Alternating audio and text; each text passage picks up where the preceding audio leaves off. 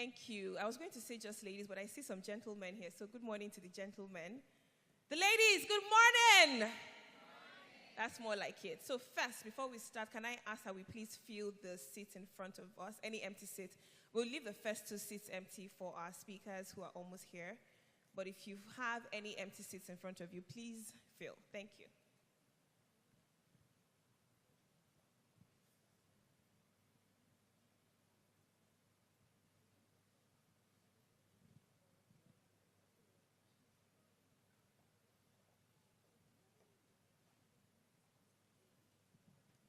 All right, thank you very much. So officially, we will start now. So good morning, everyone. Thank you for joining us at this first of its kind conference brought to you by Healthtracka. We'll be speaking about women's bodies, and I'm too excited to be here. You know, I've been privileged to attend and, of course, MC a couple of events that are specifically designed to cater to women's health and have conversations around women's health. And it gives me great joy to be here again today as we talk about banking on women's health. My name is Mojibade Shosoya. I'm a professional compere and a television presenter, and I'm your host for today, and I'm truly excited to be here. Now, women's bodies go through a lot, a whole lot. And sometimes we shy away from these conversations. You know, when we advocate for women's empowerment, we're focusing a lot on financial empowerment, emotional empowerment, social, educational, everything else but women's health.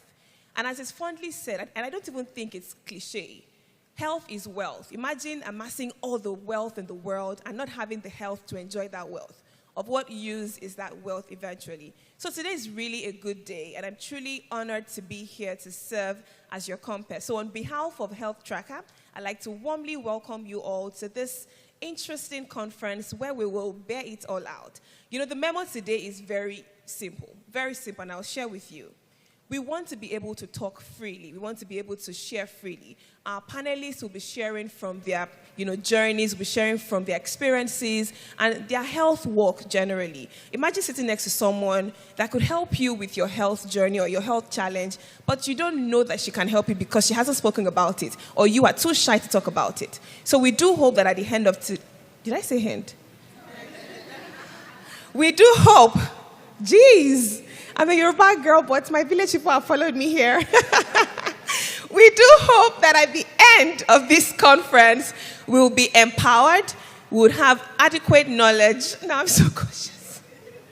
We would have adequate knowledge to be able to walk through life, whilst we take care of our health. We'd also be able to spotlight these crucial conversations because they're very crucial. Like I said, imagine having all the wealth in this world and there's no health to enjoy it. Even if you had trust fund that your parents handed over to you and you're not working, you still have to be in good health to be able to enjoy all that money that you have. So we'll be talking about all things women's health and, of course, banking on women's health. So once again, I'd love to warmly welcome you all to this conference. As I'm welcoming you, please say hello to your neighbor if you haven't said hello.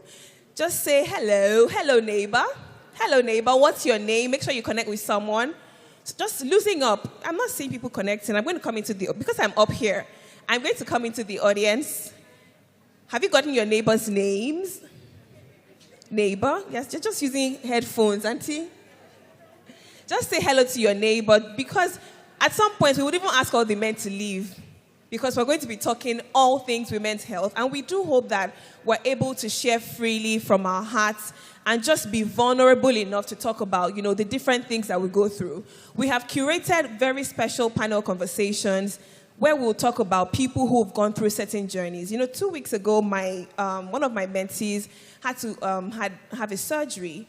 And she was so worried because she found out she had a cyst somewhere and she had to take it out, endometriosis, and she was panicking, almost fainting. Even, she was experiencing something worse than what she was actually experiencing. She was almost going to break down and melt. So I told her, I sent Zainab Balogun's video to her, just because Zainab has been bold enough to share her story. And so we must encourage these kind of conversations where people can share freely, people can learn and know that you're not alone. You are definitely not alone. There are other women who are going through these things, who have gone through it and have been able to, maneuver it and are doing just fine. So it's not a death sentence. Being a woman is not a death sentence. Who is proud to be a woman here? Because I am. right? So we're here to talk about all things health because this is the foundation of our lives and the foundation of what we'll be able to enjoy when you are making all that money, the billions and in dollars, right? So are we ready to have a good time? I'm not feeling this energy. Maybe I'll go back. Are we ready to have a good time? Thank you very much. Please, a round of applause to all our speakers who have come in early.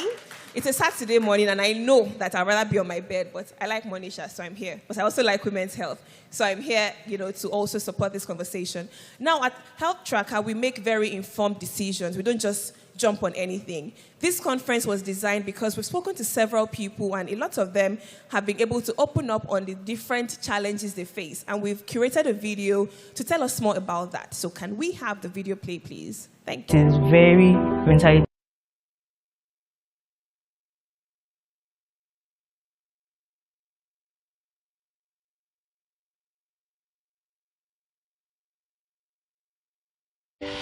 So I have something called PMDD, premenstrual dysphoric disorder, which is quite heavy for me to talk about.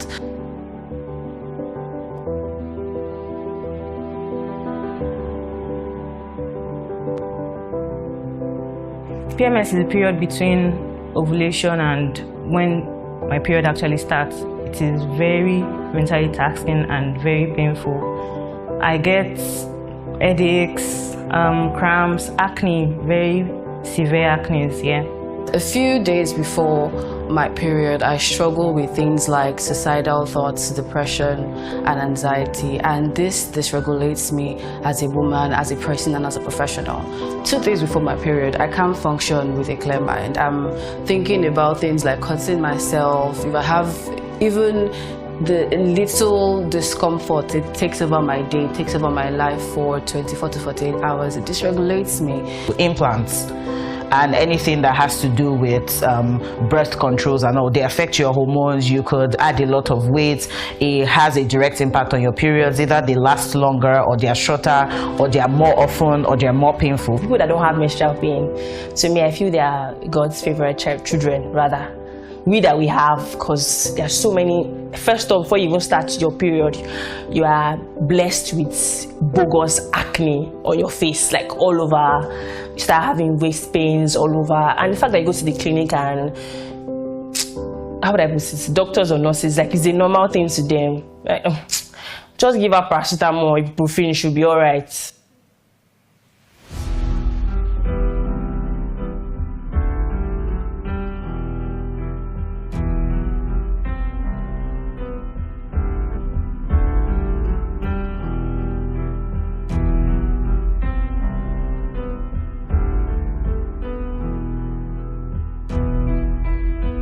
As a woman, it's very likely that your concerns can be dismissed, right, from time to time. I talk to my mechanic, he says, no, your car is fine, but then I know that something is wrong, right? So I remember one time, with my health, of course I just finished my period. I had period pains normally, but even after my period, the pain still did not go away, and I reached out I went to see the doctor, and he explained to say it's still your period pains. I'm like, no, this does not feel like my period pains. Of course it's typical of my period pains, but I'm not on my period right now.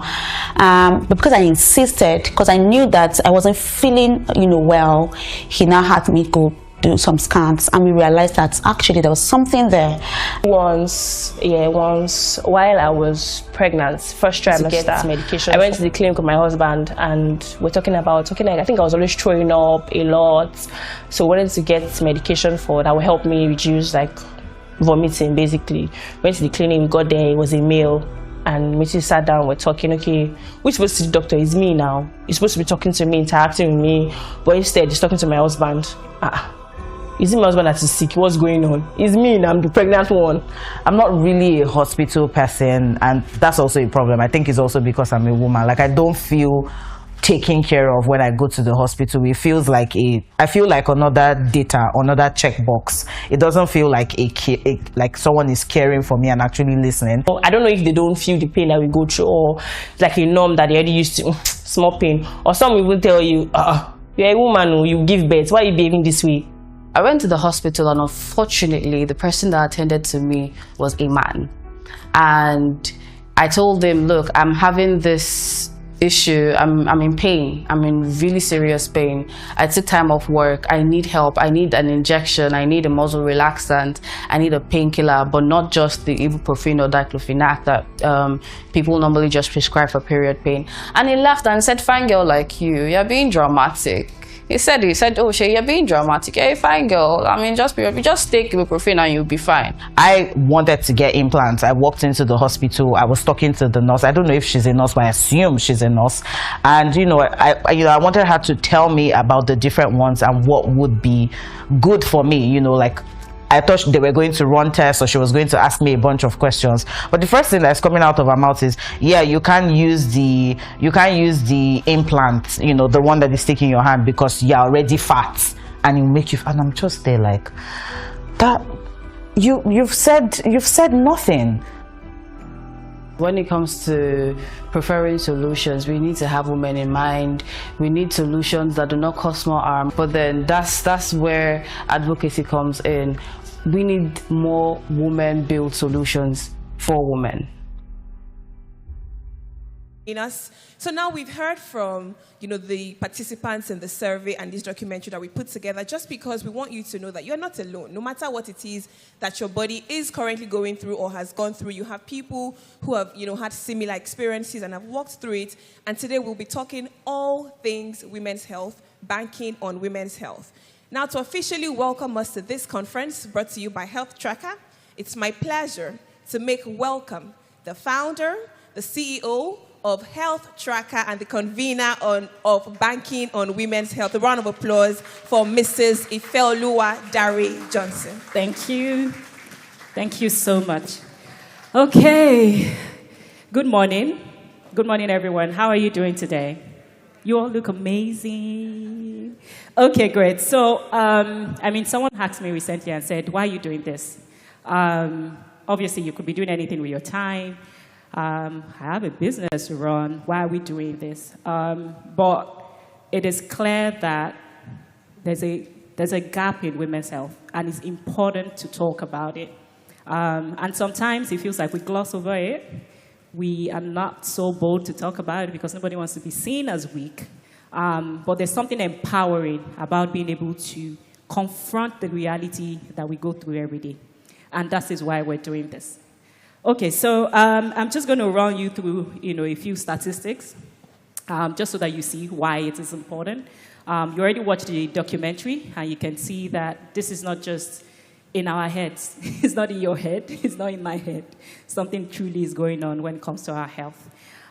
So, as Beyonce said, who runs the world? Who runs the world? Definitely, we run the world. In fact, women are the backbone of the economy. We take care of our families. If you empower a woman, that woman empowers a nation, because you're empowering your children, you're empowering your husband, you're empowering everybody around you, actually. In fact, women they control 80% of the healthcare decisions at home. Yeah? Yeah, absolutely. In fact, we know our mothers, any small fever, like, oh, it's malaria. They are medical doctors. They already know, they can see patterns, and they can treat.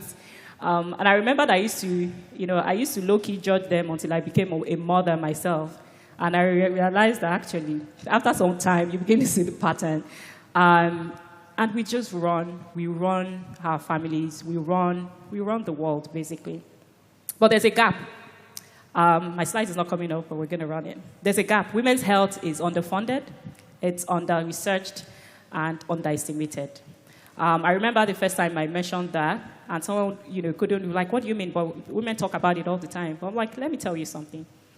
The word uterus, every woman, you have uterus, right?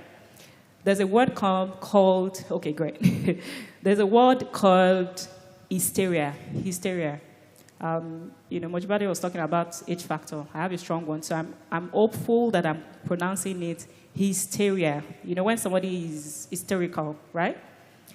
It used to be called from uterus because medical doctors that time used to believe that women are very emotional because of our uterus, so we're hysterical. So the word hysteria comes from uterus. So women with uterus are hysterical. That's where they call the word from, hysteria. So, and in fact, I was, doing the research, and I think it was maybe a few years before the 1900s, before, the medical profession then updated and said, actually, there's nothing like that. As recent as 1850 something, right? And what that means is, and I was telling someone today as well, that even clinical trials, women are underrepresented. Black women represent less than 2% of all clinical trials. I was talking to one of the moderators yesterday, and I said, do you know that even lab mice, I studied biochemistry, so I was a scientist in school, lab mice are male, mostly male. So it even means that even, doctor, we have, some of our consultants here, can't we even find lab mice that are female so that we can do testing on them? So when we say women's health are underfunded, underestimated, and underrepresented, it is not something we pulled out. It is real. It is a reality that we go through. In fact, 4 out of 5 women are underdiagnosed for PCOS. I mean, Stephanie is here. She's going to do justice to that. And there's just like a lot of that is going on. And we know that women, we need early diagnosis. We need, a medical industry that sees us, that understands our struggle, and are able to take care of our unique needs. So I think I'm on slide 4 now. And, I put a theme together. So from the ages of 10, a 9-year-old daughter, and recently she was watching this documentary and was, mentioned that from 8-year-olds, women, young girls actually start their period. And then she turned to me, I was like, oh, because of course she's turning 9. And, it called to me that, wow, I'm going to have to start that conversation now. So as early as age, this is saying age 12, but age 8, actually, young girls are starting their period. And then you begin to go through different things till postmenopause. And I put there's like the maiden age, where it's like the menstrual period.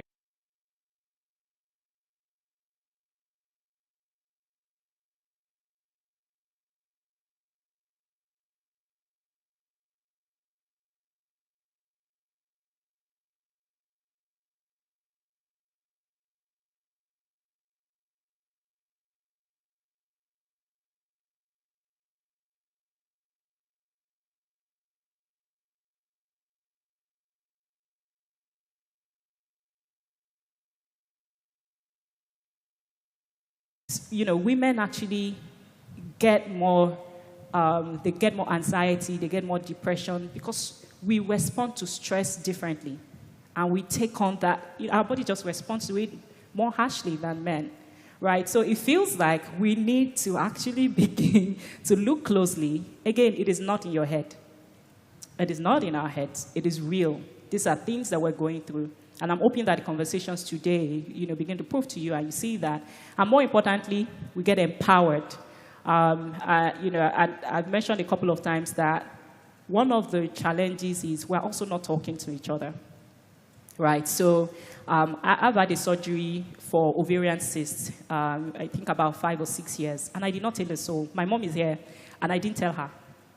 In fact, because I was just so, like, my mom has never had it. Nobody around me had it. So myself and my husband, I think my husband was then scared. He then told our pastor in church, just in case, so that somebody can be praying for us. We went in for that. So thankfully, he was successful. But I really had not met anyone who had gone through ovarian cysts. But they exist, because data says otherwise, right? And then, of course, Sage. Recently as well,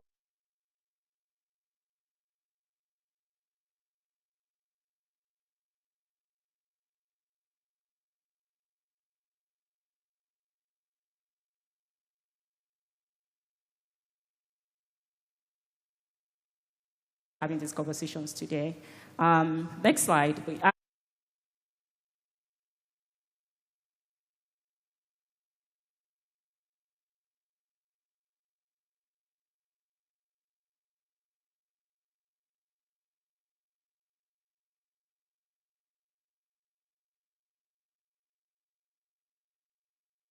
But because you are not speaking to this person, then this other person does not know that there's a body here. I'm hoping at the end of this conference, we can get empowered, we get rejuvenated, and everyone feels like there's a sisterhood here that helps you to go through whatever life throws at you.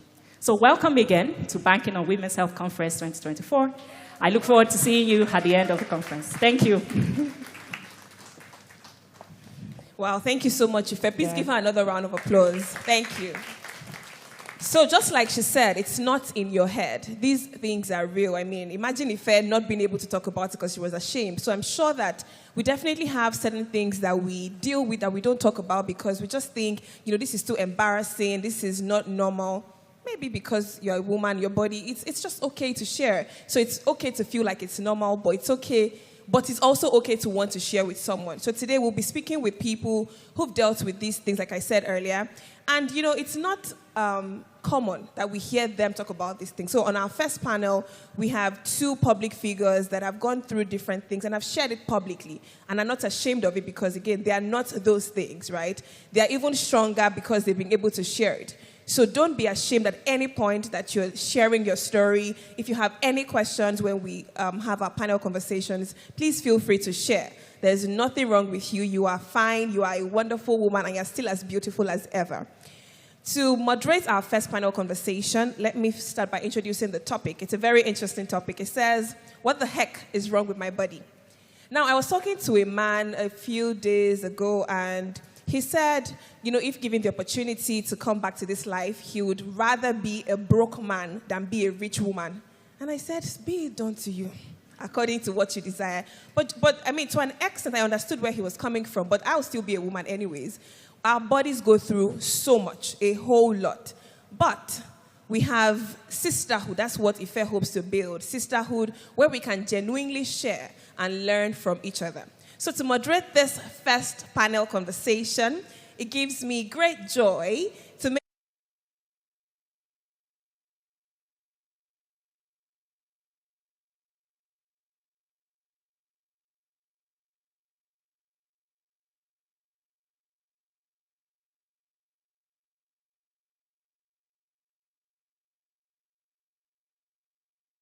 Toke Makinwa and Bolanle Olukoni and VVIP events, which were both on Ebony Live TV. She has been featured in many magazines and websites from Bella Niger to Vanguard, Allure, and more. Awards nominations include the Royal Television Society Southwest Awards in the UK, as well as Eloy Award here in Nigeria. Please make welcome Talula Doherty Adetona, who will be moderating this first panel conversation. Hi, Talula. Hello. Yes, good. Yeah. All right, joining her on stage as a panelist is Ini Dima Ukoji, a Nigerian actress with the color and sass of a true 21st century millennial. Okay. Having made a key career switch from investment banking into the world of acting, Ini has constantly evolved and thrives on taking on challenging roles and characters with depth. Her versatility and prowess in front of the camera has landed her several leading roles in movies that have gone on to become massive box office hits in theaters and global platforms, including the widely acclaimed Nollywood-Bollywood hit collaboration Namaste Wahala in 2021. She is noted to have a strong fashion sense and a delectable taste and love for the sartorial, and has evolved into a style icon and muse for some of the top designers out of the continent. And I dare say she also loves chocolate because she is a co-participant in the chocolate love story. Please make welcome Ini Dima Ukoji. Joining us on stage as well is a television host, an actress, a producer, a children's author, and an entrepreneur. She has over a decade of experience in the media industry. She is vibrant, spontaneous, and effervescent. She has created a lane for herself, moving from England to Nigeria at 22, and successfully bridging a connection between the two worlds of home and diaspora. If she's not on screen presenting for global networks like MTV, The Next Titan, or The Voice, she's lending her voice on issues affecting women, society, and relationships. As a champion of womanhood, she's dedicated to bringing light to issues faced by women in Africa, from health issues to how they live their daily lives. Please make welcome the one and the only executive producer of Where the Heck is My Period, Joining us on this conversation, what the heck is wrong with my body? Stephanie Ademio-Koka. A round of applause for her, please. Also joining us is a consultant obstetrician and gynecologist at LIMH, Lagos Island, with special interest in gynecology, an expert in cervical cancer screening, diagnosis, and treatment, and other gynecological cancers, such as ovarian, endometrial, and uterine cancers. She's a passionate teacher, a seasoned manager, and an administrator that plays a focal role in training, research, and health practice aimed at improving overall health and well-being of women, children, and other vulnerable individuals in Nigeria, Africa, and globally. Please make welcome Dr. Adeneko Muisi. A round of applause for him.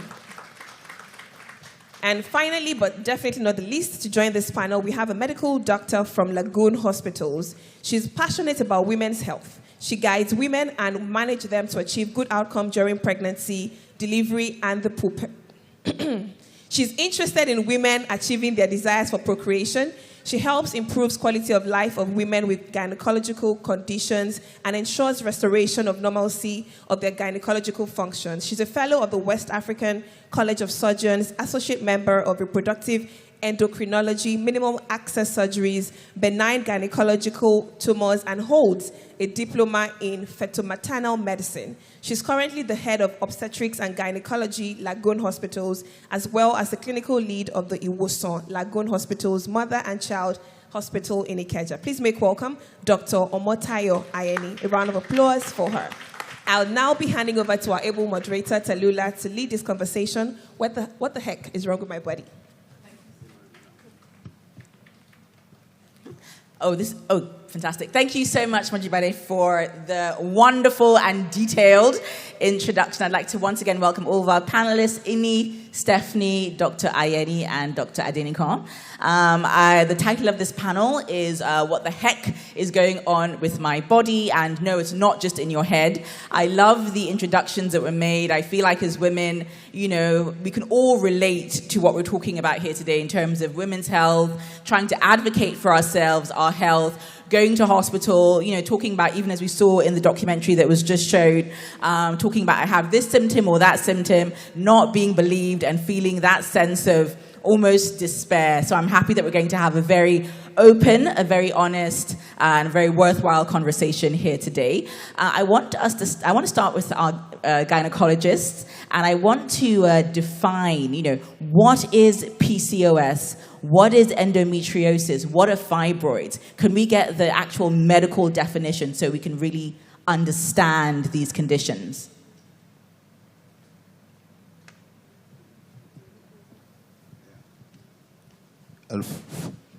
Yeah, good morning, everyone. It's a pleasure being here. I will start with let's start with endometriosis, and I will also speak on polycystic ovarian syndrome.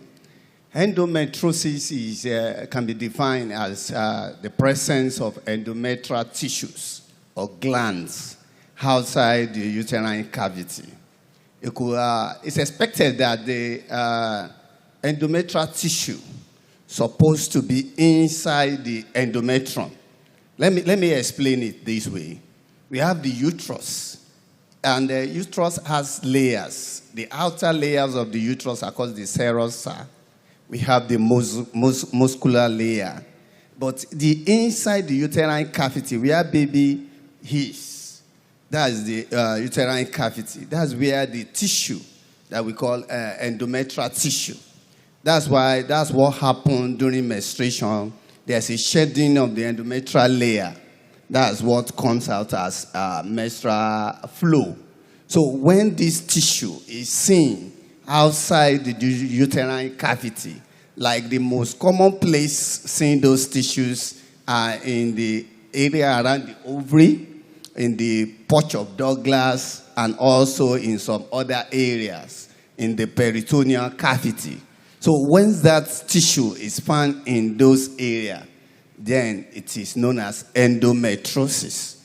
And the problem is that endometriosis, because we know that menstrual flow is as a result of interplay of the hormones.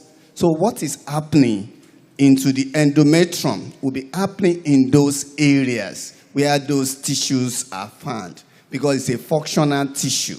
So we expect that, and it can also be in a far distant area. You can have it in the lungs. Once you have endometrial tissue in the lung, that means that thing during the menstrual period, they can be secreting something like blood. So you can cough out blood. That's what it is called hemoptysis. If you have it in the bladder, you can be urinating blood. Right. Sure, you understand? Mm-hmm. That's what is known as endometriosis. Thank it can be present in every other place, apart from where it's supposed to be, which is the endometrial cavity. Thank you so much, Doctor. Really, really appreciate it. So can I just go over to Dr. Ayeni? Thank you for that explanation of endometriosis. It was very, very thorough. Dr. Ayeni, can you tell us about, fibroids? We know that fibroids are non-cancerous growths, but can you just give us a bit more insight? Because we're always hearing about it, and if, one hasn't known about it before, it's very hard to sort of understand exactly what it is. So can you give us your definition of fibroids as well as PCOS?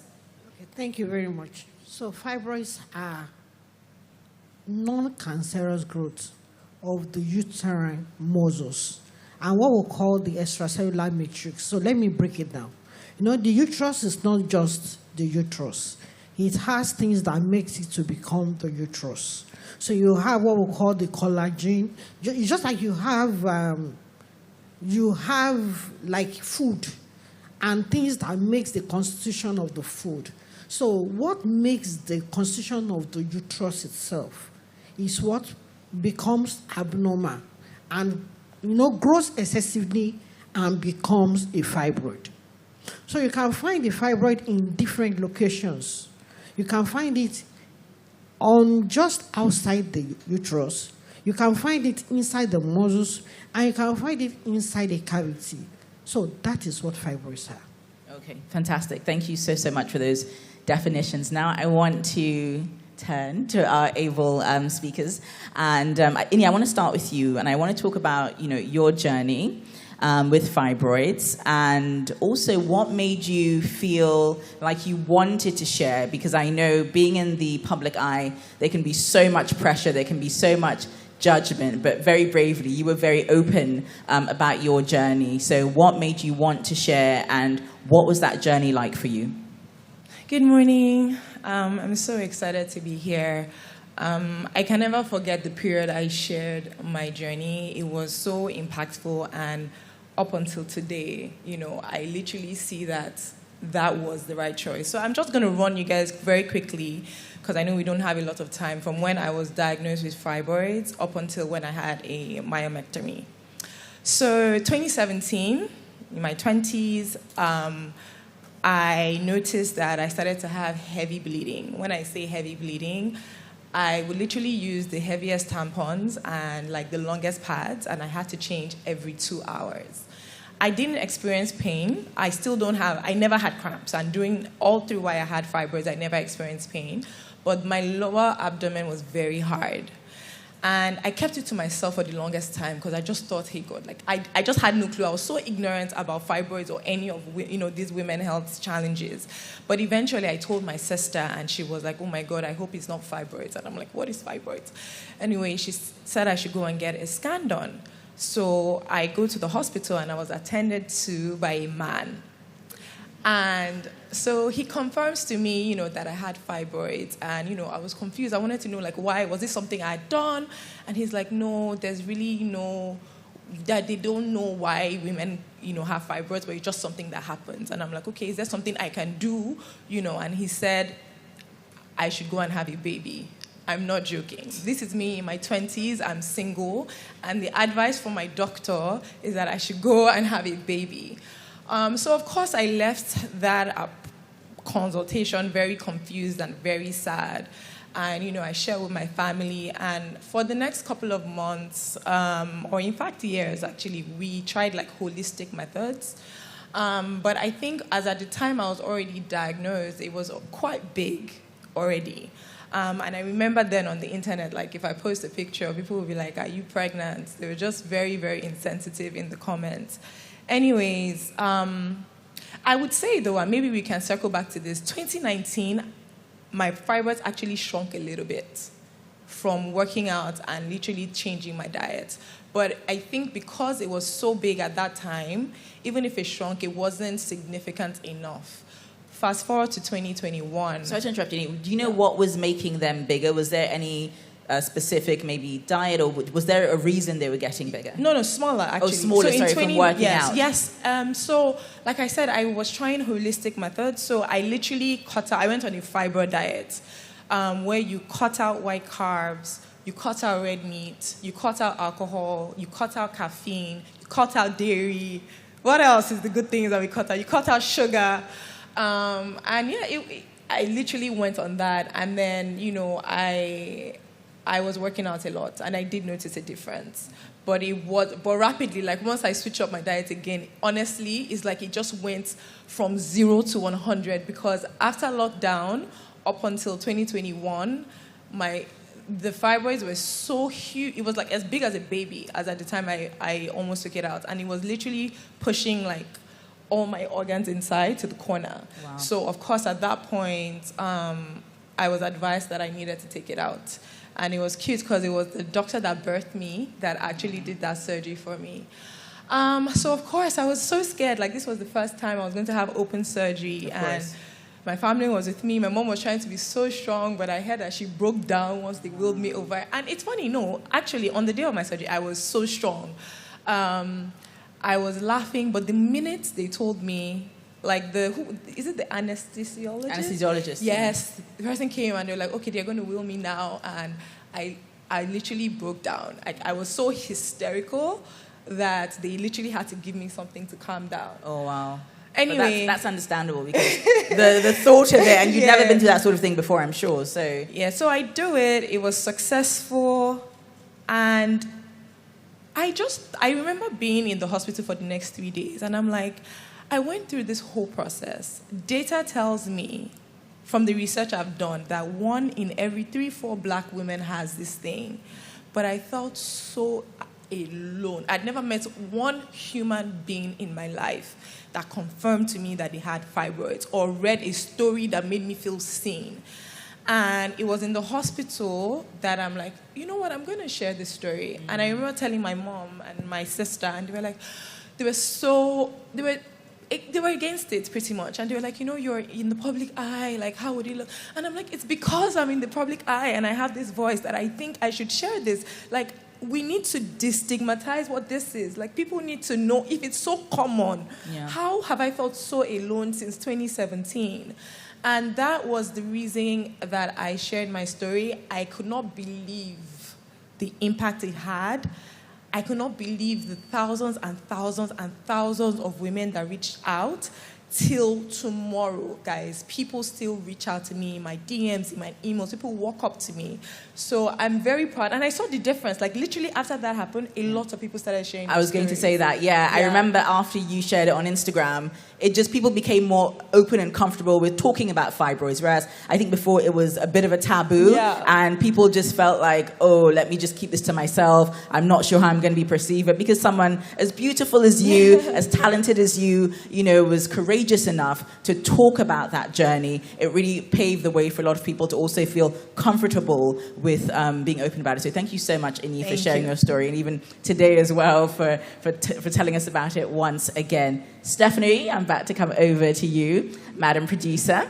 So let's talk about Where the Heck Is My Period. And Stephanie, one thing I've noticed about you is that you're very open. You're very open, because I know that you also shared your IVF journey on your YouTube channel, which I thought was very enlightening and very destigmatizing as well. You made it seem like this is just something a lot of women go through. This is the process and this is how it works. Whereas before it was almost like some, magical, convoluted thing. So thank you for that. But let's talk about your journey with PCOS and your documentary, which is currently on Amazon Prime, streaming now, Where the Heck Is My Period. What was the impetus for you to create that documentary to shed light not only on your journey, but those of 11 other women who are also dealing with PCOS? Thank you, Tallulah. Good morning, everyone. I'm so happy to be here. I just got back from London last night. I had a screening of the documentary in London with a couple of women there. And yeah, okay. Do we all understand what PCOS is? Because I'm not sure we got a definition. Yeah, maybe. Yeah, yes, we love definition. Let me just do the introduction of polycystic ovarian syndrome. It's one of the diseases that is underdiagnosed because a lot of people they don't usually present early, and when they even present, it's like a masquerading, something that has some differentials that you may not be able to really say this is it. But polycystic ovarian disease is a constellation of a syndrome that include polycystic ovaries, that's enlarged ovaries. The ovary, the ovary is where the eggs, that is where it's being produced for, and there is awaiting fertilization. So we have enlarged ovary. There are multiple follicles that are about 10 or 12, rather than having one mature follicles that will be released during ovulation. You now have multiple ones that are unreleased. So, and then there's other symptoms or syndromes that goes with it. We have a clinical history of oligoamenorrhea or amenorrhea. Well, what that means is that there's absent menstruation or what I can describe as a long menstrual interval, like more than the usual menstrual period. The flow should be 23 to 35 days. When it's more than 35 days, like you are not seeing it, you are even thinking that maybe am I pregnant or something. You now think that's one of them. The other one are the I think evidence of hyperandrogenism, like you have acne, you have all this eroticism, like excessive hair growth and all that as a result of this androgenic hormone. It's like what I can describe is that every hormone from childhood, like from a fetus, a baby, male and female, they have actually the same number of hormones. But at a point, the proportion, the percentage for those that will become a female is different. Like female has a testosterone, I have estrogen as well. But my own estrogen must be very low. I have a prolactin. Women also have a prolactin. But their own prolactin must be very high because of what their breast is meant to do. They are meant to breastfeed the baby. So when you have polycystic ovarian syndrome, you have enlarged follicles, enlarged ovaries, you have oligomenorrhea or amenorrhea, and you have clinical evidence of hyperandrogenism, like all that. And then it's difficult to diagnose it, really, because sometimes you have to take your time, you have to engage the patient, you have to listen to the history, and then you have to investigate. The investigation include you do a scan, that's transvaginal scan, when you see a polycystic ovary. And then you also do what they call hormone profile. There you check the follicle stimulating hormone and the luteinizing hormone. In a normal female that does not have that condition, the ratio of follicle stimulating hormone to that of luteinizing hormone, they are 1:1. So by the time you now have the luteinizing hormone will be higher, like 3:1. And then there's some other one. There's also insulin resistance. Not to interrupt you, finding this very, very interesting, but you touched on something that I want Stephanie to talk about. Oh, sure, Dr. Ayeni, go ahead. So the only thing is that we won't give away signs that will tell you that this person may have a polycystic ovary. For you that you are not a doctor, do you have a family history of diabetes? Diabetes, central to the theory of PCOS, is insulin resistance. And also it runs in the family. It's said to be autosomal dominant. What it means is that it's something that if only one gene carries it, it will manifest itself. Then we talk of something of maturation of the of the brain and ovarian axis that makes a woman to menstruate. In young girls, you see that if you start your menses, can be skipping. So you go to the doctor, they will say it is normal. But that axis, it takes 5 to 7 years for maturation. By the time you are 21 years and your menses is not regular, more than 35 days, 6 months, 3 months, it's likely to be a PCOS. Do you have breast milk discharge from your breast?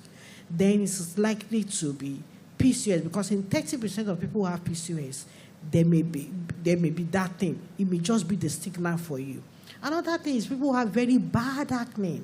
There is something that we call acanthosis nigricans. It is the worst form of PCOS. Those ones are more difficult to treat. So in those kind of patients, normal response to pimples, they don't have it. The other thing is that children of mothers who had what we call gestational diabetes, who had diabetes when they were pregnant for them, although the mother was able to control herself, she didn't go into full-blown diabetes.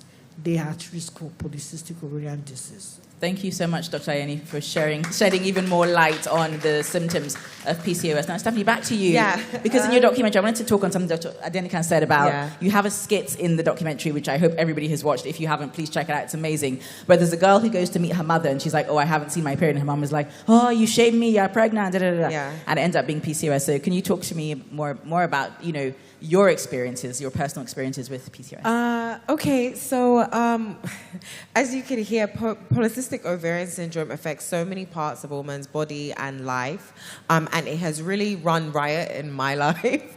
And again, people actually always find it really strange that I actually kind of laugh when I talk about it, because that's how I'm able to deal with it. It's because to me, it's just almost ridiculous. I even just learned that the lack of hair growth at the back of my hair is most likely to do with my PCOS. And I'm like, can I actually get a break from you, this syndrome? And it's a syndrome. So doctors, when I first got diagnosed, they didn't really explain how serious of a syndrome it was. Really, they just spoke about the fertility aspect. Okay, well, you're 17, you have excessive hair growth, you have hormonal acne. Let's do the transvaginal test. I went back to my GP. They said, yes, you have PCOS. She went on Google. She said, okay, well, I'm going to give you benzoyl peroxide and I'll put you on the pill. Okay, but I thought the contraceptive pill was for people that were having sex. Well, you have PCOS, so you are going on the pill so that you can have regular menstruation. And I was like, okay. I was on it for a month. I started gaining weight. I hated it. I went off of it. But fast forward, years later, I now started to understand PCOS a bit more, and I was so upset because I said, why do these doctors only talk about fertility when it comes to PCOS? Why is it only, what if I don't want to have children? How about that? What about for the women who don't want to have children? And there's that whole question of what makes a woman, and what doctor said about the hormonal levels, I questioned so many times, am I a man? Am I a woman? What am I, a hermaphrodite? What am I? Because why do I have so many male-presenting symptoms? Like I have excessive hair growth. And in our society, people love to point out things as if you don't have a mirror in your house. Yeah. Oh, you have hair on your face. Are you Igbo? You have baby. No. I'm not Igbo, but is it only Igbo people that have hair on their face? You're yellow again. You're Igbo. They're not telling you something in your family. I have SS. You see your legs. So when I used to go on set, I won't shave the day before or wax. I will wax even if I can do it in the morning, just because the hair, the rate at which my hair grows, 3 days later, you'll start seeing hair again. Yeah. So I had to start doing laser hair removal at a very young age. Wow. And that cost me so much money. Even till today, I do laser hair removal. If I don't do laser, oh gosh. Hey, so there's so many things and so many reasons why I decided to do the documentary. My mom, she's famous now for this line, but she begged me not to talk about my IVF. Yeah, she went on her knees. A Yoruba woman, imagine her going on her knees. I can never forget. She went on her knees. She said, "Joe, please now. That nobody's asking you questions. Should be the baby is here. What's all this now? And when you're Joe, like what? Just like it's okay. Like it's fine." I said, "No, Mom. You know what? Now you've given me reason to do it because this one that you are begging me, that means other people's parents will be begging them. Aha! I'm the one that's going to open this topic." She said, "Oh my gosh."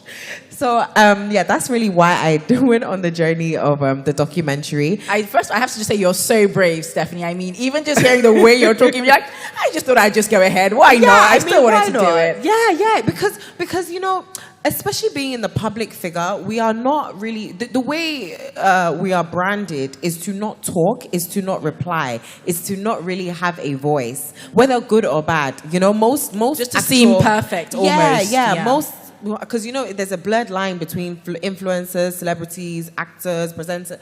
Like so, there are actual people that are brands, and we are trained in a specific way to conduct ourselves, right? I mean, our head honcho Beyonce, you know, she doesn't speak, right?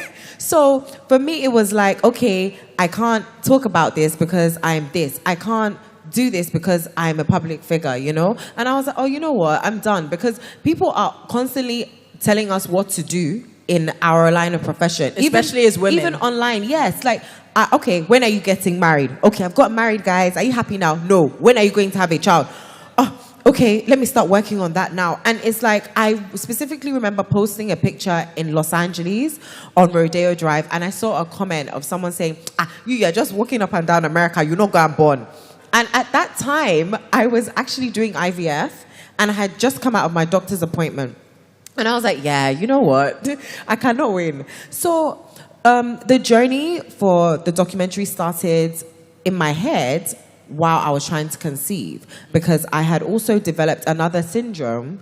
And in the documentary, you'll see am I the syndrome chick? Because this doesn't make sense. Why would I be trying to give birth, and then you now tell me that I've developed a syndrome, which is OHSS, ovarian hyperstimulation syndrome. And my doctor came to me and said, this is life-threatening. And you know, in that moment, I didn't realize that life-threatening meant you can die. I just kept saying, oh, life-threatening as in it can attack me. Like, I didn't get it. So I was like, later I said, whoa, okay, because I have fluid building up in my stomach that was leading to my, like, if it leads to your lungs, you know it's over. So they had to aspirate me for 7 days. Wow. I was being knocked out. There was, removing the excess fluid. I was in a wheelchair. I was bedbound. Wow. That's the first time I had to take Xanax and other strong medication. And I remember the first day that I could walk, my stomach was huge, and I walked to Whole Foods, and a guy was like, oh, congratulations. And I was just like, what? And my stomach was huge. So I actually looked pregnant. But it was the irony of not being pregnant, but looking pregnant and trying to be pregnant, and then also going online, and it's like, you're not pregnant. Why are you not pregnant? It's like, you're not a woman. Why you just want to be a slay queen forever? And that's the thing. I just said, you know, man, all this pressure on women to be what society has determined us as women to be is too much. And people need to understand that people are going through things, endometriosis, polycystic ovarian syndrome, so many different things that we have to show up regardless of what we're going through. We have to show up for our family, friends, work. And we can't just say, oh, hey guys, you know, I'm having a bad day with my period. It's like, yeah, everybody has a period. And so I didn't have a period for a whole year up until last year, February. And when it came back, I ended up in the hospital. And this was like just before I released the documentary. And I was just like, man, this thing is actually doesn't want to give me a break. It's fine. But you know, the statistics in Nigeria, which I found after the documentaries, showed that 1 in 6 women in Nigeria have PCOS. I still feel like that actually might be, it's probably more than that. Underreported, yeah. Yes. But yeah, that alone, it was just like, yes, this is why this documentary is here. And for the women in the documentary, initially, we found a lot of women on Instagram, but most women weren't, they weren't I don't know the word here, but they were afraid. They felt like they would be ostracized from their communities if they shared that, okay, they have PCOS, because some of them are not married, and they feel like you saying that, oh, you may find it difficult to get conceive, married. yeah. Yes, is Would going to make be it an issue. People looking at them like, you don't have periods, so are you not a woman? Some of them asked for us to blur out their faces. And I explained to them, I'm so sorry, you're not a criminal. You haven't done anything wrong, so I can't blur out your face. But luckily, we found a group called PCOS Conquerors, and a lot of women were open from that group to come and share their stories. And it's not because they just wanted to talk. Like, no, they wanted to help. They said that, you know what, regardless of whatever it is that people are going to think about me, I need to use my voice and my story to help the younger women coming up. So, yeah, that's pretty much everything. That's a whole, it's a whole heap, a whole lot. Yeah. But please, round of applause for Stephanie and the other speakers. Listening to everything you said, I'm almost in tears because I feel like Ini and Stephanie, you're sort of lending your courage to other women who don't have maybe the same support, or maybe who are scared, you know, because there is a lot of fear in our society that says, as a woman, you're meant to be this cookie cutter type of way. And if there's anything about you that deviates from that, well, you may not be as acceptable, and especially when you're not married, there's that pressure and adding another layer to it as well. So I'm emotional. I just want to thank you guys really for being really open. And if there's anybody here who is, you know, going through any sort of, you know, hormonal health challenge or health challenge in general, please know that you are not alone. There is help for you out there. Please do speak up, because another thing, when I was doing research for this panel, a lot of women actually keep these things to themselves until their symptoms are completely out of hand. Whereas if they had spoken up, you know, earlier, it would have been a lot easier, you know, to manage or to resolve certain conditions. So please do speak up. I want to talk about advocating, and to our doctors here, how can women advocate for ourselves better? Because I know a lot of the time, when I know I've been in hospital about things, you know, like was said in the documentary again, we're told, oh, you're exaggerating, it's not a big deal. When I was pregnant, I had hyperemesis gravidarium, which is a condition where you literally vomit. Every 20 minutes, you're vomiting. And I was told, oh, it's just a first trimester thing, it'll be gone. Okay. Second trimester, it was still present. I was told, oh, that's a bit odd, but you're a woman. That's part of the, you know, the journey. And I had to go to see maybe, I think, 2 or 3 doctors until I found a female doctor who was able to empathize with me, told me about the condition, and gave me the appropriate medication, thankfully. So how can we be believed as women without having to go through so much stress and heartache? So it has to do with our medical training. So most of the things you are saying is strange to me, because I've had patients with PCOS that have managed before they even got pregnant, before they even got married, that some of them will bring the guys to me, and I'll say, okay, she can get pregnant, and they've been pregnant even without IVF. I do minimum of 4 fibroid surgeries in a week, so it's something I do all the time, and I don't tell my patients to go and get pregnant. You know, I know what it is, and I don't do the small ones. I do the ones that is up here, that you think the patients are pregnant, and I do minimum of 4 in a week. So for you to know how often, how I do it. So, and they all turn out beautifully well. A lot of them have even been pregnant afterwards. For endometriosis, we diagnose it rapidly. I've done a number of endometriotic surgeries that the patients have been pregnant after that, and or some of them the restoration of their lives. So it has to do with the doctor and the medical training. And also where you go for the people that are knowledgeable. Go tell them the symptoms. And for us doctors, we'll talk to ourselves during our conferences for a better approach to management. Thank you. Thank you so much. And thank you. Oh, bigger, more. Fantastic. Thank you so much for that. And I want to, before we wrap up and take questions from the audience, I want to address some of the, you know, misconceptions about female hormonal health. What are some of those myths and misconceptions? Because it seems to be a little bit shadowy, where we're not really sure, you know, a lot of the time, like what's fact and what's fiction. Okay. For the, like, let me start with you vomiting. In pregnancy, you do vomit, but there are solutions. Because if you excessively vomit, there can be cleft lip or spinal bifida. So you don't want the woman to over vomit. So the early treatment, that's why we have early pregnancy assessment unit. Early treatment, any initiation of treatment. There's some people that you still treat, they would not respond on time, but they finally do. So that's one. So it's not a myth. It's something that you just need to know who will get it right. Then the second thing about menstruation, the premenstrual tension syndrome that somebody was talking about. You know, there are some that, you just feel bloated, you just feel weak. Once the menses flows, then you feel better. There are drugs that can help you. The one that the person is having is premenstrual dysphoric syndrome. That one comes with suicidal thoughts. That one has a form of problems. It's almost related to a psychological disorder. So the drugs you are going to use to manage that patient is different. Then it depends on the knowledge of the doctor and who is treating. The other one, the PCOS. Your normal menstrual cycle is 21 to 35 days. Less than 21 days, very abnormal. That's the scenario you are going to see in people who have fibroids. More than 35 days is likely to be associated with an hormonal problem. PCOS is the lead factor. You also have isolated hyperprolactinemia, as you have the breast milk, as if you are breastfeeding. You know, when you are breastfeeding, you won't get pregnant. You have all that hormonal imbalances. So you have a menstrual cycle regular. It takes like 3 consecutive months. 1 month can be an aberration, but 3 consecutive months, you're not having your menses consistently, 21 to 35 days, there is a problem. You need to see the doctor for that. Thank you so much, Dr. Ayeni, for raising awareness about these conditions. So now I'd like to open up the floor for questions. If any of you have questions you'd like to ask any of the speakers, please don't be shy. Raise up your hand and present your question.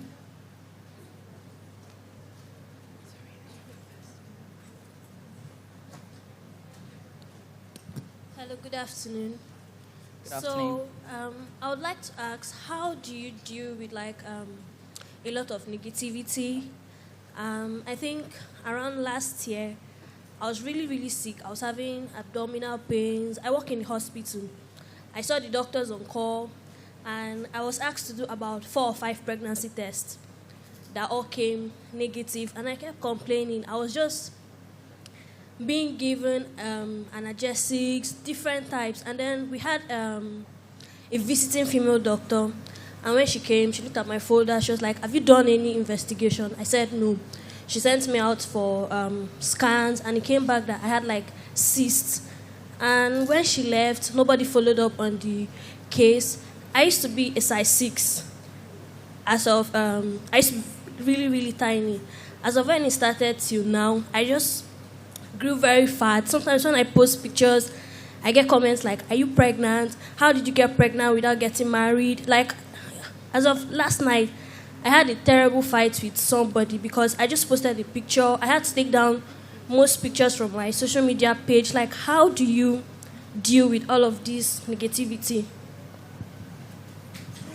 Thank you so much for bravely sharing. Thank you so much. I start with Ini, I guess. First of all, I'm so sorry for what you've been going through. It's funny, I don't even know if I have the answer to your question, because in my line of work, you are supposed to just be numb to negativity.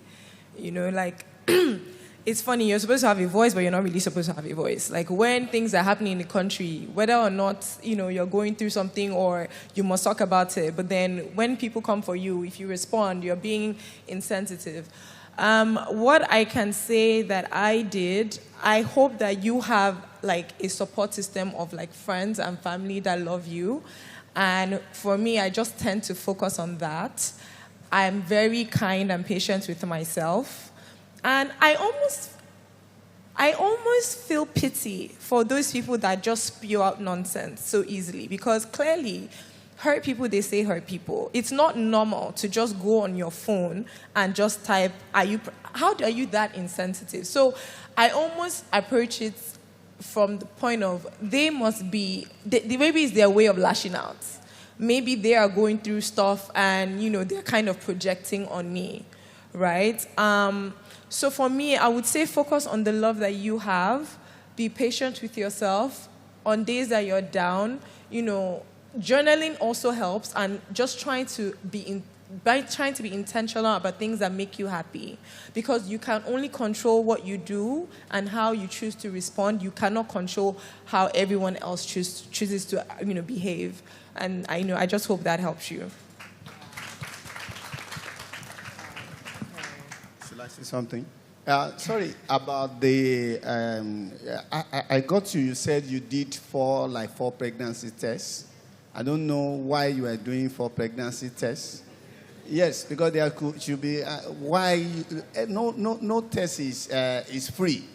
Yes, you are paying, and there must be a reason for someone to order a test. I just think you need to be properly evaluated, and then you need to see ideally a gynecologist if you have a cyst. And not all cysts are diseased like that. There are some functional cysts. It could be a follicular cyst. It could be a tetralocular cyst. It could be hemorrhagic cyst. So you need to be properly evaluated, and some investigation will be done. And also some cysts too can have some property of malignancy. So they have to evaluate you and do some markers, and you'll be properly treated. So on the other one of thinking negativities, I think you have to control your mind, control your thoughts. You need to be psychologically balanced. You can decide what you want to do, how you want to respond, but you can't have control on how people perceive you, how people see you, how people react to you. So the only one you can control is what you should master. Well done. Yeah, thank you, Doctor. Can I just add, I have a question. Why did it take for the woman, because with the other doctors male, so why did it take the female doctor to actually want to investigate? Why is there so much research on diseases that affect men?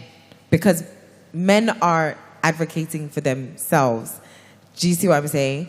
In England, when I had a chat with a gynecologist on a panel, she said that in terms of black women in the UK, there is more research on white women because there's more funding put into that. But when it comes to women, black women, there isn't. So it's like you need, she advocates for these women, for them to say, okay, this woman is going through this, let's do some more research in this section. So for you now, you doing 4 tests, I don't know what they were trying to decipher from that. 4 pregnancy tests is excessive. And then it took the female doctor to come in. It just shows you that it's just, they're not taking your case as serious. And that's just the honest truth. And it's quite sad. And what Innie said about what people hurt people, that is very true. And you can decide what you react to. You do not have to, you don't owe everybody a response. And it's fine if you're gaining weight, if you're pregnant. So like, it's just really not their life. Like, don't overthink other people's opinions of yourself. They don't make you who you are just because they say you're gaining weight. You could be gaining weight happily, and it's okay. It's not their business. Sorry. Thank you. Thank you so much for that question. Sorry, can I just... Sure, Dr. Ayeni, go ahead. To defend our male colleagues. I knew this was coming. Actually, you know, you manage somebody based on your knowledge base. My trainers, even when I was outside the country, in the UK, in India, were men. Also, I had my laparoscopic, my women access surgeon trainer was a female, but you know, my fertility PCOS were men, and they were fantastic doctors. In fact, the best IVF doctor in India was my trainer, Dr. Pai, and he was the best. He's still the best in India. So it has to do with your knowledge base. You can only manage somebody as far as your knowledge and exposure and experience carries you. I am sure they were looking for an ectopic pregnancy. That was the reason. So they were doing repeated pregnancy tests, and that was why the person said you can't just do pregnancy tests without a scan. And it was not just pregnancy tests, it was the beta HCG to know if it is rising. So the problem here is communication and also the follow-up. So please relax and don't mind the other comments. All you need is somebody that is good enough to be able to manage you and explain in details to you. Thank you. All right. Thank you so much, Doctor. I think that we have run out of time. Or can we take one more? One more question. We can take one more question. The lady maybe in the Ankara with the glasses. Oh, she asked first? Okay, yes, she did. The lady in the blue. Sorry, in the front, the kimono. Thank you. Good morning. Good morning. I want to start off with a little bit of history about myself because the question is a personal question. I had myomectomy in 2019, and after the surgery, there was no follow-up, and then I discovered that after 5 years, that the fibroids came back. So I have 2 more fibroids growing now. I had 7 removed in 2019, and my issue, the disturbing issue I have with my fibroid is that I get, after my period, I get brown spotting that continues till my ovulation date. I ran a scan on 26th of April, trying to figure out what exactly could be responsible. I was told I had a functional cyst, and then the 2 fibroids, one measuring about 4-point-something centimeter and one about 2.83 centimeter. So my question is, I don't want to do another open surgery. I don't want to go through another myomectomy. My first question is, what other treatment option do I have? And then what else could be responsible for brown spotting after period that would, last till ovulation? When there's no PID, no cervical polyps, nothing. I've done a pap smear. My pap smear came out clean. I don't know what else. I don't have endometriosis. So what else could cause that brown spotting? Okay, so the cure for fibroids is hysterectomy, to remove the uterus, because that is only when it doesn't grow. And that is why we say we only offer management when it is symptomatic. Symptomatic means it is giving signs. Actually, if you gather 100 African women, 80 to 90 of them will have fibroids in different sizes, even in pregnancy. So you only manage the one that are symptomatic. Although then you also look at the ones that are size. We also define them with size. How big are they? Now, depending on when you do a fibroid surgery, the reason why they did it for you is because you didn't have a child. So you have to do a myomectomy to remove the fibroids, repair it back. Now, in the process of repairing it back, it depends on the technique of that surgeon. If they didn't close well, you may have what we call an adenomyoma, which is a form of endometriosis that is in the muscle. And that is what is mostly common with laparoscopic procedures, because they don't close it well. That is why because it is using microscopy, unlike you handle the organ in your hand like this, and with your skill, you close it up very well, and you do some other follow-up. So it's not that they cannot regrow. Now, the fibroids are inside the cavity. They are the ones that give that kind of bleeding, or the adenomyoma. And the cure for adenomyoma is to remove the uterus too, but there are other alternatives that you're asking for. Now, the other alternatives will be, it can be ordinary medications, depending on the knowledge of your doctor, if you respond to it.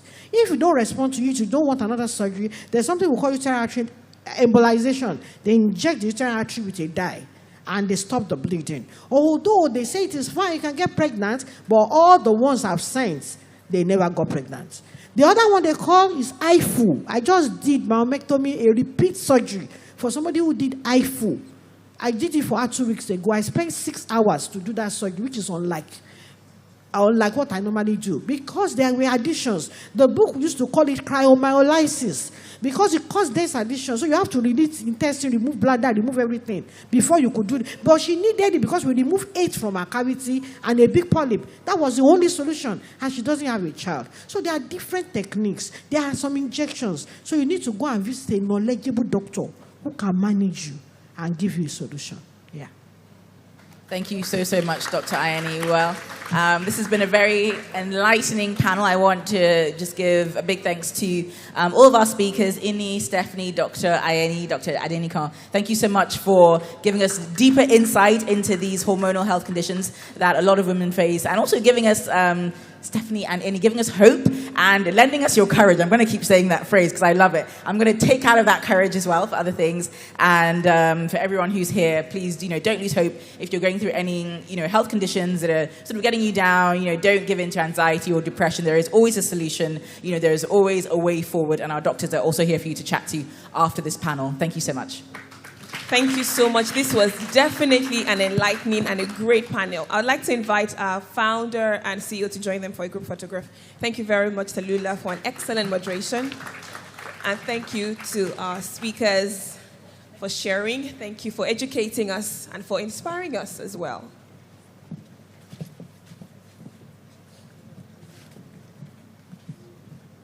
To everyone who is watching virtually, we say hello. Please give them a round of applause. Thank you for joining us. We hope that you're learning as much as we are in the room. Please take away distractions. Sounds like church. Just don't be distracted and learn. And if you have any questions, you can drop it in the comment section. We will pick it and, of course, attend to it. Thank you so much. Please give them a round of applause as they exit the stage. Thank you, Doctors Ayeni and Adeneko, for being here. Thank you very much, Inni, and, of course, Stephanie, for sharing your stories. Because what you don't know is, and I'm sure you already know anyways, is as you let your own light shine, you unconsciously give other people permission to do the same. So thank you for shining your light so bright. I remember the story as they were talking. When I was in, I think, JSS2, most of my friends had started their periods, and I had not started my own period. And I was just like, am I an abnormal human being? So one day, I think it seemed like they had all started their periods, and I was just there like, are you a girl? Are you a boy? Are you going to have this menstruation happen or not? So I took a sanitary towel, and then I took the brown kiwi water polish, and I put and I wore it, and I just to say that I'm also on my period. It's not only you people, And I wish I had people tell me that it's okay not to start your period at this time. You are still normal. You are a girl, and you will get it when it comes. And when it comes, you wish, you waited enough. And I'm just saying this to let us know that, then I was probably 10 or 11. So silly, putting shoe polish on my pad to wear to show that I'm also on my period. It's not only you guys. And if someone had told me that, I'm also not, on my period yet, so it's okay, calm down. So listening to Steph, listening to other people share their stories, just reminds us that it's okay, and you're not alone, and it's not in your head, and you're still a normal human being. So thank you again, Stephanie and Inni, for sharing your story. Give them a round of applause. Thank you. Now we're moving on to another panel conversation. We are definitely having a good time and learning. Now, this panel conversation will focus on empowering change. We've talked about all these PCOS, fibroids, and so many other names. Now, what can we do as women to take charge of our health intentionally? That's the key word, the intentionality of taking charge of your wellness journey and your health. And to moderate this panel conversation, we have the one and the only founder of Shredder Gang, J Booms. She's a professional nutrition and fitness enthusiast who is committed to helping individuals lead healthier and happier lives. She's an alumnus of the University of Toronto, where she obtained 2 degrees. She's one of Africa's youngest and brightest in her field. She established Shredder Gang without financial capital at the age of 24, drawing inspiration from her own personal weight loss journey and subsequent transformation. She has since grown the organization to be one of Nigeria's largest commercial health and fitness communities, replicating her testimony in many other people. Bumi George has received so many accolades and recognitions, one of Nigeria's most influential women by Leading Ladies Africa in 2017 and 2023. In 2023, she was also awarded Top 100 Female Founders in Africa by Ranks Africa. Her passion to help people discover healing emotionally and physically motivates her to speak regularly on various platforms like WIMBY's annual conference, Faith Foundation Conference, to name a few. Ladies, and of course the gentlemen here, please give a warm round of applause as we make welcome the one and the only Mrs. Bumi George, a.k.a. J Booms.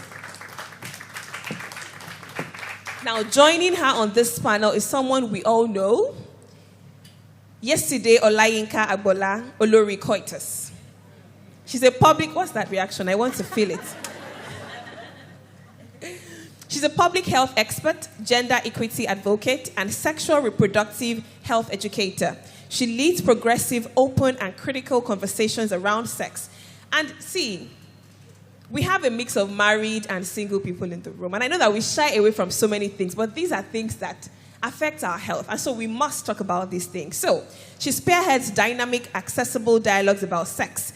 As a founder of Olori Coitus, an online platform pioneering reproductive and sexual health education, awareness, advocacy, and empowerment, Yesterday is a thought leader in the field. She's certified as a health education specialist. She actively shapes conversations on women's health, sexual well-being, intimacy, pleasure, and period education.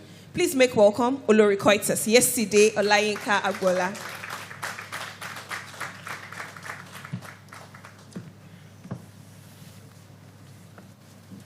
We have two other people joining this panel. I know that, I'm just trying to be sure. Sorry, just a moment.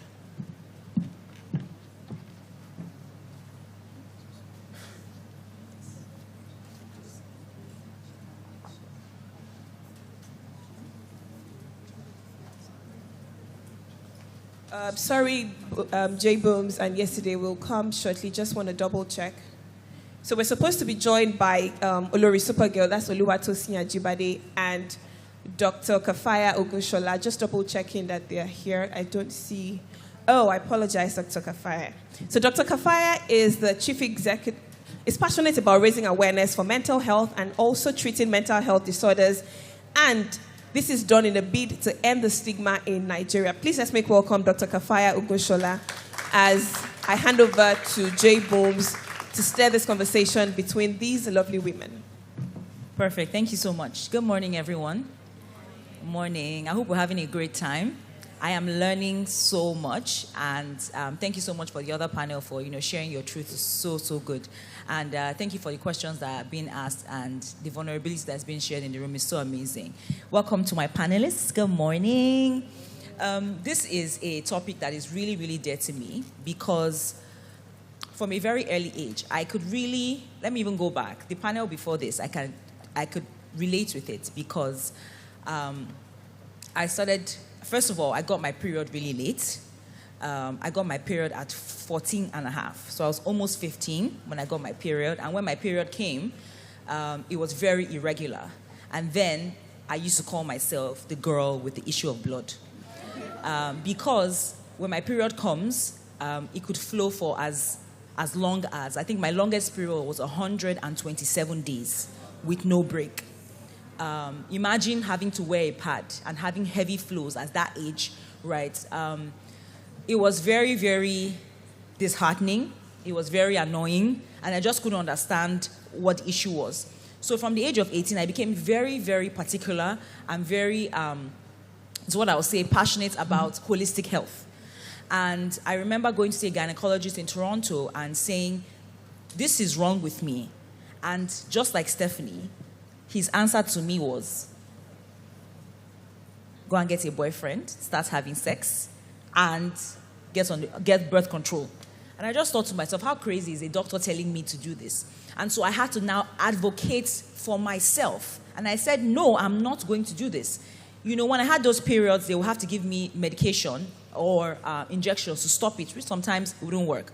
Now, I was also pre-diabetic, and if you know my story, if you heard about me before, you know that I have lost 60 kg, so I was suffering from obesity. So I had this plethora of different things that was wrong with me, and I just thought that, you know what, Bumi, you have to take your life into your own hands. And so I shut out what the doctor was saying, and I decided to take action. And so that's why I'm very passionate about this panel discussion. And so I want us to be as attentive as possible, take notes, and of course, if you have any questions, please write them down, and I'll come into the audience at some point to ask you for your questions. And so thank you very much to my panelists, Yesterday Agbola and Dr. Kafaya. Tosin is here, amazing. Tosin is here, yay! Because she's a big part of this conversation, sorry. I'll just do a quick introduction of Tosin for those who don't know, and I'm sure they'll be happy to hear it.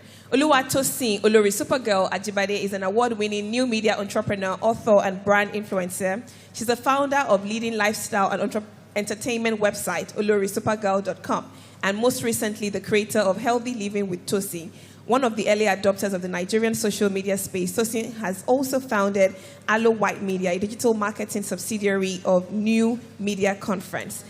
She also championed the New Media Conference, an annual gathering of key stakeholders with the aim of improving marketing and advertising standards in Nigeria. Tosin has come up stage. Give her a round of applause. Thank you, Tosin. Welcome, Tosin. Thank you very much.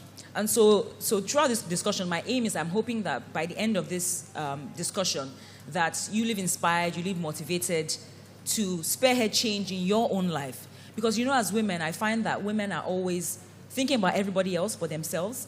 And it's only when there's a problem, when you are called by your doctor to say XYZ is wrong with you, that you now decide to take your health into your own hands. So I'm hoping that by the end of this, you can hear from the panelists and that you can, spearhead change in your own life as well. So thank you very much. And I'm just going to dive into my questions real quickly. And this question goes to everyone. I'm going to start with yesterday first. So my first question is, what are the things that you do in your day-to-day life to improve your holistic health? Good afternoon, everyone. Thank you, Bumi, for that question. In terms of improving my holistic health and my day-to-day life, I'll tell you like a little quick story. About this time last year, I was starting to feel the early phases of burnout. I'm one of those people that, if I can do it by myself, I would. I have now come to the realization that just because I can doesn't mean I should. And I think for a lot of us women, we need to take that because when you see I literally hired my assistant August of last year was when she started. I have been running Olori Koitos, if you are aware of my platform, by myself. I create the content. I make it up. I put it up. I respond to customers. I was the customer service person. Then I started Ilekedi, which is a jewelry business. We make waist beads for women. We also have all kinds of jewelry. Guess who created the website? Me. Guess who did all the content? Me. Guess who was responding to customers? Me. And then I started hiring. But then, you would hire someone and they're not doing it exactly how you want it. So what do? You're like, you know what, I can do it myself. Why am I having this back and forth when I can do it myself? But guess what that leads to? Burnout. Oh, I forgot to add that I have a day job. I work for the Lagos State Public Service as a public health expert. So imagine all that, also having a family, having 3 kids, and still trying to be, a friend, a sister, and all of that. A lot of us put a lot of things on ourselves. So what I now do, first of all, was to delegate. It is tough to delegate, but I do it now. Even when I'm fighting it, I delegate. Even if it means that I have to go over it 3-5 times, I delegate. I take time out for myself, unapologetically. I go into my, sometimes I come back from work. Do you know what I do? I enter my room and I lock the door. My kids are knocking, Mommy!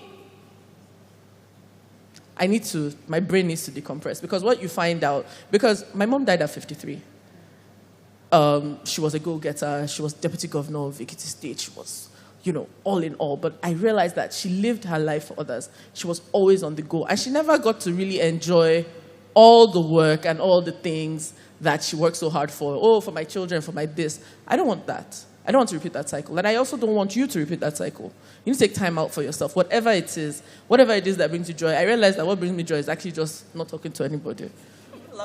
Not being for anybody, just being by myself. Nobody needing anything from me. I'm a first daughter as well.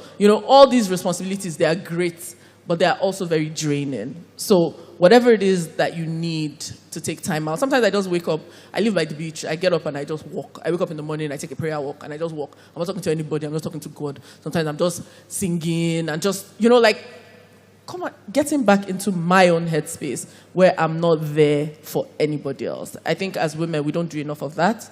And I'm encouraging you, and as I'm encouraging myself as well, to do this. Thank you. Thank you so much. Dr. Kafaya, can you please talk on, from a more medical point of view, what you think women should be doing on a day-to-day life to improve their holistic health? All right. Hello, fellow panelists. Good afternoon, everyone.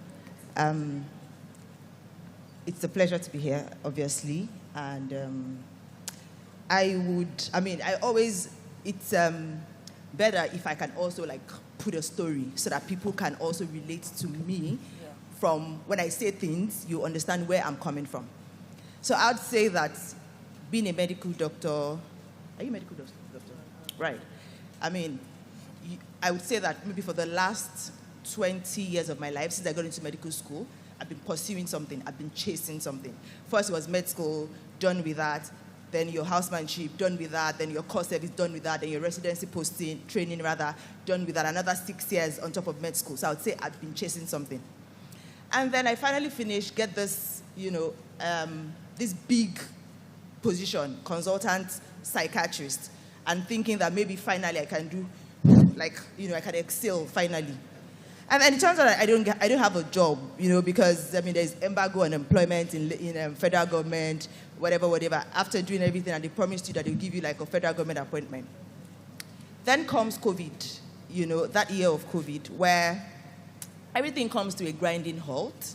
But then you see, COVID was, it was coming to tell us something. Like it was coming to tell us that, you see, all of you that just feel like you're superhumans and superheroes, like it's only physical health that is important. There's an entity called mental health. And I'll tell you that COVID till date has been the game changer for mental health. Like that year, everyone, no matter how strong you think you were, a lot of people broke down. Even till date, we're still recording cases of post-COVID anxiety, post-COVID psychosis. COVID was the first time I started feeling this way. But then I would now relate it personally to what happened to me as well. Because, so COVID comes, mental health becomes like the new big thing. I didn't know it was, I would ever be rewarded for being a psychiatrist. I went into it as my own love. 400 level medical school, I just thought, this is what I'm going to do. Every other person wants to be a pediatrician, a surgeon. I want to be a psychiatrist. I want to know what's going on here, how it ticks. And then so there was this request for, come talk here, come talk. I walked the whole of COVID. From one seminar to the other, virtual obviously, because everybody were all on lockdown. And the job wasn't also coming, so I had to do my own thing. So I founded my platform, Empathy Space Consulting Services, which now is global. We have clients all over the world. It took a lot of work.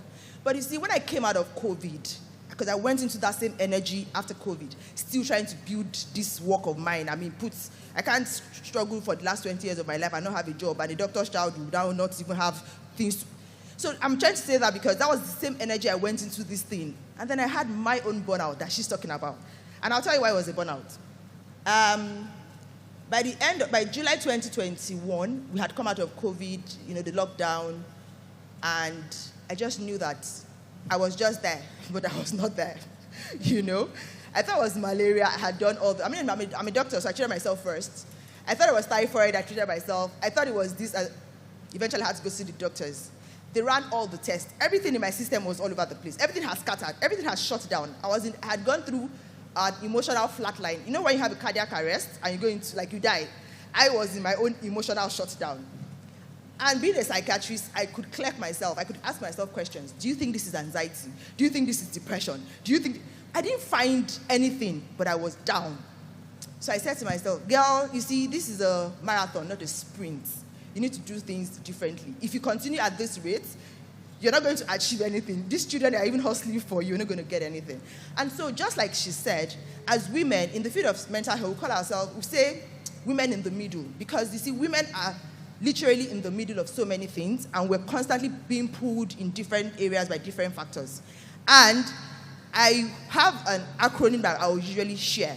One is BREATHE, just like the word breathe, B-R-E-A-T-E. And another one is brassiere. I wear my brassiere. And if I have time, I will then tell you what these things in the medical parlance, what those things then constitute, and that would address the question. But I needed to do that because people, if I also don't say that story, we're women, and you see all the things that even the first panel talked about, I could relate. I had PCOS, I had my struggles, I was on the verge of IVF when I found out I was pregnant. 4 months pregnant, I didn't know I was pregnant because I was a doctor. I was pursuing, residency. The first day I got my test positive, the doctor that did the confirmation looked at me and said, "Are you sure you're a medical doctor? How can you be pregnant for 4 months, 16 weeks, literally? I was pregnant and I did not know." But that's the life of a woman, and I hope that as the panel goes on, I can then share those things. I breathe, and then I wear my brassiere. Those things have different things under them that I'll talk about later. Thank you very much. Thank you. Let's go to Tosin. Hi. Hi. Good morning. Oh, okay, so for me, one of the things that I do is to relax. You know, what I mean by relax is the fact that my work also has to do with a lot of mental strength. So I do a lot of thinking, strategizing, you know, and all analyzing. So, and I know most people don't really know much about my story because I had PCOS and also fibroids. And I think in the course of our panel session too, I also talk about and share my own story. Hence why I'm on this panel to, like, you know, share and discuss it. But one of the things that my body, you know, there's one thing, we don't listen to our bodies.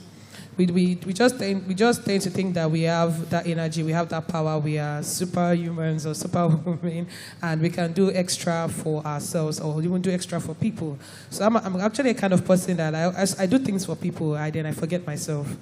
But at the end of it all, it still boils back to the fact that it comes back to you.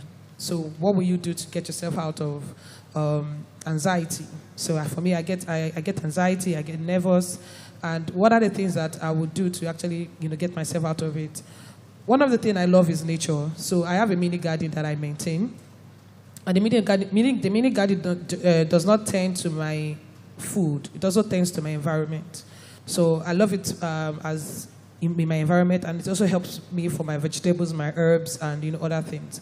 And the second thing again that I do is the beach. See, we tend to neglect the fact that nature actually helps to reset our brains or our memories, regardless of the hustle and bustle out there. This is Lagos. We all understand, and we have a lot of things going on in our head. But taking a walk at the beach is one thing that we should try, even if it's once in 3 months, like as bad as it can be. That would actually help you to, you know, help your not just your senses, but your body, spirit, mind, and soul. You know, bring it all together. And also, for me, that is what I've been able to do for myself. Being honest with plants, I love plants, and nature. That's what I do. Thank you. Perfect. Thank you so much.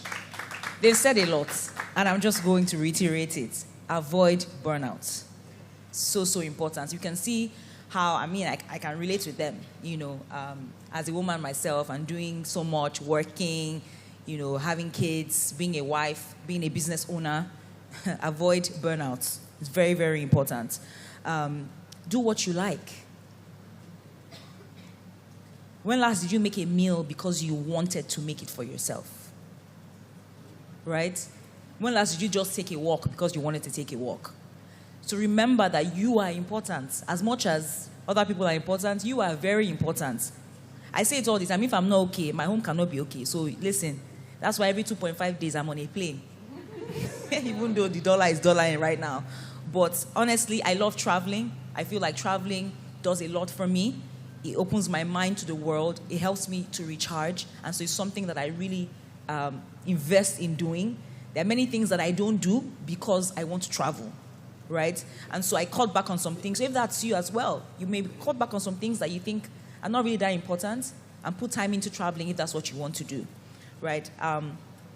Take your mental health seriously, ladies. Very, very, very important. They've said it. We don't really have that much time, so I want us to get a lot out of this panel discussion. So I'm going to go back to yesterday.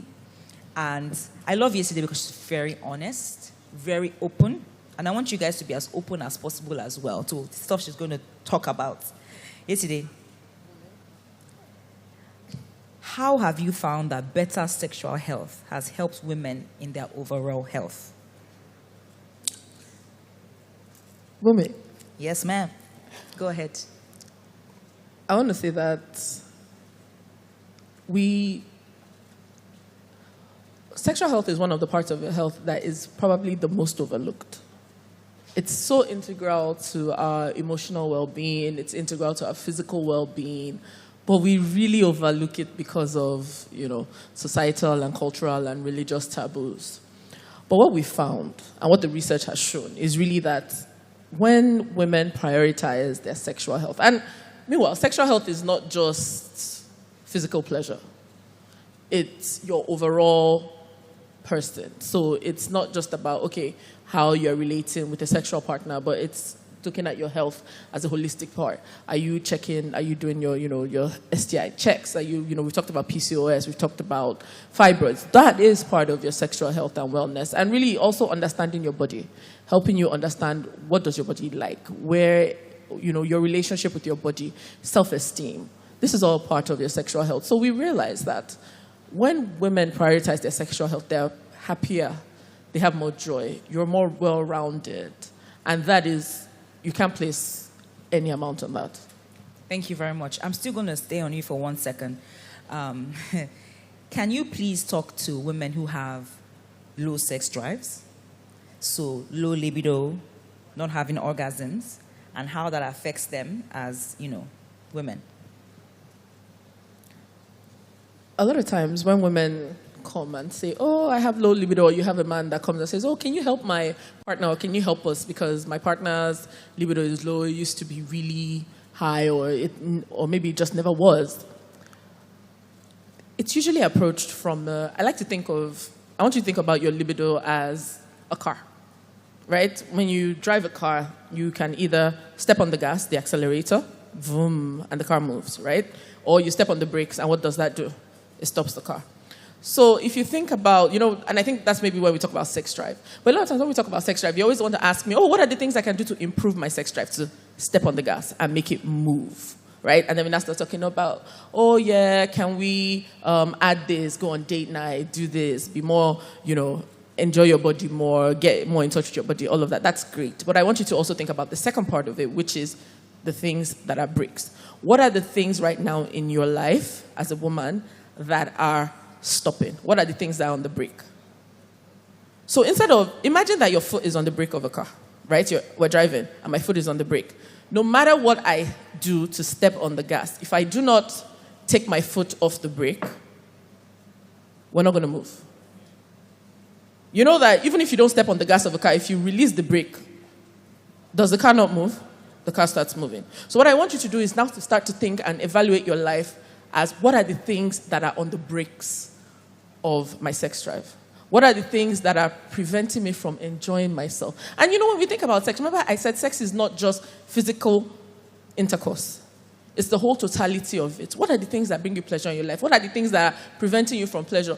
There are some women, stress alone. And when I mean stress, we think of outside stress. Sometimes stress in your relationship. What are the relationship dynamics? How is that affecting you? What are some factors? It could even be some things at work. Sometimes it could even just be your overall mental health. And sometimes, let me tell you, there are women that will tell me that, look, when my house is upside down, there's nothing. Like you can be kissing me and doing all the right things, but I just feel I'm just not able to connect. So you have to, on your own, figure out what are the things that are on the brakes and try to release those. And you will find some improvement there. That's so brilliant. Thank you so much. Thank you so much. Yes, she deserves a round of applause. I'm going to go to Tosin real quick. Okay. It's a power-pack question, so I want you to be as fast as possible No because problem. of time. For those of us who follow you, we know that a couple of years ago you made a big change in your lifestyle. Oh, yes. From planting your own food to taking your nutrition seriously. Please tell us what informed this change and how your health has changed over time. Okay, so quick story, because I really need to wrap it up. I discovered I had PCOS years ago, and what really happened was the fact that I had irregular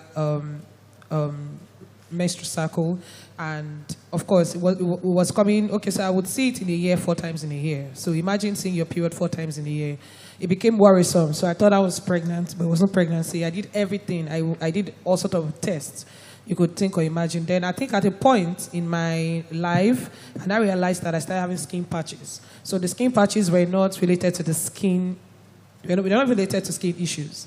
They're actually related to the gynae issues. So when I went to see a skin doctor, I listed them, and the doctor told me it was not a skin issue, that I should see a gynecologist. So from seeing a gynecologist, they told me what to do. I went for tests. I ran all my tests. And then they told me how hormonal imbalance, irregular cycle, lactose intolerant. They listed everything, and everything was just weird to me. To be honest, it was weird to me.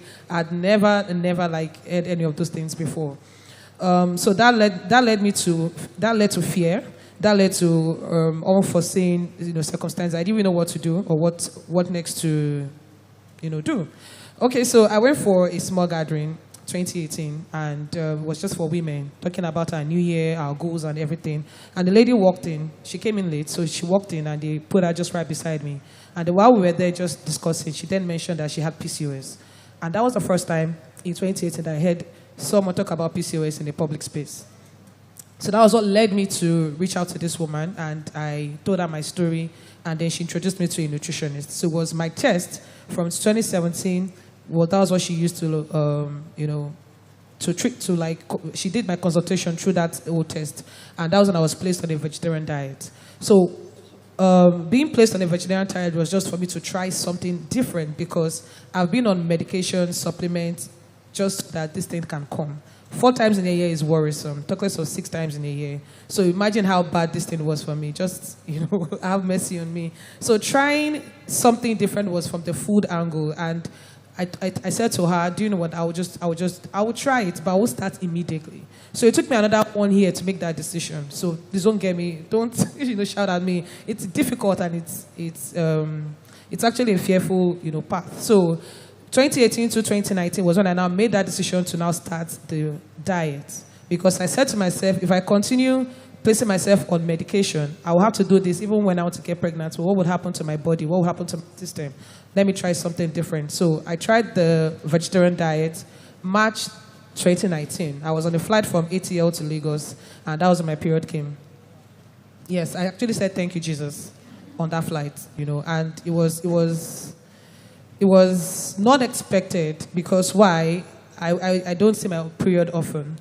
But because of my situation, I would always ensure that I have a pad in my purse or in my bag or anything. So just in case it meets me anywhere, I'm ready. So that was exactly what happened on that flight. It was just so unexpected. And I said to myself, I just started this diet on March 4. And March 24th was the day I was coming back to Nigeria. And that was what happened. And I said to myself, oh my God, I think I would continue this. So guess what? I didn't start with broccoli or avocado. I started with the things that I knew, from cucumbers to carrots to not even eating at some point, because I thought it was about starving, but it was not about starving. It's about eating the right meal, for your body. And don't get me wrong, I didn't go on that diet because I wanted to. I was placed on that diet based on my blood type, my blood group, my genotype, and the results from my test. So people usually mistake this for, because you're on this diet, I think I should do this diet with you. Please don't get me wrong. And I'll put a huge disclaimer here. Please see a professional, just in case you're in this situation. Do not just place yourself on a diet just because you feel it is good for you. You might not really know what would work. But in my own case, I started that same month, March, and I saw it change. So it was not just March. I saw it April, May, June. It stopped in July. Then, so between this period, I had challenges, maintaining the diet. So sustainability comes into play at this point. How can you sustain this? Now, just me looking at myself in the old house, I go to Ebano, I go to Spa, I'm buying vegetables, I'm buying dairy milk because I'm lactose intolerant. So I'm buying this, I'm buying that. I'm just the only one to eat it. Nobody else will eat what I'm eating. So imagine waste again too. Money wasting just because I cannot keep up with the storage that I have at home. So what I did was to start learning how to make my meals. YouTube was helpful, magazines was helpful. I started learning to make my meals. I reduced my cost from buying vegetables from the supermarket to having my own garden. So my garden, I had scent leaf, bitter leaf, up until now, like mint, parsley, anything you can grow in your pot, it works. And that would also help to, sustain your life. So nutrition has actually helped me, get to where I am today, and I'm happy. Amazing. Thank you so much. I think it's very noteworthy to talk about that, because I can relate with you very well, because, like I said, I had to advocate for myself. I changed my diet as well, and I cut out a lot of things. Even up to today, there are many things that I don't eat. Number one of the killers for me is dairy, right? So you can't catch me with dairy. I mean, sometimes, when you want to have this, ice cream here and there, but that's maybe 3 times in a year. But it's so important to listen to your body. Ladies, your body is always speaking. Are you listening to it? For me, you find that when you eat certain foods, your body reacts a certain way. Are you paying attention to what your body is telling you when you eat something? So for instance, it might be you. Maybe you find out that if you eat rice consecutively for 3 days, something happens to you. Are you paying attention? You find that if you eat beans, something happens to you. If you eat certain fruits, you feel better. I've found that most women, we eat more than we actually should. We eat way more than we need to. I've found that for myself, the less I eat certain foods, the better for me. So my body functions best eating a certain type of diet. So please, let's pay attention. Your body is always speaking to you, but are you listening? I'm just going to go straight to Dr. Kafaya. And my question to you is, can you please help us make the connection with mind and body and the impact on mental health with your physical well-being? Okay, so there is obviously a direct relationship between the body and the mind. Just the way we say there's a connection between your physical health and your mental health. And if you find everything that we've said here really has, lends credence to that. When you're feeling, when your mental health is optimal, it has a way of also playing in your physical health because you're likely to take care of yourself more, you're likely to go to the hospital for checks, you're likely to be able to pay attention to what you're eating. And it's the same way if you're giving a diagnosis of PCOS, just like, Tosi mentioned. These things throw you off. It's the same way somebody tells you you have hypertension as a young person. Those things throw you off. Before you know, you have anxiety, you're having panic attacks. So there is a direct relationship. I try not to be very clinical in my talks as well. I know that I've spent a lot of time in the walls of the hospital, but just know that there is indeed a direct relationship between your physical health and your mental health. And when you have certain physical diagnoses, it can cause you to develop emotional struggles or even go on to have, meet a diagnosis of a mental disorder or emotional illness. And it's the same way as well if you have emotional illnesses like, depression, like anxiety. Because of some of the medications that it can give you, it can cause some physical changes in your body. For people who have schizophrenia, there is a direct link to diabetes mellitus. So there is direct interplay. And then many of our medications obviously cause people to gain weight. It can cause you to have insulin challenges. You can develop diabetes, just like I've said. So definitely there is a very close direct relationship between those things. All right? Thank you very much. And we are running out of time, but I have just one more question for you, yesterday. If you can just quick help us, and then we're going to go to the audience for questions. How can a woman under stress, I know you talked about it, but I want us to really zone in on that. How can a woman under stress prioritize enjoyable sex as a means of care? I think the first thing is just understanding, like you said, prioritizing it as a means of care. We need to reframe our idea of sex as being a reward to men. It's just, because we were taught that as a woman, as a girl growing up, once your period starts, stay away from men. You'll get pregnant. STIs. And you don't really see, we were not taught of sex as something that is pleasurable for us. You think of sex as something you give a man. Culturally and religiously, you're told to not have sex till you're married. Why? Because it's a gift to your spouse. My dear, it's a gift to you. Sex is made for your pleasure. So once you start to reframe that thinking, that you're not giving it to him as a reward because he has been good, he has financially provided, he has been he has not cheated on you, he has done what he's supposed to do as a man, and so he's my husband and now I give him sex, or he's my partner and now I give him. It's not a reward for good behavior. It is your God-given right. You have a God-given right to pleasure. Take it, tap into it, enjoy it. It is a stress reliever. It will help you reduce your blood pressure. It will reduce your cholesterol levels. It is a workout. If you do enough, am I lying, my sisters? I'm not. It is a workout. So it's a win-win for you, isn't it? And you get to, is nice. It feels good. Literally, between men and women, the clitoris is the only organ in the human body that God created for nothing else but pleasure.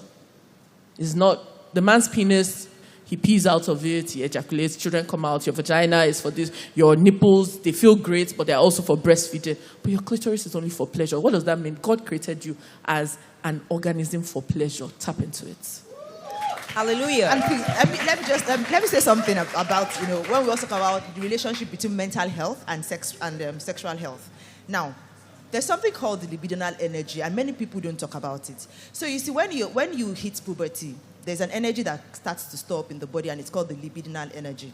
For men, they're very visual. It's easy for them to jerk off, to do all these things. They constantly service that libidinal energy.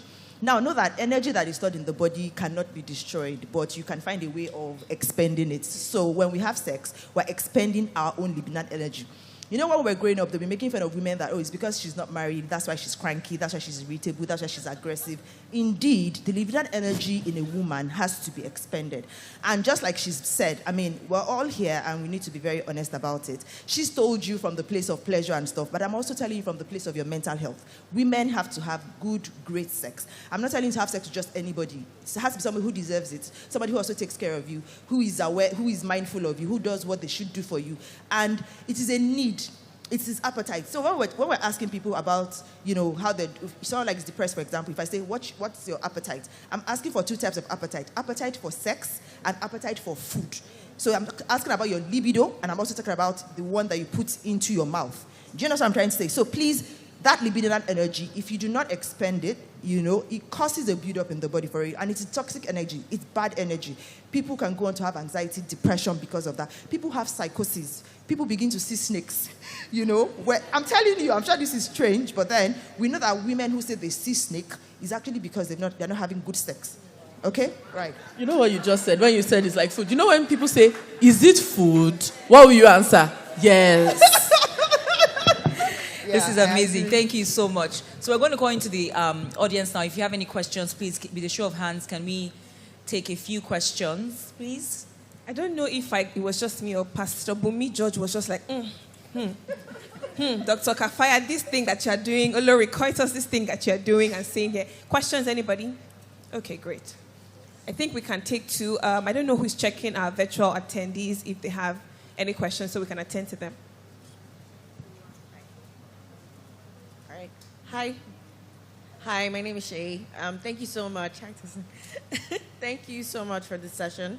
Just quickly, which exercise, because I know your physical health, it ties to sexual health, helps increase your libido? That's it. Thank you. Straight to the point. What physical exercise can help to increase your libido?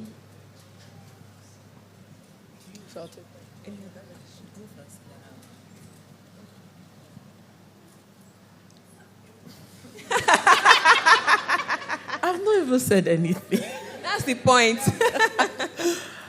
So when people ask about what kind of exercise increases your libido, have you ever heard when people say, don't, if you're trying to abstain from sex, you should stay away from, you should exercise to burn off the energy. You find out that the more you exercise, the hornier you are.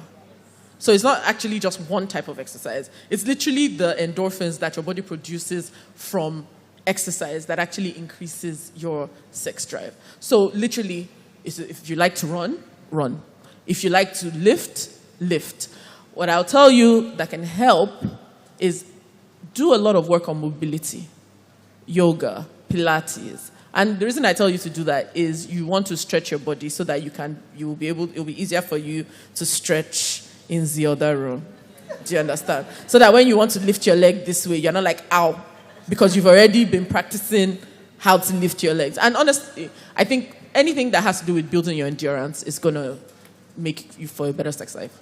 Perfect. I don't think I have much to add. I'll just piggyback off what she said. And it's really about releasing the right hormones, pleasurable hormones, so serotonin, you feel good.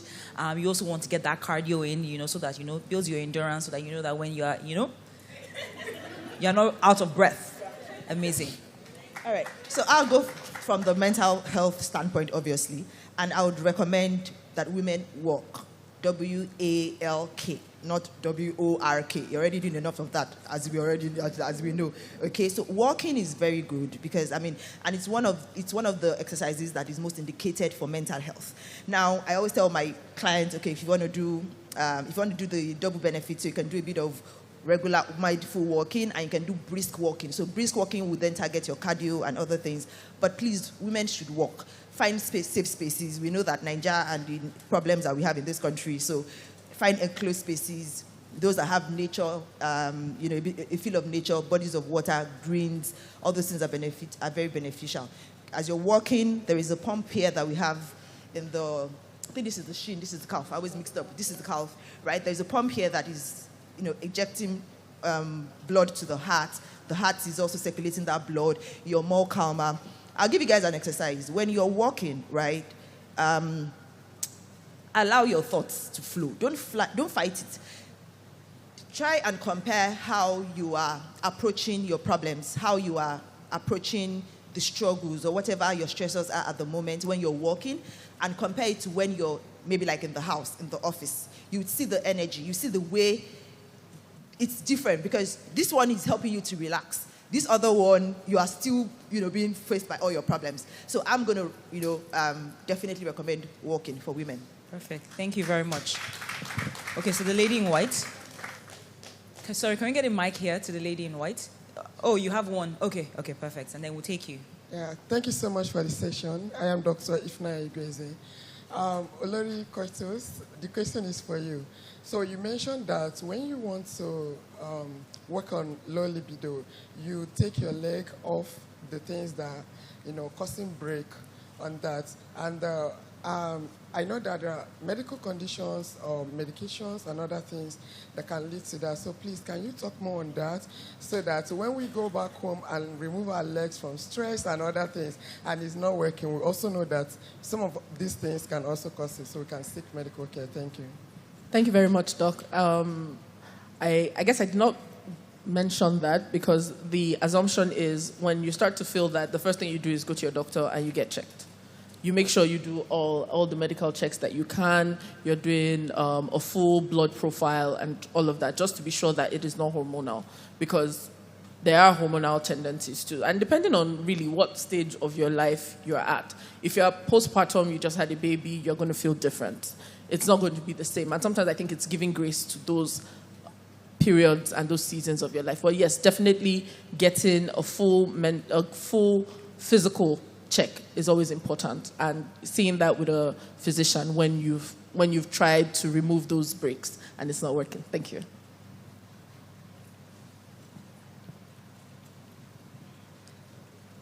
Good afternoon, everyone, and thank you very much for the session. Dr. Kafaya, the question is for you. How can a young adult avoid mental burnout? Right. So I'm a student and I also work part-time. So I was insensible to anxiety until I found out that I have anxiety, right? So I lost my dad at a really young age. I did not know what depression was until recently. And I figured out that stress from then, thinking of everything, thinking of work, thinking of school. I mean, if you're a student anywhere, especially in Unilag, it is crazy. The depression, the anxiety, especially during exam periods, it's terrible. You see physical burnout, mental burnout. You cannot think, you cannot do anything. So I know relaxing helps, walking helps, and all of that, but mentally, how can I avoid? Thank you so much for your question. And I know that it is some other person in the audience is asking it in another way. They're just putting in different context to the context that you just shared with me now. Even I have my own context around the things that you just talked about, okay? A couple of things that jumped out at me is, okay, so let me just show this quickly to you so that we're sure that it's the same thing. When you talk about anxiety, what do you have in mind? Because a lot of people use these words loosely sometimes. What do you mean by anxiety? Fear of failure. So those sound like mental symptoms. Do you have any physical symptoms that you can share with us?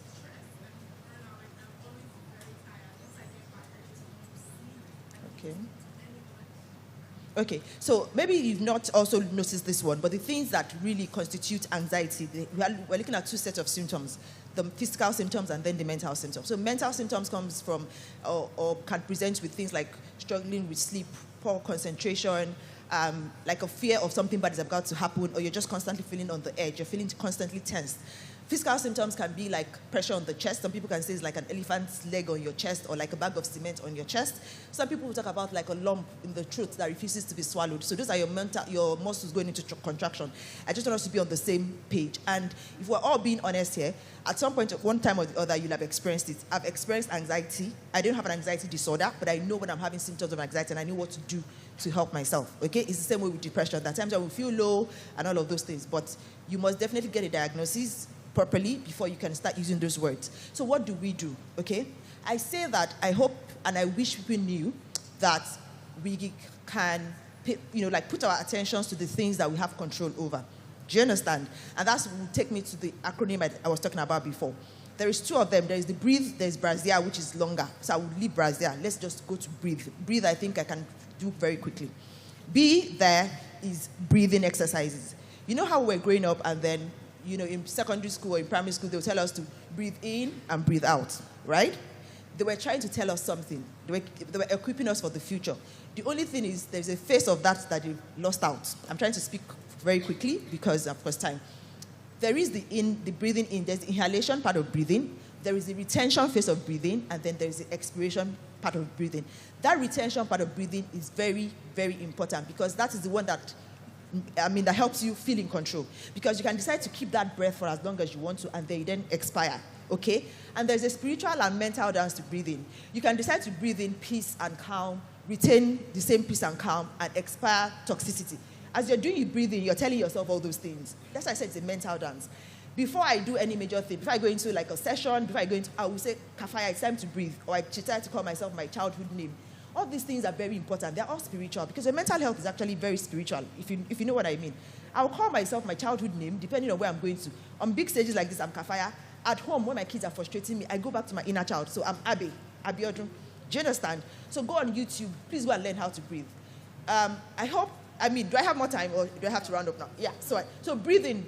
Go look for breathing exercises and perfect the act of breathing. It does help. So that when you do that, you take in enough oxygen. The oxygen is laced with the positive and healthy affirmations that you're taking in, and then it helps you to loosen all those knots, helps you with that fear of the future, the fear that you cannot conquer. You definitely will conquer. You just need to stay focused. You need to, stay in control, and things would work out the best that they can. Perfect. Thank you so much to all my panelists. And I hope that you guys had an amazing time and you've learned a lot of insightful information has been given to you today. So my own final words will be present, be active, and be happy. Thank you so much to Healthtracka for fostering such conversation and hosting this event. Thank you very much. Thank you very much. Please celebrate our panelists and our moderator, of course. So she said, be present, be active, and be happy. So that's the acronym. Just go home with it, be PA. Thank you very much. And Ife is joining them for this photograph.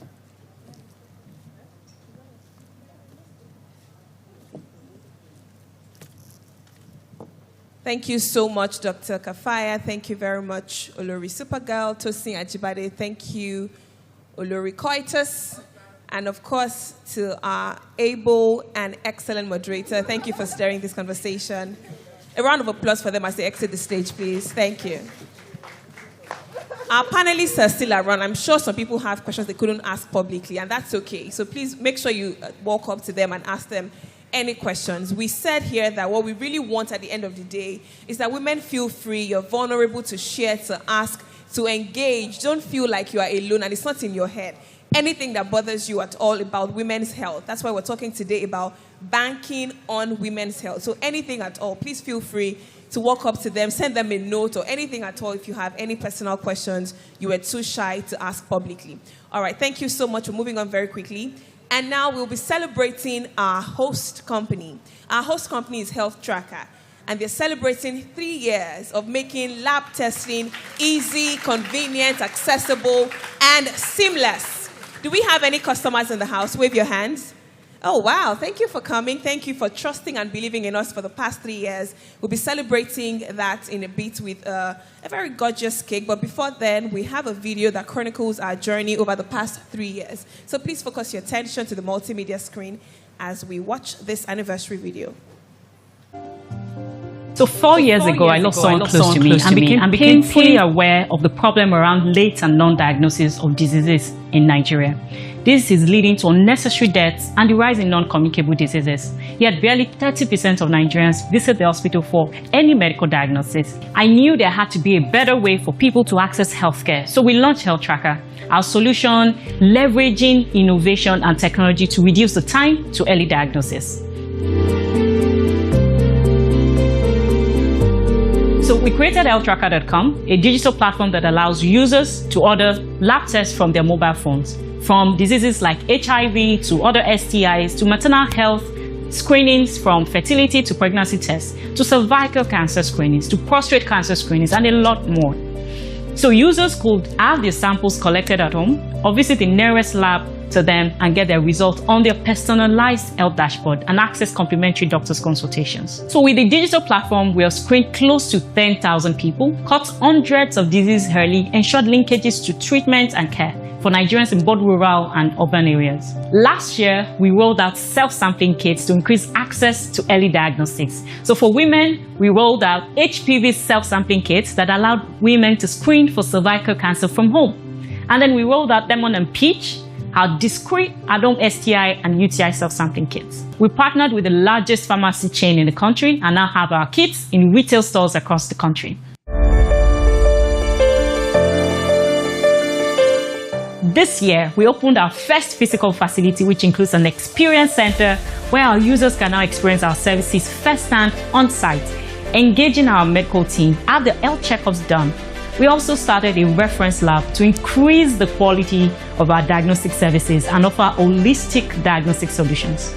With our reference lab, we are doubling down on our commitment to serving Nigerians with quality, affordable, and fast diagnostic services.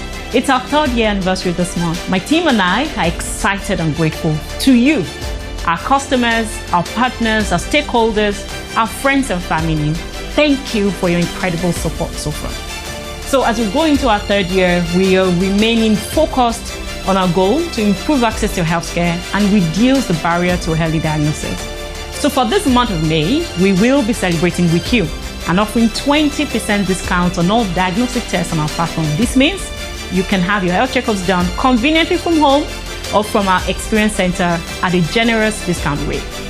So head on to Healthtracka.com. Let's celebrate our 3rd year anniversary together.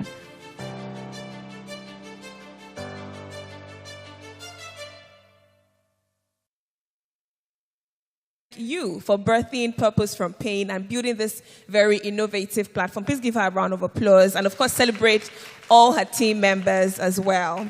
We'll now be cutting the anniversary cake. I will invite again on stage our convener, the founder and chief executive officer. Give her a round of applause, please.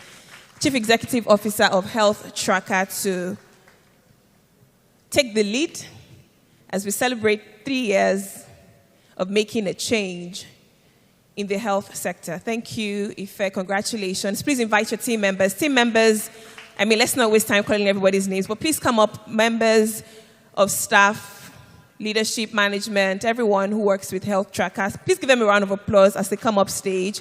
We're celebrating every single one of you for the great work that you do at Healthtracka. After this, we'll take with our panelists and moderators that are still here. Thank you.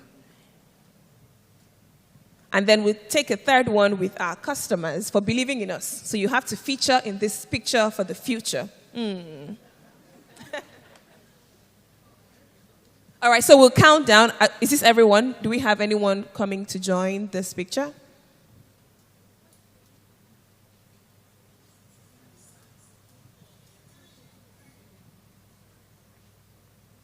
I'm going to spell 3. No, I'll spell 3, not health. It's so long.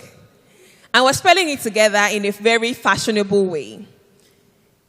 So this is our founder and CEO. Then we have all team members. Give them a round of applause, please, one more time. Thank you. It's been 3 years, but it feels like it's been 10 years when we consider the impact that you've had on Nigeria and Africa. Thank you very much. Now, we will spell 3. So let's start. Give me a tantalizing T.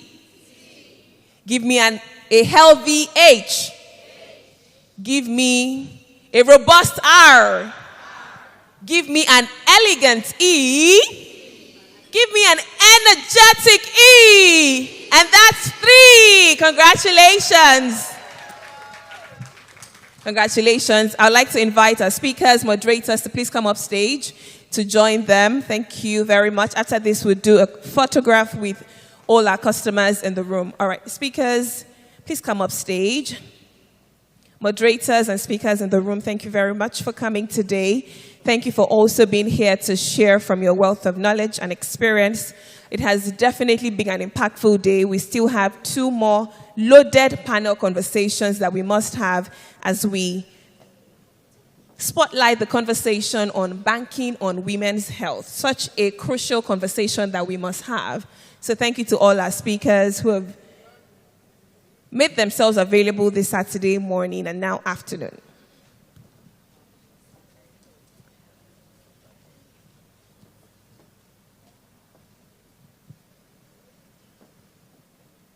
Media team, can you see everyone? Okay.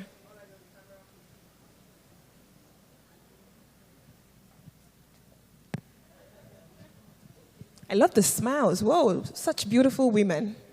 If you agree, give them a round of applause, please.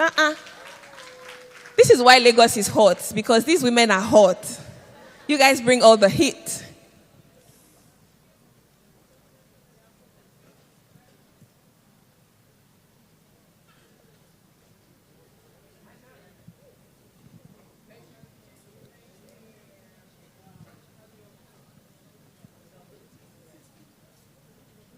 All right, thank you very much. And now for our customers who are in the room, please come up stage. Proud customers of Healthtracka. I mean, just take a majestic walk to the stage. Our founders waiting. I thought we had people who raised their hands as customers. Where are you? Why are you now shy? Come up, come up. Thank you very much. Thank you. Customers of Healthtracka in the room. I saw some hands over here. Where are you guys? Please come up stage. Okay, friends and well-wishers. Okay, since customers have refused to stand up. Thank you. We'll take general photos right after, but thank you so much for coming to celebrate with us today.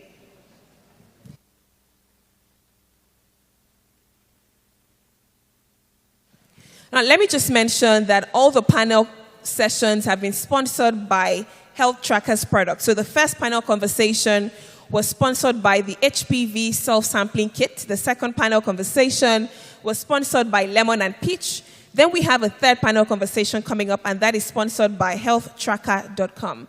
So thank you to all our sponsors, which are invariably Healthtracka products. All right, round of applause for them as they go back to their seats, and we clear the stage and prepare the stage for the next panel conversation.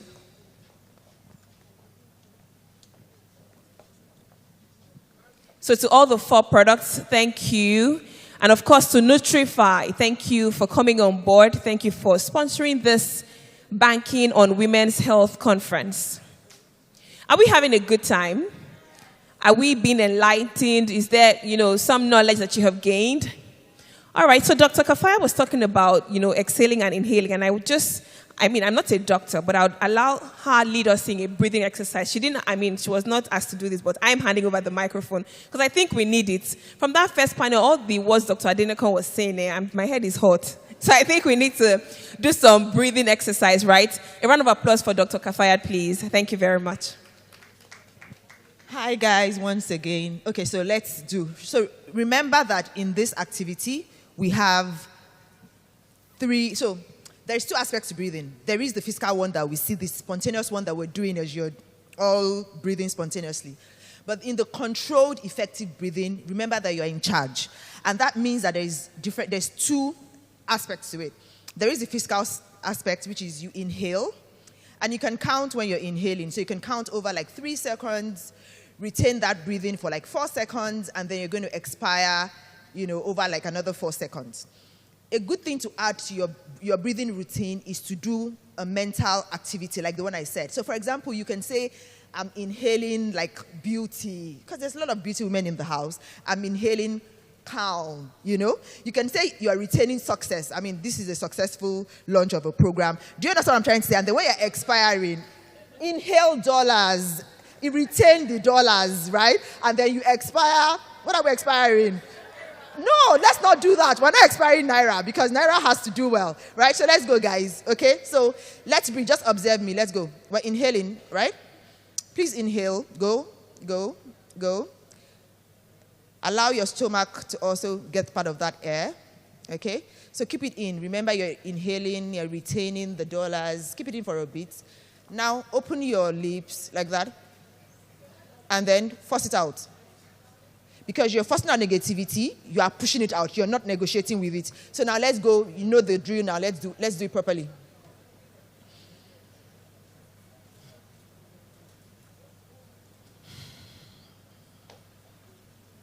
Did you guys get it? Let's go one more time. You're inhaling, peace, calm, dollars. You're retaining it. Now you're going to expire. Open your lips. Just fantastic. The lady in glasses did a fantastic job of it. Right. A round of applause for Dr. Kafayat, please. Thank you, Dr. Ogushola. All right, ladies and gentlemen, we are moving on to our next panel conversation, which is the penultimate one, because after this we have one more. Now, this panel conversation focuses on from health to wealth. And remember when we started, I talked about how health is wealth. And yes, we say it all the time, but it's not cliche. It's definitely what it is, because without health, all this wealth we're amassing for ourselves, you know, we talk about socioeconomic empowerment for women. You know, during International Women's Month, we are all championing all those causes. But if we neglect our health, it's all a waste. Now, this is talking about from, you know, we've talked about health is wealth, but from health to wealth, and how prioritizing women's health can boost economic growth. We say every now and then, and I think it should be said every other day, that when we prioritize women's health, it's not just the right thing to do. It's a very sound strategy for economic growth. And so we'll have a conversation that focuses on that, because our aim for this conference is not just that we get education for ourselves. It's also that investors, policymakers, the government can see why it is so crucial to invest in women's health. Because when you empower a woman, just like we've heard over and again, you definitely empower a nation. All right, so I will introduce the moderator for this conversation, who will be upstage to receive other members of the panel, and then they will have a robust conversation on from health to wealth. To moderate this conversation, it gives me great pleasure to introduce an ecosystem builder with 10 years plus experience in technology space in Africa, with most of that spent supporting and facilitating access to capital for high-growth technology startups across different stages of growth. Damilola is currently the head of platform and networks at Venture Platform, where she leads a team focused on building and ensuring the effective delivery of expertise-driven post-investment support initiatives that value creative for the fund's portfolio companies and founders. Please make welcome on stage, Damilola Teidi Ayola. You know, let me tell you an interesting story. Damilola was my head girl in secondary school. That's secondary school where I put shoe polish on pad. That's the school. And she was the head girl in my set. Well, she was a set ahead of me, but she was head girl. She was so brilliant. And I mean, she's still so brilliant. So it's such an honor to have you here, Damilola. I will introduce our panelists and they'll come up stage. We have the Lagos State Special Advisor to Mr. Governor on Health. She served 2 terms as a commissioner at the Lagos State Health Service Commission from 2015 to 2023. She trained as a nurse at the University College Hospital, Ibadan. She holds a Bachelor's of Science with honors in Health Services Management from the University of Manchester, UK, a Master's in Nursing, a Master's in Healthcare Administration, and a Doctorate in Healthcare Administration. I thought the applause would be rolling by now. Exactly. And a Doctorate in Healthcare Administration from the University of Phoenix, Arizona, US. Please make welcome on stage Dr. Mrs. Kemi Ogunyemi. A round of applause for her, please. Also joining this panel is the Vice President on the Investments team at Verod Capital Management. Her role involves multifaceted responsibilities aimed at driving value creation within their portfolio companies. She actively collaborates with the operations team of these companies to tackle challenges, maintain a competitive edge, and ensure continued relevance in their respective industries. Her focus on maintaining the health of both the top and bottom lines underscores her commitment to sustainable growth and profitability. Please make welcome on stage Malvika Kapo Vaswani. A round of applause for her. And last but certainly not the least, to join this panel conversation, we have an associate partner with McKinsey & Company, where she serves public and social sector clients across West Africa on economic development and human capital development topics.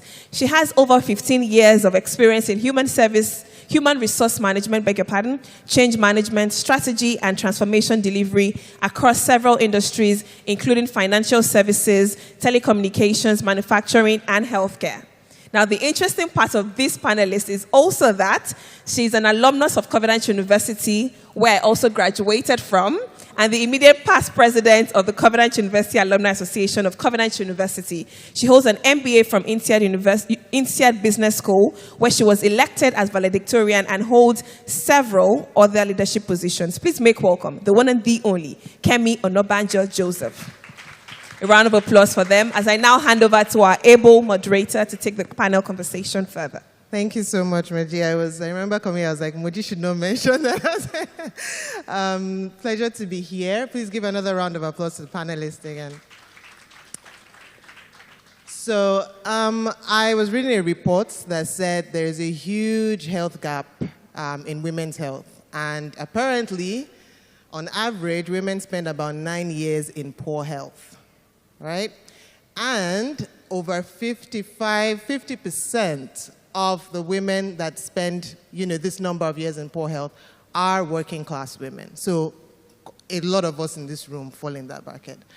But the interesting thing is that addressing this gap is not it's not to make us feel good. It's not just for, okay, let's just address the gap. It actually affects economic prosperity.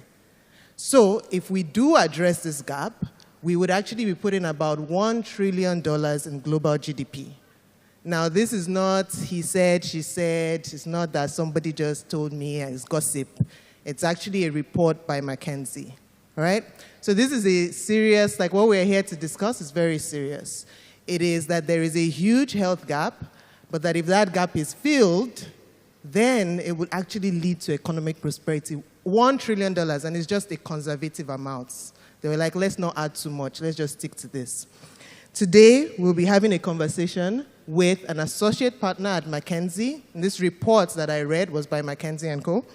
And a government official and an investor. So we have we're very lucky. Where is Ife? Thank you so much. We've put the right people on this panel. So let's jump into it. And my first question will be for Kemi Onobanjo. We do have two Kemis here, yes. So when I've already mentioned a few things from this report, right? Now, someone might say, yeah, if the working population is affected, if the health of the working population is affected, it makes sense that, of course, the GDP would also be affected. And if you address it, it will lead to $1 trillion. But is there more? By addressing this gap, what are the top 3 societal and economic benefits from this report? Can you break it down, especially for people that have not read it or seen it? Yeah, absolutely. And thank you, Ife, for having me. It's very ironic that on a day where we're talking about women's health, I'm not in great health. But this is an actual life example of what happens, where even though you're feeling poorly, you still have to show up, right, and do what is needed. And I can just imagine how many people on a monthly basis, on a weekly basis, very frequently, have their productivity impacted because of health challenges, right? So it is real. This conversation is not something in the air. It is very real, and I'm, a living current witness of that. Beyond the financial, impact of having the women's health gap closed, which is very important, and we've seen with a lot of conversations around gender equality or anything at all to get the attention of policymakers, to get the attention of people, you need to put a dollar amount on it. Like, that's the only reason why anybody's going to start talking about it. And usually, when advocacy is being done for topics like this, it feels very touchy-feely. You know, it's like, oh, we're just whining, right? But there's a real cash implication for this, because half of the population is female, half of your working population should be female. And so for every woman that you do not allow into the workforce or is prevented from being in the workforce due to health reasons, disability, etc., you're losing productivity. But beyond that, if we're just able to close this women's health gap with, you know, all the various conversations we've been having, the first thing is that you just have more women living better. Women are living longer than men, but we're spending more time in poor health. So you're adding years, right, to life, but you're not adding life to the year. So it's just many, many years of, you know, not being in tip-top shape. So the first thing is addressing this issue will save, at least in Nigeria, you're going to have almost 3 million healthy years added to women. 3 million healthy years. Just if we're able to make sure that there's enough access to products for women, if we're able to ensure that there's coverage for women's specific issues. A lot of us have health insurance, but sometimes you go to the hospital for something and they say it's not covered. So you have to pay out of pocket, right? Ensuring that we have all of these gaps closed will add more years to our life and more life to the years that we have. That's the first thing. The second thing is, for what is worth, you know, women are essentially the primary caregivers at home. And so healthy mommy, healthy baby. Healthy mommy, healthy children, right? Healthy daughter, healthy parents. Because it's not only about, you know, caregiving to children, it's also about caregiving to parents. And so the more we have women healthy and hearty and strong, the better the family unit will be. Because then women can pay attention to nutrition of the children. Children can pay attention to just the sanitation. Women can pay attention to just how healthy the house is. And that way you have more productive children, right, and healthy children. And it's just a, you know, long, virtuous cycle that happens when women are healthy. And because, again, we're half of the population, a win for women is a win for everyone, right? Because if half of your population is not in tip-top shape, there's increased burden on the other half, right? And so I think it's actually great to see some men in the room, because this ultimately works out for you.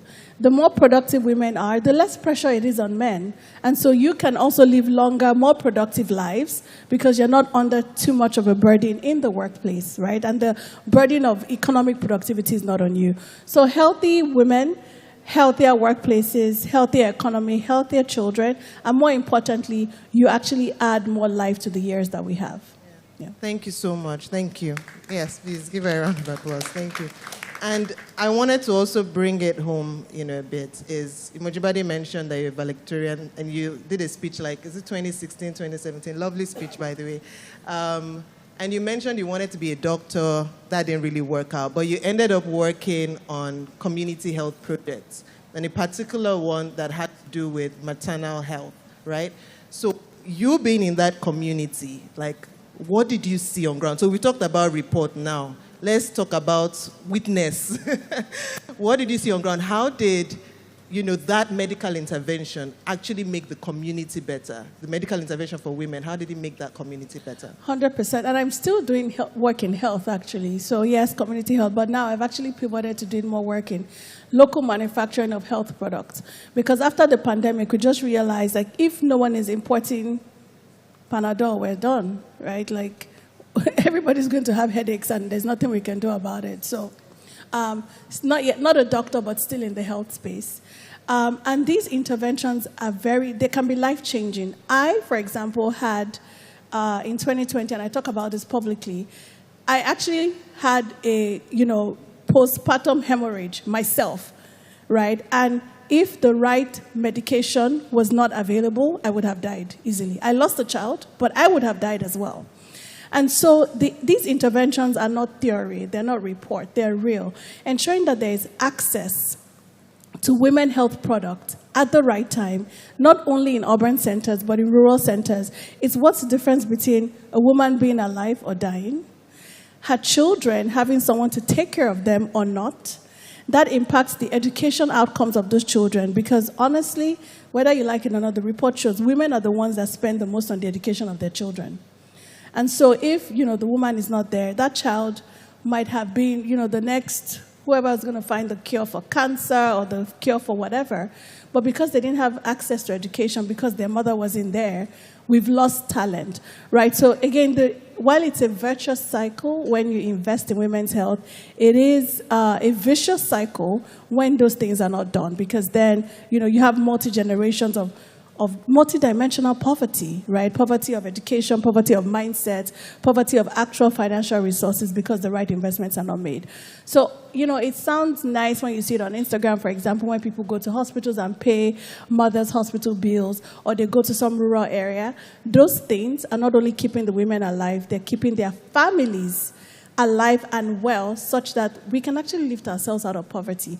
This poverty we keep talking about, and all the terrible indices we have in our country, at the end of the day is a poverty of human capital. There are many people alive but not productive, right? And so the more we empower women with the right health products, they are able to empower themselves and their children. Only a person who is well can go to the market and sell. Only a woman that is well can even have the presence of mind to think about, charting a vision or something for herself and her family, right? So this is not just a feel-good thing. It's actually necessary for us to advance as a country. India invested in their women, and they've gone completely ballistic in terms of advancing, right? If we're able to invest, the sky is just a starting point for us. Yeah.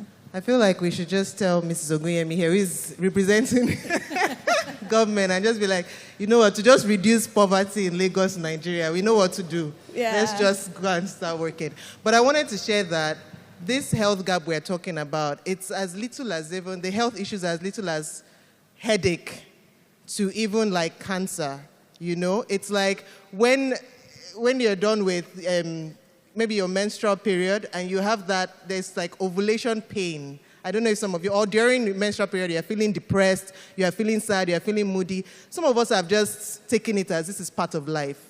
And I know people that will miss 2 days of work, 3 days of, even when you're at work, you can't function. But nobody really talks about it. Whether you're taking Felvin or you're taking Panadol, you're taking other drugs. We just go about it feeling like, this is how I was born into it, let me just keep going. These are the issues that we're actually talking about. And I'll move to Mrs. Ogunyemi now. In addition to the advice I just gave, there are gaps in different levels of care, right? It is, like she said, some things are not even covered by HMO. So women actually spend more. Women's health is actually more expensive, even in prevention and diagnosis. I was reading that, for endometriosis, on average, it's about 10 years for diagnosis. So some people don't even know they have it until about 10 years. You go to the doctor and you'll just be dismissed. Don't worry. It's women. Don't worry. It'll be okay. Just go. So there are different, there are gaps in just different levels of care. What is Lagos State? First of all, have you seen these gaps in Nigeria? Because maybe it's in another continent, might not be here, But have you seen it in Nigeria? And then what is the government doing about it? What interventions are there? Policies? Please share with us. Okay. Thank you very much. First of all, I'd like to say thank you to Ife for inviting me here. I saw her or met her 3 weeks ago at, I'm a co-founder of the Women in Healthcare Network, and I was actually moderating a panel she was on, and that's basically how we clicked. And so she's been badgering me to come, so I gave in. I had to leave. So yeah. Anyway, good questions and good answers and all that. So everybody says, "What's the government doing?" What's the government doing? What's the government doing about my health? It's my health, what is available there. But yes, government has some responsibility, but it's a collaboration. Your health is your health. The government has the right or the means to help you out in this. And I'm going to say this. Women start from like when you're pregnant with your child, that's when the health care starts. You're actually looking after your child. You're actually supposed to look after yourself. The child is born. It's the woman that sees the baby. It's the woman that takes the baby to the mother that takes the baby to the hospital. And it goes on and on and on. So it starts from when the child is born. What is the government doing right now about, because we have very bad indices when it comes to maternal and mortality. I mean, we have the lowest. It's really, really bad. But this is Nigeria. Most of you have probably gone abroad. You've seen how things are done. You cannot, under any circumstances, actually compare a civilized country with a country that's also developing. And I'll say this. We do not talk about things that happen to us. It's a culture. We don't say anything.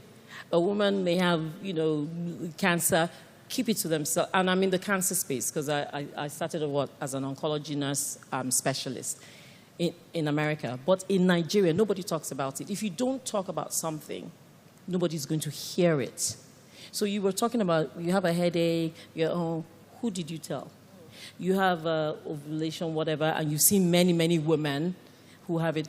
Who did you say it to? So we have this culture, we women, we need to change that mindset that if something is wrong with me, find somebody to talk to about it. You will find out that many people have it, and that's where it starts. That's where the advocacy starts. Yes, all the things you've said, you need to be on the table, otherwise you'll be the menu. That I'm on the table. If you really think about it, men have it okay because men have always been in charge. So they've been making decisions for women forever. Those of us who are married, I've been married 38 years. There's certain things that, okay, my husband will make that decision. It's not that I can't make that decision. Sometimes if the decision is wrong, we can quarrel or argue about it. But at the end of the day, we always say the husband is the head of the house, so they make the decision. It's the same thing when it comes to policy and whatever. And we're breaking it because I'm a woman advocate. I've been in women in politics for a very, very long time. And now that the women are on the table, they can actually help push advocacy and all that. However, you cannot do that if you do not hear about it. I will give a prime example, and there's so many conditions. We've got, hypertension, diabetes, cancers of the breast, of the ovary, of the uterus. Men don't have ovaries; they don't have uterus. So, we have those. Men do have breast cancer, by the way. I've seen them, but I mean, it's majorly women. So, take for example menopause. So when I came back to Nigeria, I'd actually more or less gone through menopause. And I knew other people, we had sat down and we had talked about it. And I had a friend who could not even get out of bed. Couldn't get out. I mean, it was so bad. And I thought I had it bad. I used to stick my head in the freezer and all that. And I just thought about it. I just said, I'm in the healthcare space. I started a center. It was just pure preventive. But it was a good thing that came at the wrong time. Women were not ready to take it on. I had to close it, and then I turned it into an NGO, because otherwise it was Father Christmas. My husband said I was just Father Christmas, because people don't want to spend money on their health, regardless of whether everybody wants free. And even free is still not good enough. There was an organization that bought free health check, and somebody won the prize. I was there. The lady asked that, can I have it in cash? It was free. She wanted it in cash, and I just looked at her. I mean, I gave her a look that she knew. Oh, I was just joking. I said, you're right. But anyway, going back to what I was saying, so I knew there were extreme ends of menopause, and I knew people were not talking about it. I knew marriages were being affected, and I knew people were losing productive hours at work, and nobody could understand it because their boss was a man. So can you imagine? I kind of feel my body aches. I can't come into work today. They're not going to take you seriously. Because one, you don't even know you're going through menopause. You're just saying, I think it's malaria. Everybody blames malaria. Everybody blames malaria, and everything is malaria. So it's like, because there's some signs that are the same as some diseases. So we got together and we had this symposium. I threw it out there. I said, if you're 45 to 55, come, it's free, we'll have snacks, we'll sit down. Quite a few people turned up and we sat down, we discussed this, what they need or whatever. But we found out that it was letting not only the husbands know this is what's going on with, if you're married, you have an active sexual life, and then menopause sets in. Unfortunately, it affects your libido or whatever. The first thing a Nigerian man thinks about is that my wife is having an affair. Doesn't want me to touch her. Is irritable. And people, there are other reasons as well, but menopause has always put this almost like the icing. And then they're divorced or they're separated, and nobody actually understood. And I'm saying this because I speak to a lot of young people, and that is what comes out of it. And then when I speak to the men, is that I didn't know that was going on, because they don't know, it's not part of them. So what government is doing, for example, with the maternal and child mortality rates, that we're putting a lot of effort, money, advocacy, awareness, first of all, on family planning. Family planning. And I'm not just talking to the elite here, because government is for everybody. So when my security guy is telling me my wife is pregnant and it's his 5th child, and I have only 3 children, and I'm paying there's something wrong there, because your children are not going to get the best that they're going to get like my children will get. What business do you have having 5 children? So we start family planning in Lagos State. We're doing all this awareness. We actually partner with Bill and Melinda Gates Foundation, Clinton Health Action Network. All of them are all involved in ensuring that people take on family planning. So we start with family planning. Okay, so you get pregnant. Our people go to birth attendants, traditional birth attendants. They don't even come to the hospital. They're women. So when I'm talking about women, I know none of you will go to a traditional birth attendant because you're elite. You go to the hospital, you go to a mater, but these people are not going. And when I'm speaking, I'm not only speaking to you, so that even when you're talking to your housemaids or your maid's wife or whatever, this is what is happening. And then when things go bad and they're bleeding or it's a breech pregnancy or whatever, they rush to the hospital, island maternity. Maybe the mother dies, the child dies, but island maternity has to record it as a death in the facility. So the rate goes up, the percentage goes up. So what we've done in government is like, you know what? Let's embrace some of these traditional birth attendants, because our people will definitely go there, and teach them that, look, first pregnancy, multiple pregnancy, send them to us. Don't do that. And what's the reason why some people go to traditional birth attendants? Attitude of the nurses or the midwives in the hospitals, that they go there and they're yelling at them, hey, I just came to have a baby. They say, disgusting things like, oh, you were having fun when you got pregnant and now you're crying, shut up, or whatever. So they just say, I don't need all that. Let me go to the local people. Then we're working with the local chiefs and obas and all that, because they listen to them. They won't listen to me. They won't listen to the doctor and all that. So, and now the governor, Babajide Sanwo-Olu, said, you know what? Antenatal care is free. It is free. Free. Just come. All pregnant women. It doesn't matter your level and whatever, but it is free. And it is currently free because things are hard. And it's just to attract people to come to the hospital and get specialized care. Cesarean section, free. Normal delivery, free. It's not just absolutely free. If any of you go to any teaching hospital and they're charging you, let us know. Seriously, it is free. I'm not just saying, he's announced it so many times. And then we have all the other palliatives as well, food, medical outreaches. We're starting one on the 16th across the whole of Lagos. All we say is register with Lagos State. So moving on, oncology care, cancer care, LASUTH also has a department. It's not free. It is not free. But most of it is subsidized. Honestly, healthcare is a business. So it's not just something that government. And we're partnering, we're collaborating with private sector. A lot of our private sector hospitals actually work with government.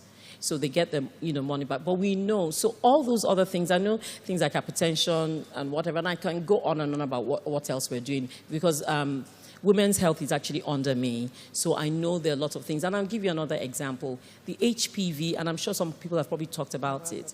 It is the only vaccine that is available that can actually prevent a cancer in women.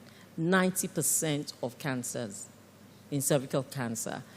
We did a rollout, and this would interest you. We did a rollout HPV vaccine free for our teenagers, for ages, I think it was 15, 16, free for the girls. In England, it's for boys and girls. And the reason why is that the HPV is a cause, basically, of this cervical cancer. So it was supposed to be free. Lagos State came second to the last, to the bottom. The northern states got 79% uptake.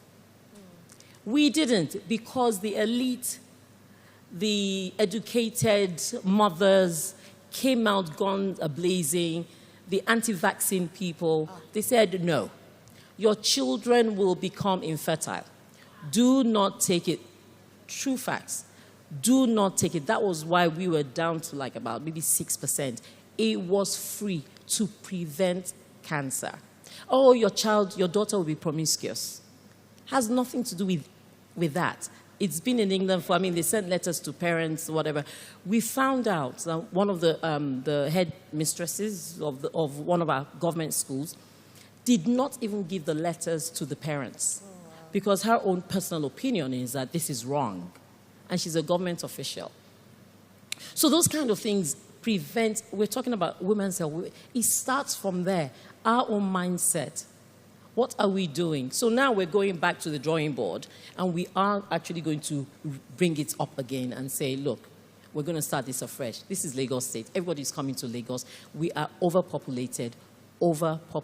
Everybody's pulling on our services. There's a strain on government and all that. But our partnership with other people is what's keeping us seriously afloat. So the onus is not just on government for the awareness, for the advocacy. It's also on you, everything, and me.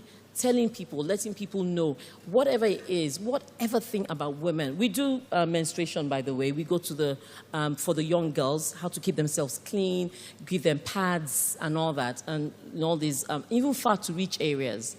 So it's not just the island or the Ikeja GRA. It's all, government has it all over. But because I'm addressing you, whatever it is, endometriosis, in other countries, it's a big thing.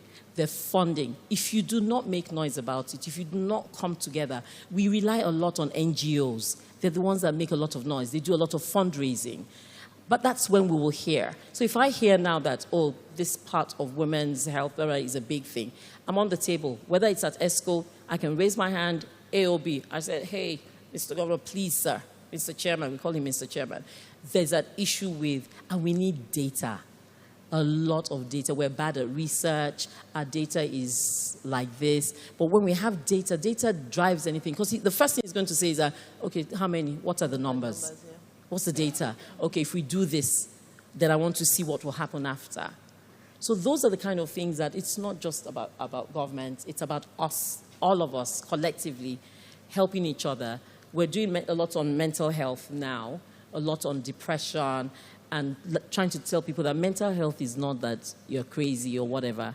We all have anxiety issues. It's mental health. It's your mental well-being. It's part of your health. So those are the kind of things that we're doing in Lagos State. Thank you. I feel like when I threw her the question, she was like, I'm waiting for you. I will throw it back to you people. They're doing a lot. I feel like you couldn't even go through all the initiatives. It's a lot. Where can we find information about this initiative so that for each of us, we are going to repost it when you do the HEP? Yeah, and so those are kind of challenges for us. Okay. Communication. It's a challenge. And since I came into this position, it's just one of those things that have you told them. So primary healthcare centers, even on our website, we're going to build it even better. And then the NGOs that we're partnering with, they can actually start it. And then you see the Lagos State logo. Because Lagos State is not trying to say, oh, it's me, it's Ministry of Health or whatever. But we support NGOs, we support organizations. And then you just see the flyer, you see the logo. They may invite me, they may invite the commissioner to show that Lagos State is part of it. Okay. But I mean, watch this space. And then if any of you want to start up something that looks, I want to push this thing, come and see me. I mean, I have an open office. I'm in Alausa, Ministry of Health, 5th floor, Office of the Special Advisor. We can sit down and see how we can push it and make it a holistic, where other people hear about it. And I can only speak for Lagos State. So I don't know if other people are outside Lagos. I know people are doing different things up north as well. For Lagos State. So so just watch this space. Start your own. Don't wait for somebody else to start it. And just go from there, because it's usually your experience that makes you want to have a passion for something. And then when you have that passion, you just stay focused. And then just Lagos State, the process is slow. Be patient. You will get there. And then you'll be the ambassador, the front person for whatever project it is. But women's health it's extremely important. I don't want to go through all the things you've said. But yes, poverty and all that, it does. And if you are owners of businesses, or you are the bosses, you really need to take it easy with your female employees, because that's why people say, because you feel that I'm a woman too. I didn't go through that, so you shouldn't go through. We're all different. Every single one of us are all different. Thank you. Thank you so much. Another round of applause. I'll go to the investor in the room. So we've talked about, the importance of women's health, the gap that exists. Mr. Ogunyemi has talked about what the government is doing. You are in the private sector and you're investing as well. I know investors like to talk about returns on investment, so you're not a charity, very clear. But I've just mentioned now that if we address this gap, it's at least $1 trillion, right? There are even some diseases that when addressed, at least $115 billion, okay? But women's health is not being prioritized in the investment space. So more money is actually going to solutions for men's health and women's health. Are you seeing the same thing within your space? And why is there a lack of investment going into this space? Good afternoon, everyone, and thank you, Ife, for a wonderful day today. From what we've seen, the shortfalls are opportunities. Sorry, can you hear me? So shortfalls equal opportunities. I think generationally, we haven't focused on women's health because predominantly the world has been run by men. So for us, where we come from, but the shortfalls are inefficient, but they offer huge opportunities for us. And actually, we have seen a change at Verod. So our broader investors globally have pushed a accreditation called 2X Global onto us, where we need to put a certain number of our partner companies have to have 40 to 60% women in the workforce. And as a result, that boosts a lot of innovation in businesses. So wherever it's come from, it's a push from the Western ideals onto a Nigerian private equity that is saying, if you don't have women in the workforce, we're not giving you any more money. And for us, we need the money. It's a crass word to say, but wherever it's come from, it's the correct push. So, for example, we have invested in MedPlus, and we have Emzor, which is a founder-led business as well, who focuses a lot on the maternal health. We have iFitness, which might not be founder women-led, but we have 60% of our trainers are women in the iFitness world. So what 2X is saying is that, again, it's not like the feminist push to have women in the workforce, but if you have one certain demographic, there's very little out-of-the-box thinking, there's very little innovation, there's very little that comes out of having just men on the board or not having that. So that's what they've realized is very important. And in turn, if we have that kind of thinking, we have more money into our businesses, we have more innovation coming in.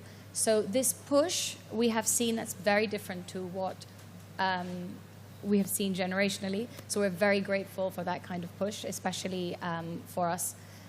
So we have that at, and for example, at Emzor, we're working very hard with the maternal hemorrhaging, so that and if the more women that are in the workplace, the more women think about women issues, and those things are growing. So actually, hopefully they've seen the benefit of the $1 trillion coming in.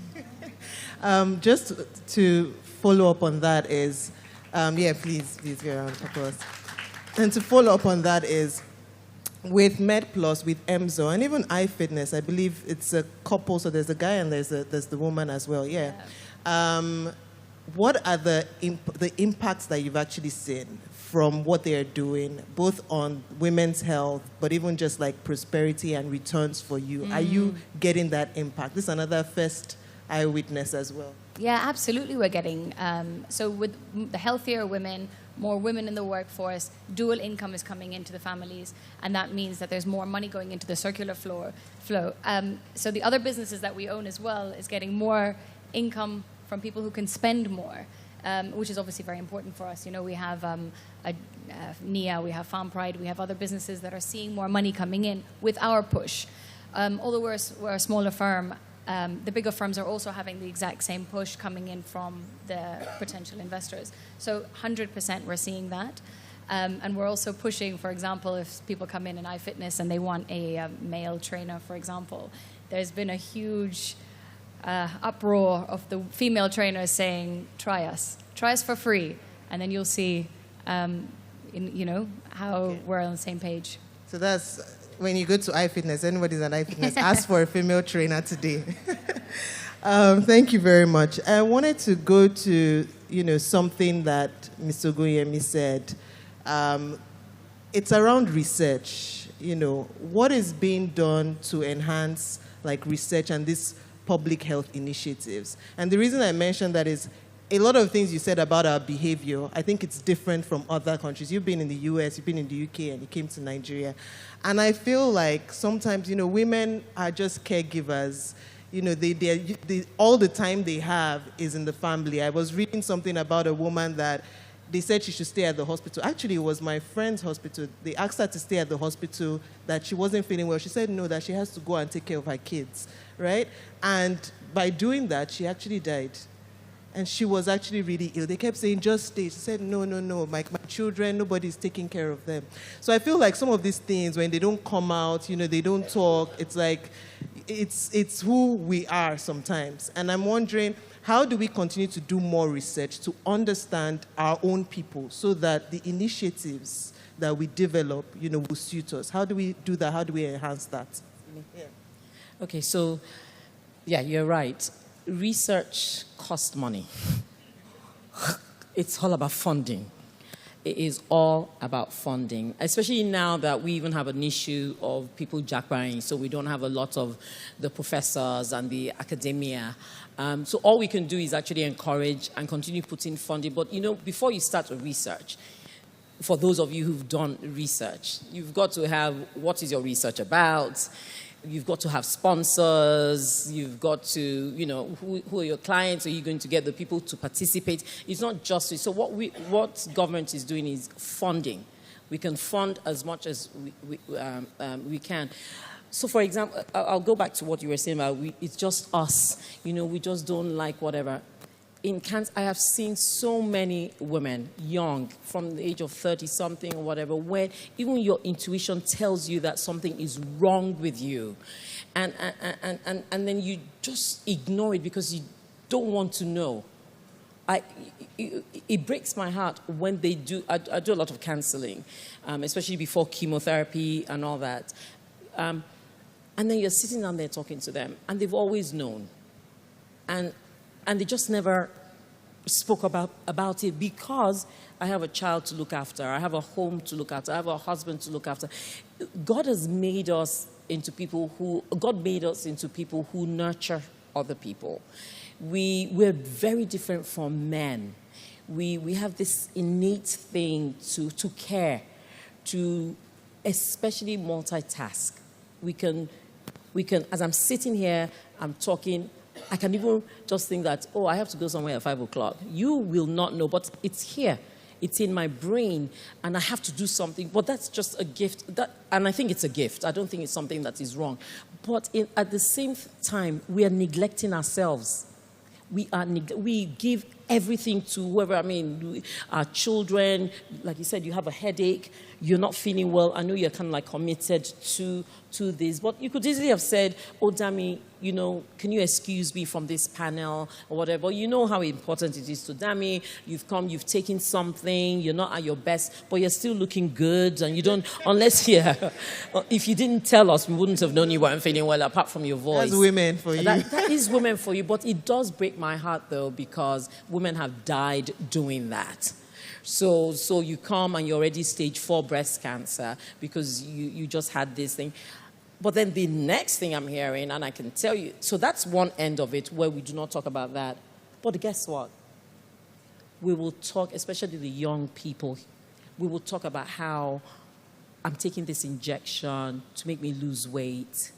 It will make your skin look good.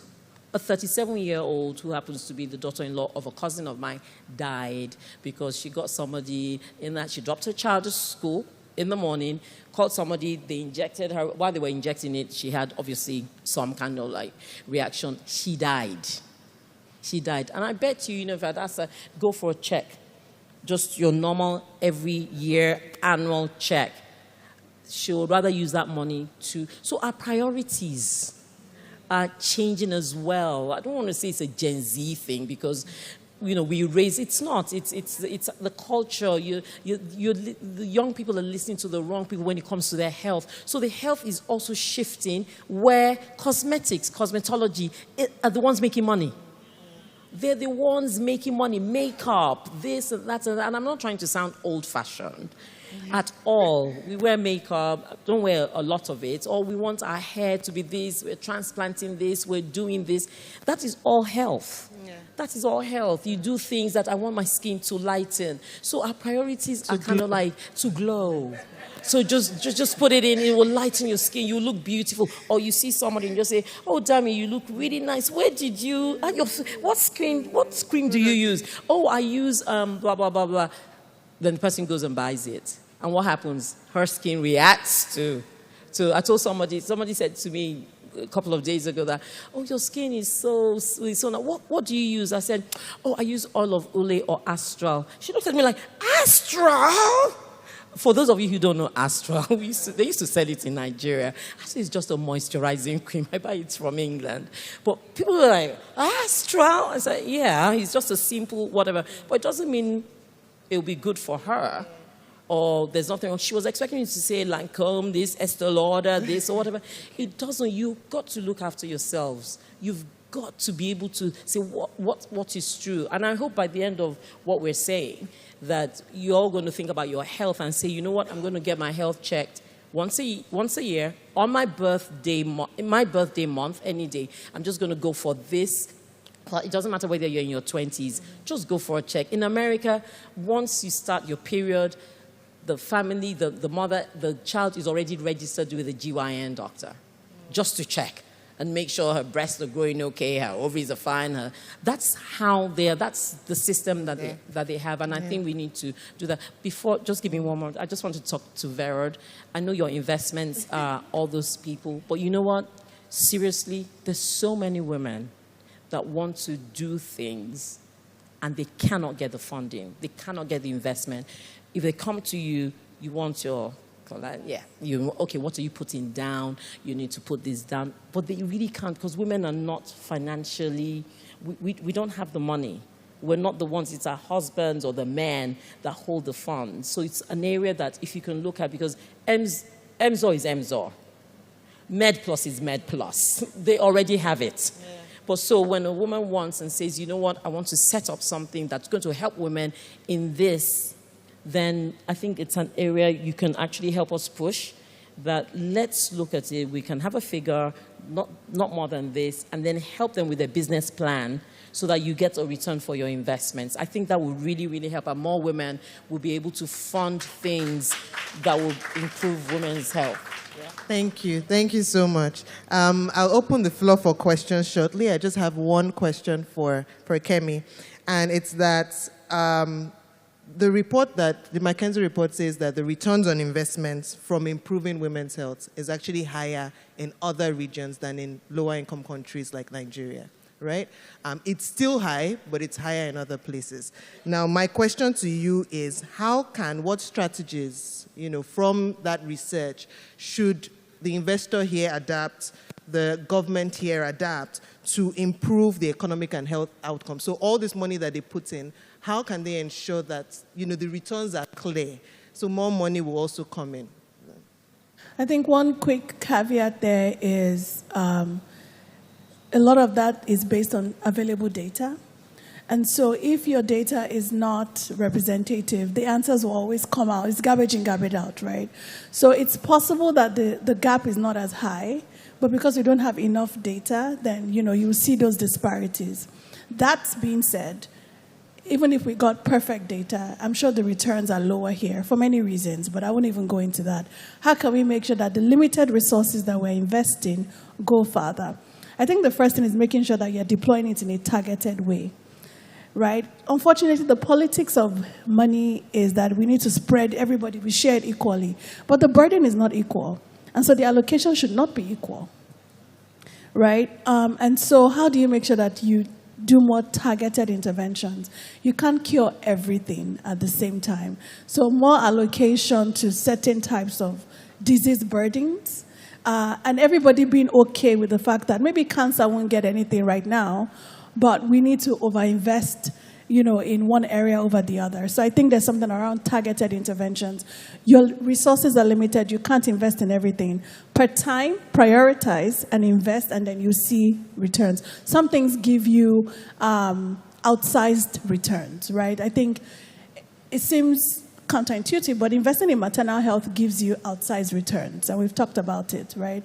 Look at the journey of life. Doing things earlier, if you invest in nutrition, you actually ensure that the child has a better cognitive ability and they can be more productive in life ultimately. It's crazy, but if a child does not eat well, they can't do well in school.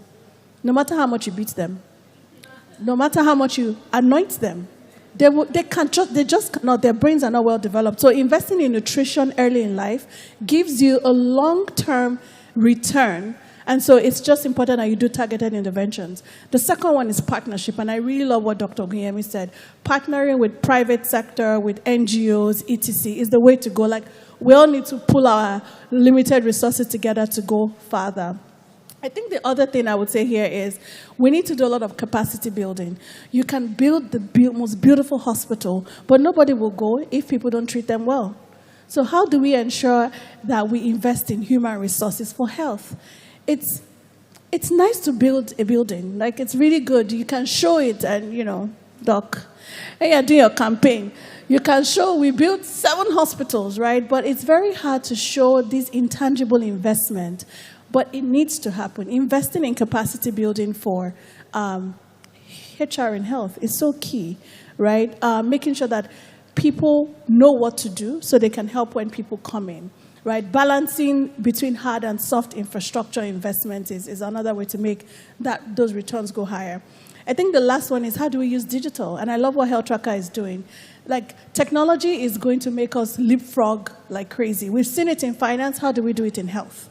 Like, your small money goes further using tech. And tech doesn't always have to be an app. It can be SMS-based solutions. Like, we all text. We've been texting for 20 years. Like, how do you use SMS-based solutions? How do you use WhatsApp? Everybody's on WhatsApp.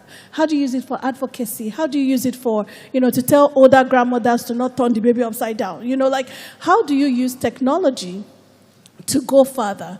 And it has to be, it doesn't have to be an app. I keep saying that. Like, recording in progress. progress. On your technophone, how do you put something on those phones that your security guards will buy to make them know about family planning, right? Because they're going to take that phone and, of course, press something on it. No matter how, illiterate they are, they figured out how to do transfers on their phone. So how do you use technology? I think the last thing would then be ensuring that we keep collecting data to make better decisions, right? So you make this, and data is, a lot of us, when we fill forms, I do not consent to people using this data. That's what most of us do. And that's what's holding us back. Because if you don't talk about it, if you don't write about it, they send a form around, you refuse to fill that form because, you don't want to give out that information. It does not help us make proper decisions, right? So ensuring that we all commit to giving as much data at the hospital when they're taking don't write it down, let them write it down, right? Because that way they can feed it into the system and make better decisions for everyone. Yeah. Thank you so much. Thank you. Amazing panelists. Any questions? How many can we take? One. Oh, wow. Wow. Oh, wow. Let's take two. That's one.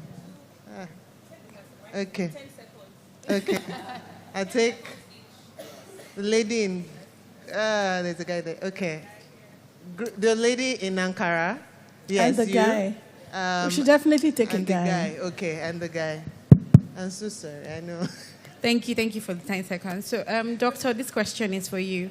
So, my daughter is a beneficiary of the HPV vaccine, and yes, I do agree with you. The health center was right next to a market. A lot of people didn't turn up because they said that they didn't want their daughters.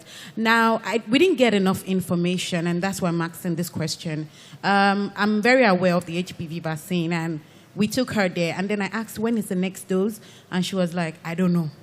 And it's been a few months now. I'm really tempted to take my daughter to go get the second dose where I was meant to go to initially, which is a female clinic. I don't know what to do. I'm just here in the limbo waiting. So if you can answer that question, I'll be really grateful. Thank you. Do you want to take the second one? Yeah, let's take the second one. Good afternoon, everyone. My name is Abdullah Khalik. I'm a student of physiotherapy in the College of Medicine, University of Lagos. We can't hear you, please. You can need to. I'm a student of physiotherapy in the College of Medicine, University of Lagos. So my team in the school, we are building a platform that connects pregnant women to healthcare professionals and also to provide them with all they need during the period of maternity. The main aim is to reduce maternal mortality.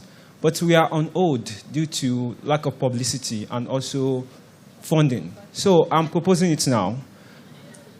Is there any way you can come in to my... I like it. Men and audacity. Exactly. So, you're speaking to the investor in the room? Yes, ma'am. Yes, ma'am. No, but also the good angels in the room too. Yeah. I don't know if my question is clear. Very clear. Thank you. Now we should come and invest, have you? Okay, connecting to others. Okay, let's take her question. Her own question. What next? Yes, so my advice to you is to go back to where you got it from. I'm sorry that they didn't give you that info. They didn't even give you a card, right? And they didn't write. What did they tell? Okay, she said, Call her. so call her.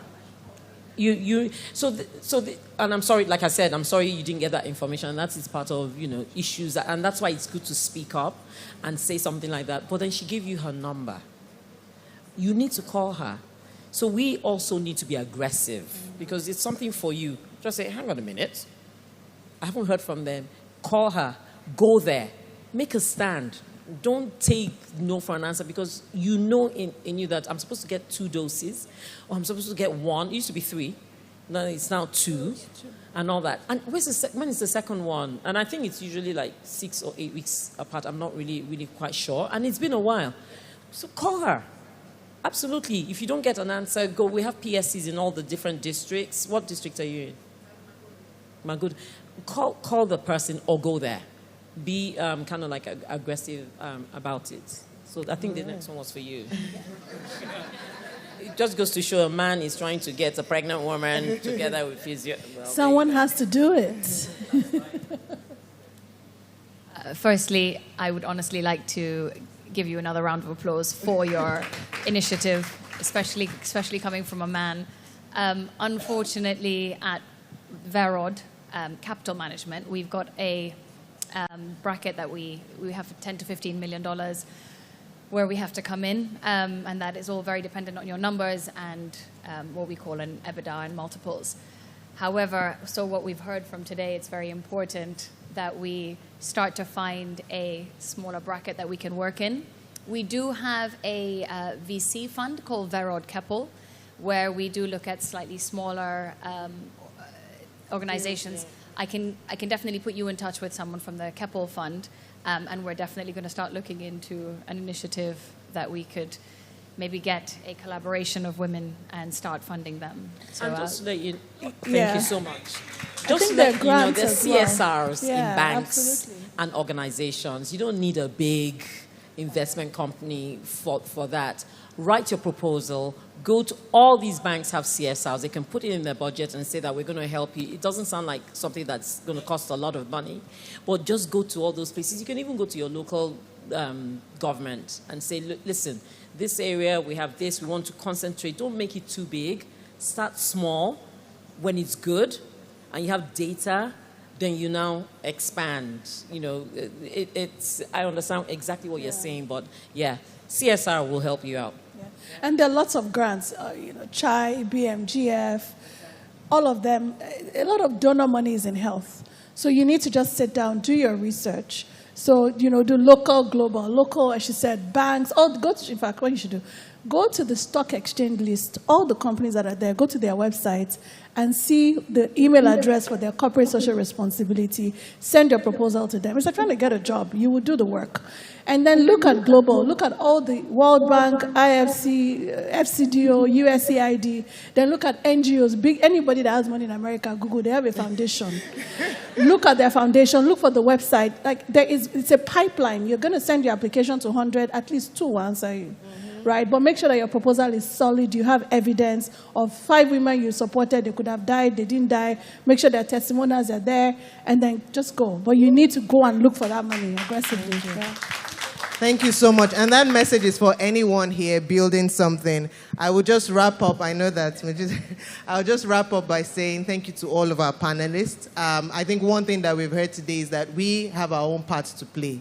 As the government is also playing their part, investors are playing their part, and even the ones doing the research, McKinsey, they're playing their part. And like one of the panelists said today, if you don't come to the table, if you're not on the table, then you'll be the menu. We will not be the menu in Jesus' name. Thank you so much, everyone. Thank you so much. Please give our panelists a round of applause. And if you agree with me, it has gotten better panel after panel. Thank you so much and well done. Okay. All right. Ife, please join them for a quick photograph. And to the gentleman, I know that Access Bank has something in the W community, maternal health support scheme, MHSS. So Google it and find out. So there are opportunities and you can definitely get a grant or get funding. All right, thank you so much. And for Lagos State, like we say in our Gen Z parlance, evidence day, no need to shalaye. We already have someone who, of course, got the free vaccine. Thank you. Please, another round of applause to all our panelists and our able moderator for steering this conversation so brilliantly. We have one final panel, but just before that panel, we have a special announcement for everyone on behalf of Healthtracka. But I won't be doing that announcement. I would like to make welcome an AI engineer at Healthtracka, Testimony Adeyemi, to please help with this special announcement to everyone in the room. Testimony, where are you? All right, please come up. A round of applause for her, please. Thank you.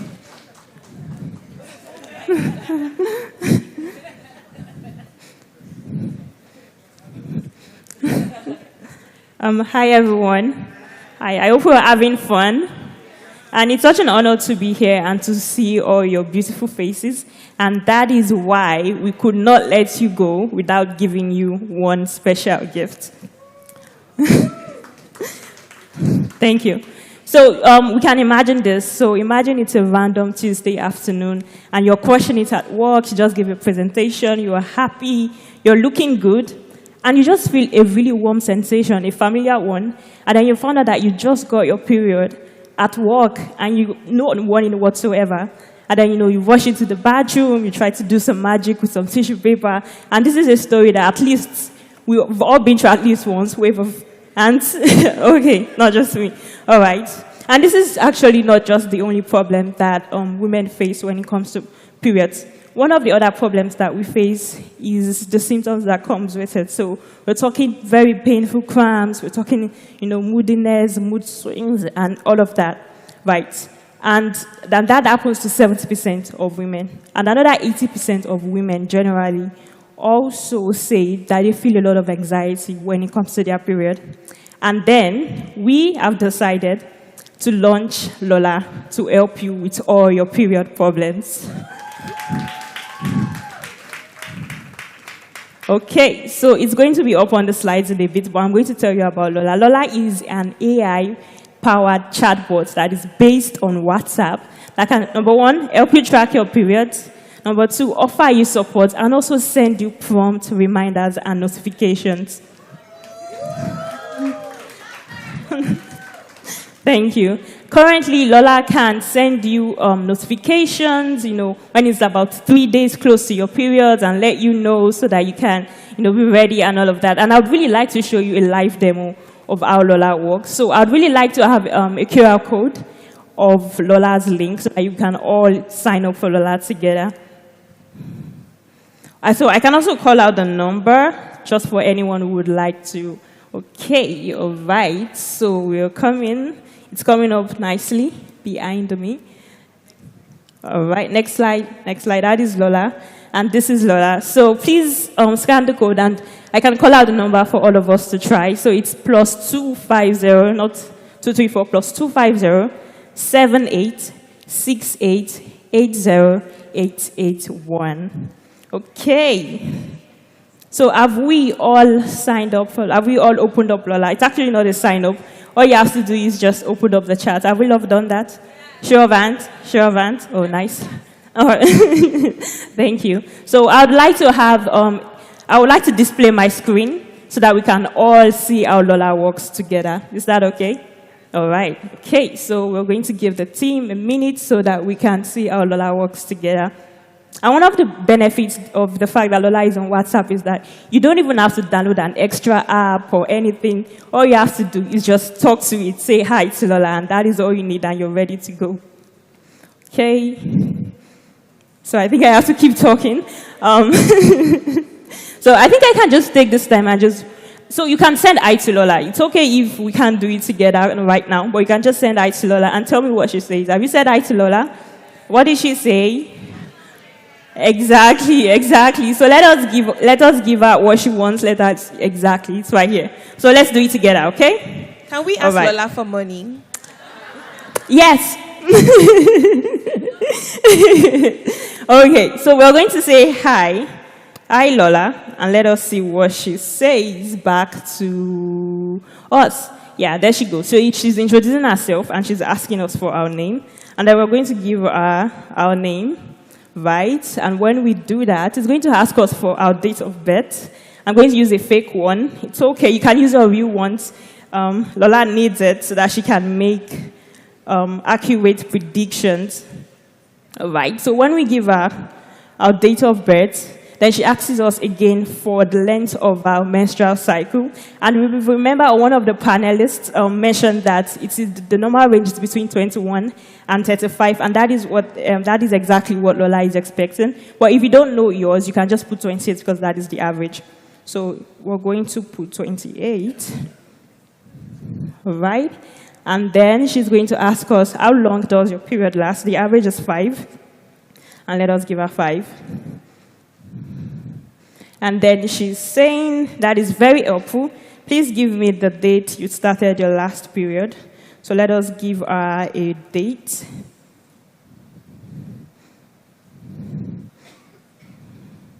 All right. And in about a couple of seconds, you should have calculated our next period and given us a prediction of when exactly. There it is. So now it has calculated our next period and it has given us a prediction of, when the next period will be. And it even gave us a tiny little calendar for us to remember by. And Lola goes beyond.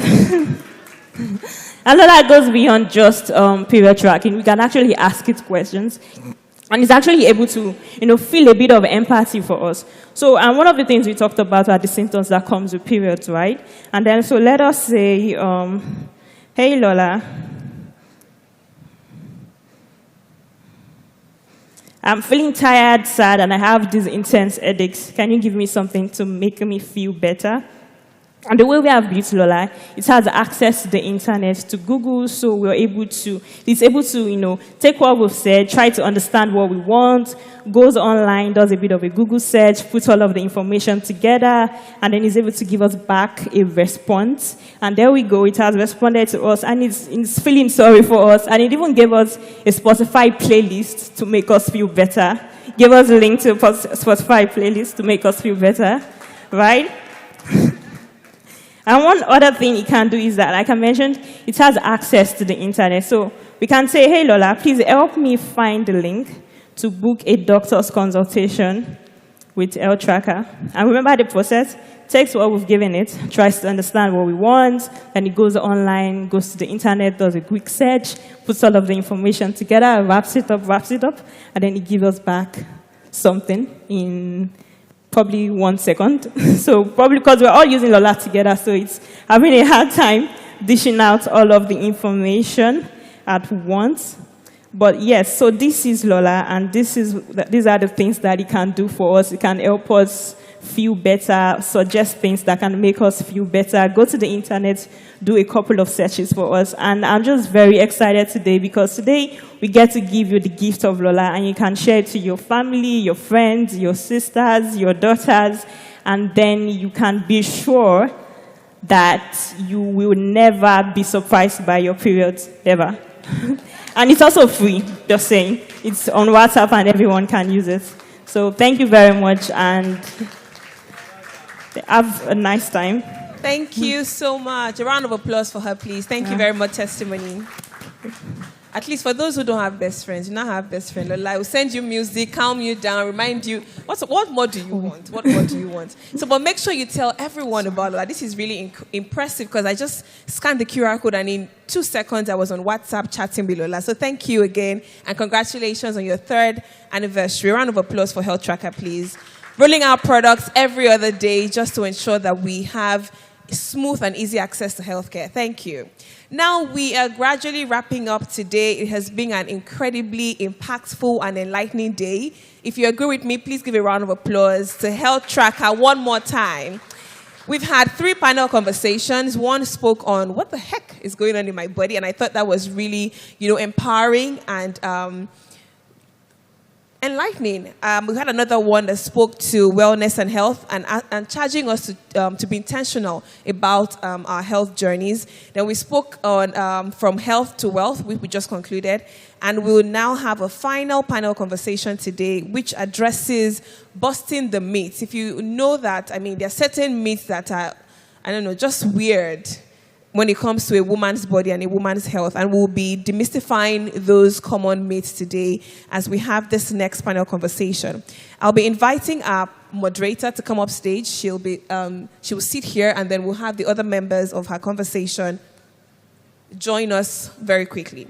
Our moderator is the founder of The People Practice, a people advisory firm that powers some of Africa's fastest growing businesses through people, culture, and technology. Before this, she was the founding director of People at Co-Creation Hub, CC Hub, and led its people operations across Nigeria, Rwanda, and Kenya. Here, she also managed the recruitment of corporate partnerships, including Facebook and the U.S. Consulate. Please give a warm round of applause as I make welcome Tone Tunde Andrews, who will moderate this panel conversation here. Coming up to join her, I'll be making welcome our eminent panelists. We have a medical doctor and co-founder of Medikey Health and Wellness, a primary health, wellness, and retail pharma chain establishment with a decade experience in helping people understand their healthcare needs and providing holistic care options that are safe and accessible. She specializes in tackling medical health problems using lifestyle approaches towards a sustainable and healthy life outcomes. She's very passionate about working with the young at heart. Please make welcome Dr. Kemi Amusa. A round of applause for her, please. We also have Mrs. Obianuju Onome Irikefe. She is a clinical embryologist with 18 years of experience in assisted reproductive technology. She has had extensive local and international hands-on training in various aspects of andrology and embryology. Worthy of note is her keen interest in cryopreservation, which led to special hands-on training in vitrification of oak. Oh, wow. With the She's very experienced. She has affiliation with professional bodies such as ASRM, ESHRE, Clinical Embryologists Association of Nigeria, and Senior Embryologists of Nigeria Roundtable Group. She's happily married with children. Please make welcome Mrs. Obianuju Onome Irikefe. And finally, but certainly not the least, please make welcome Dr. Olaide Omotosho Ikuru, who is a public health practitioner with proficiency in health education and preventive medicine. She runs an outpatient clinic with a vision to screen every woman who walks in for both cervical and breast diseases and cancers. Dr. Olaide Omotosho Ikuru, a round of applause for her, please. All right, so our able moderator, we have a timer right there to guide you. Once you're done with that, we'll take questions from the audience. Our time has been greatly reduced. But first of all, I want you guys to give yourselves a round of applause, right? And I'm making you clap, one, because you are here at the end, and two, we recognize that we are the ones standing between you and food. So we have to make sure that you are happy. But we're going to make this as exciting. It's the final panel, and we've been privileged to have other amazing panelists go on before us, but we'll make this panel as exciting as possible. When I first got the brief from Ife, and I think I took it as three things. I had three goals. 1, create awareness. 2, spark conversation. And 3, take action. So I want all of us to agree that, today we all agree that we've learned something new, right? And I want us to also agree that we haven't been silent. And we're not going to be silent in this panel. So this is the panel where you get to ask questions. No question is crazy, right? Except crazy questions. But really, no question is crazy. And then finally, apart from, beyond just hearing and hearing and hearing, we will commit to making a change, and starting today. So today we have 3 lovely women. Mujibadi, thank you for the introductions. I actually wanted to tell you I introduced them myself, but I love the sound of your voice, so well done. We have 3 amazing. We have an integrative medicine specialist, Dr. Kemi. We have a public health specialist, Dr. Laide, and we have Mrs. Obianuju, a clinical embryologist, and then you have me, a former Grey's Anatomy watcher. So I think I'm very qualified to be on this stage with them, so no imposter syndrome happening here. But a few statistics that are not so funny. 1, cervical cancer. We never really used to hear about it like 10 years ago. Maybe we're just not of that age. It was more breast cancer. But now we're hearing that it's the leading cause of cancer-related deaths among women in Africa. And according to WHO, 87% have Africa as being hit the hardest. It's a shame how sometimes we're not carrying last in the wrong things, right? Second one, highest maternal mortality rate that was touched on in the panel before. And even though I was looking at the numbers and I thought, 533 deaths per 100,000 women, it didn't seem so bad. But when you are in one of the highest ranges across the world, then I guess that is bad. And the final one is on egg freezing. I love the topic egg freezing. How many of you know what it's about? By a show of hands. If you don't know what egg freezing is, can I have your hands up? Okay, so everyone. But I love having this conversation. And it says that while egg freezing is becoming increasingly popular in many parts of the world as a means for women to preserve their fertility, it remains relatively inaccessible in most African countries due to limited awareness, cultural barriers, and also costs. So I can't wait for what this conversation today will have. It's a shame we only have 30 minutes, but we'll try our best. So we'll start with you, Dr. Kemi Amusa. I know that, looking through your profile, you spoke about, there was a lot about integrative medicine. And I want us to touch on integrative medicine as an entry so that when we're dealing with other things, we can also include you as well and people know what we're talking about.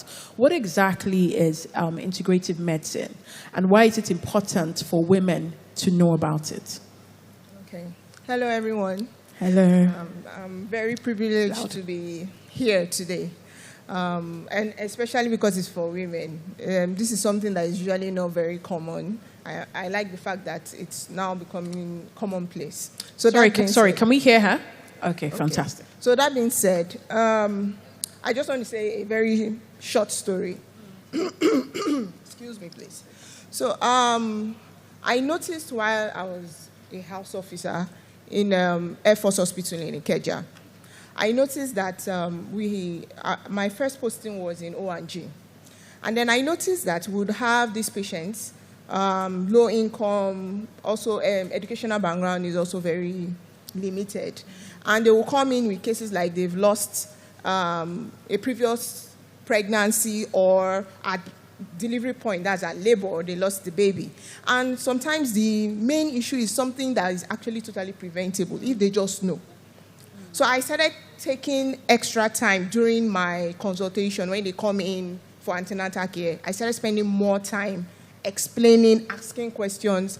So, doctors will have this thing where you have I don't know if doctors are still doing it, but generally in the training, you have what is called biodata.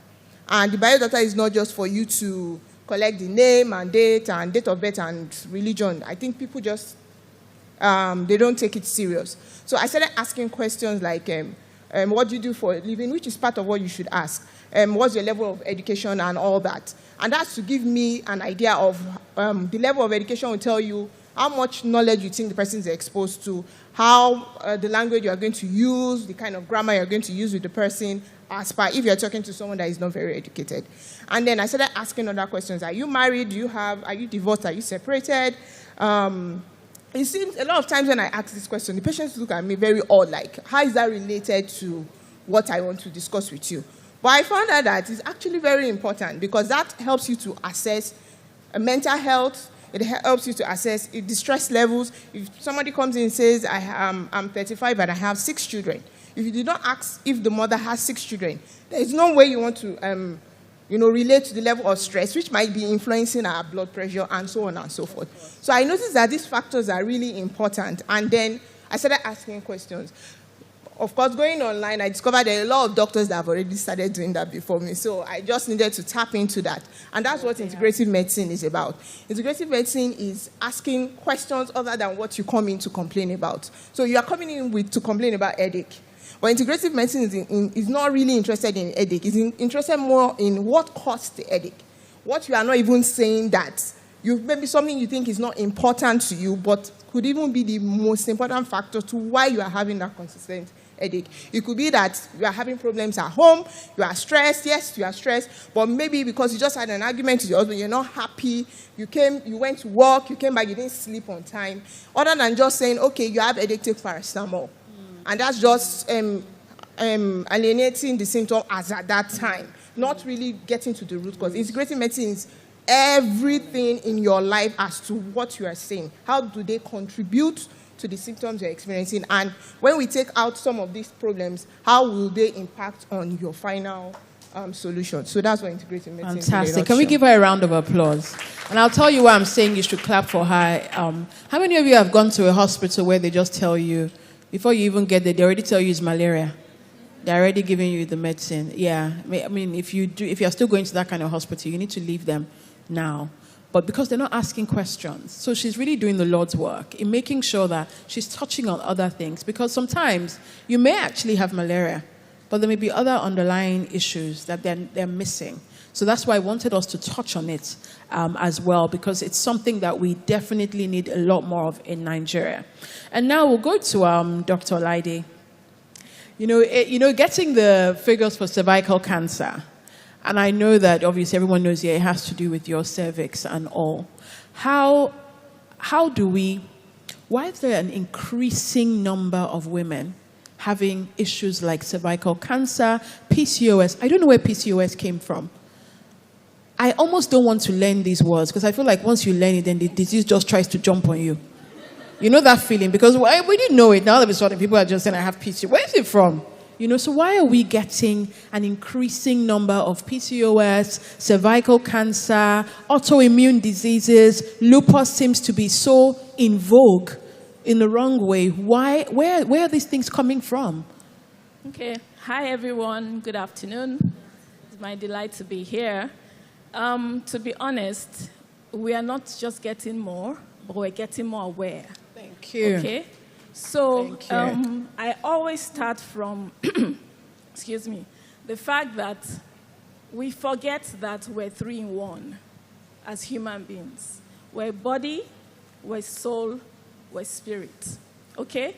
But the body part we're even talking about today, the other panelists have talked about it earlier. We do so much more of the skin care, the outward thing. But I'll ask us here, how many of you have ever seen your cervix? Fantastic. How did you see it? On a screen. Yes. Fantastic. So it's possible to see it. I'm sure people are wondering, what am I asking? So we're getting there. Many years ago, you couldn't see it.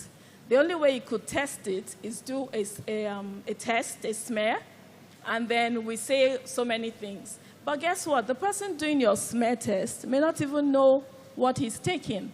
But now you are seeing your cervix, and you're telling this is good. I mean, I always tell patients, you don't need a doctor to tell you have a wound. Yeah. You can see there's a wound. So when you see an unhealthy cervix on the screen, you're able to say something is going wrong. That is true. Okay, so we're getting more aware. There's more technology, you know, and so that's why it looks as if it is coming, it's more common. And then because of where the cervix is, you know, it's not something typically you would look for. But then for the breasts, okay, they're on us. But again, we don't touch them. You ask a patient, do you check your breast? And she say, no, I don't touch them. And I'm like, how? So what I tell people is typically when you have models of different breasts, you should be able to say, that is my own. And the reason being that you know yours so well, so that when something starts to go on little by little, then you know this is not how it is, and you quickly look for help.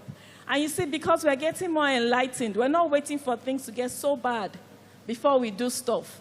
And then because the statistics actually tell us that it's more of breasts, but typically it's more of cervix, only that people do not report it. So many times I speak at public places. Once it was on radio, and the guy called and said, excuse me, he was just discovering at that talk that his aunt died of cancer of the cervix because they thought it was HIV or whatnot. You know, so what am I saying? We're getting more aware. We're getting more technology. You know, we're doing all the advocacy thing, and it's looking like we're looking for trouble. Some will say what you don't know won't hurt you. That's not true. I have people coming to the clinic. One sits in the reception, the other comes for a screening, and the other one says, I don't want to know. But guess what? We know now because for prevention, when you get those things early, you nip it in the bud, and you're no longer in that pathway.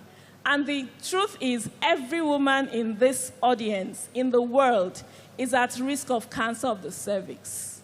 And the singular reason is sex. This sex we don't want to talk about.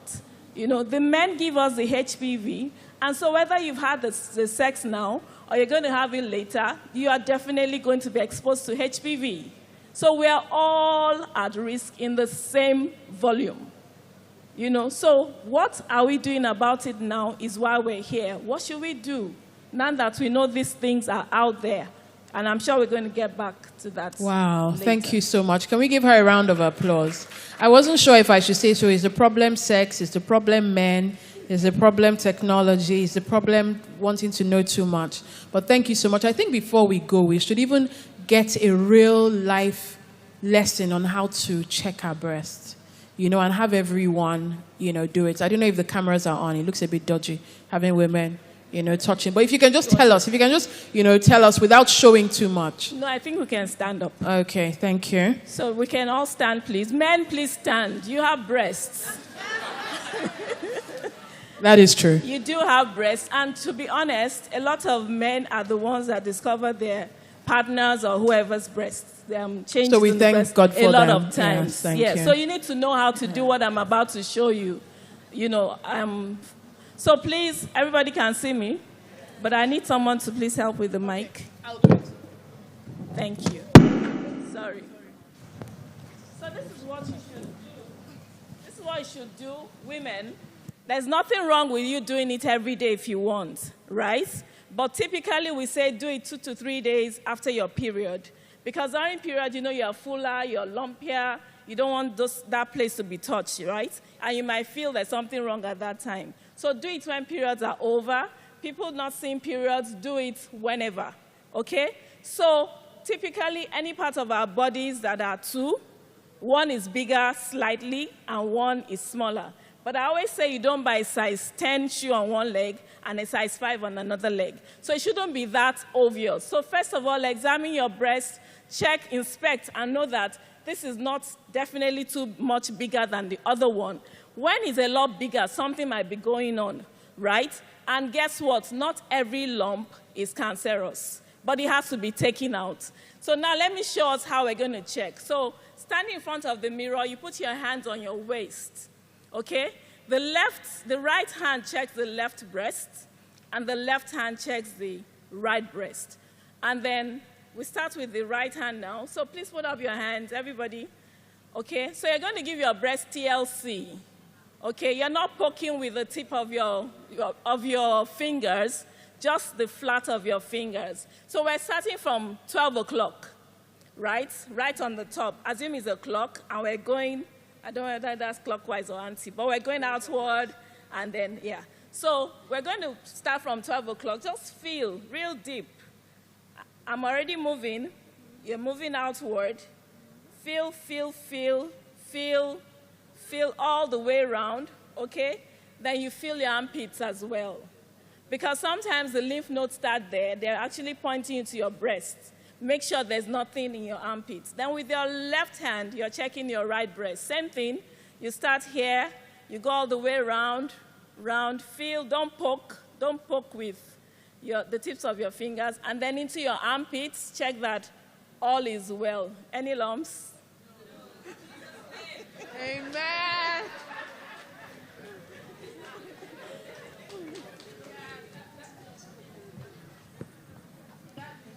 Round of applause.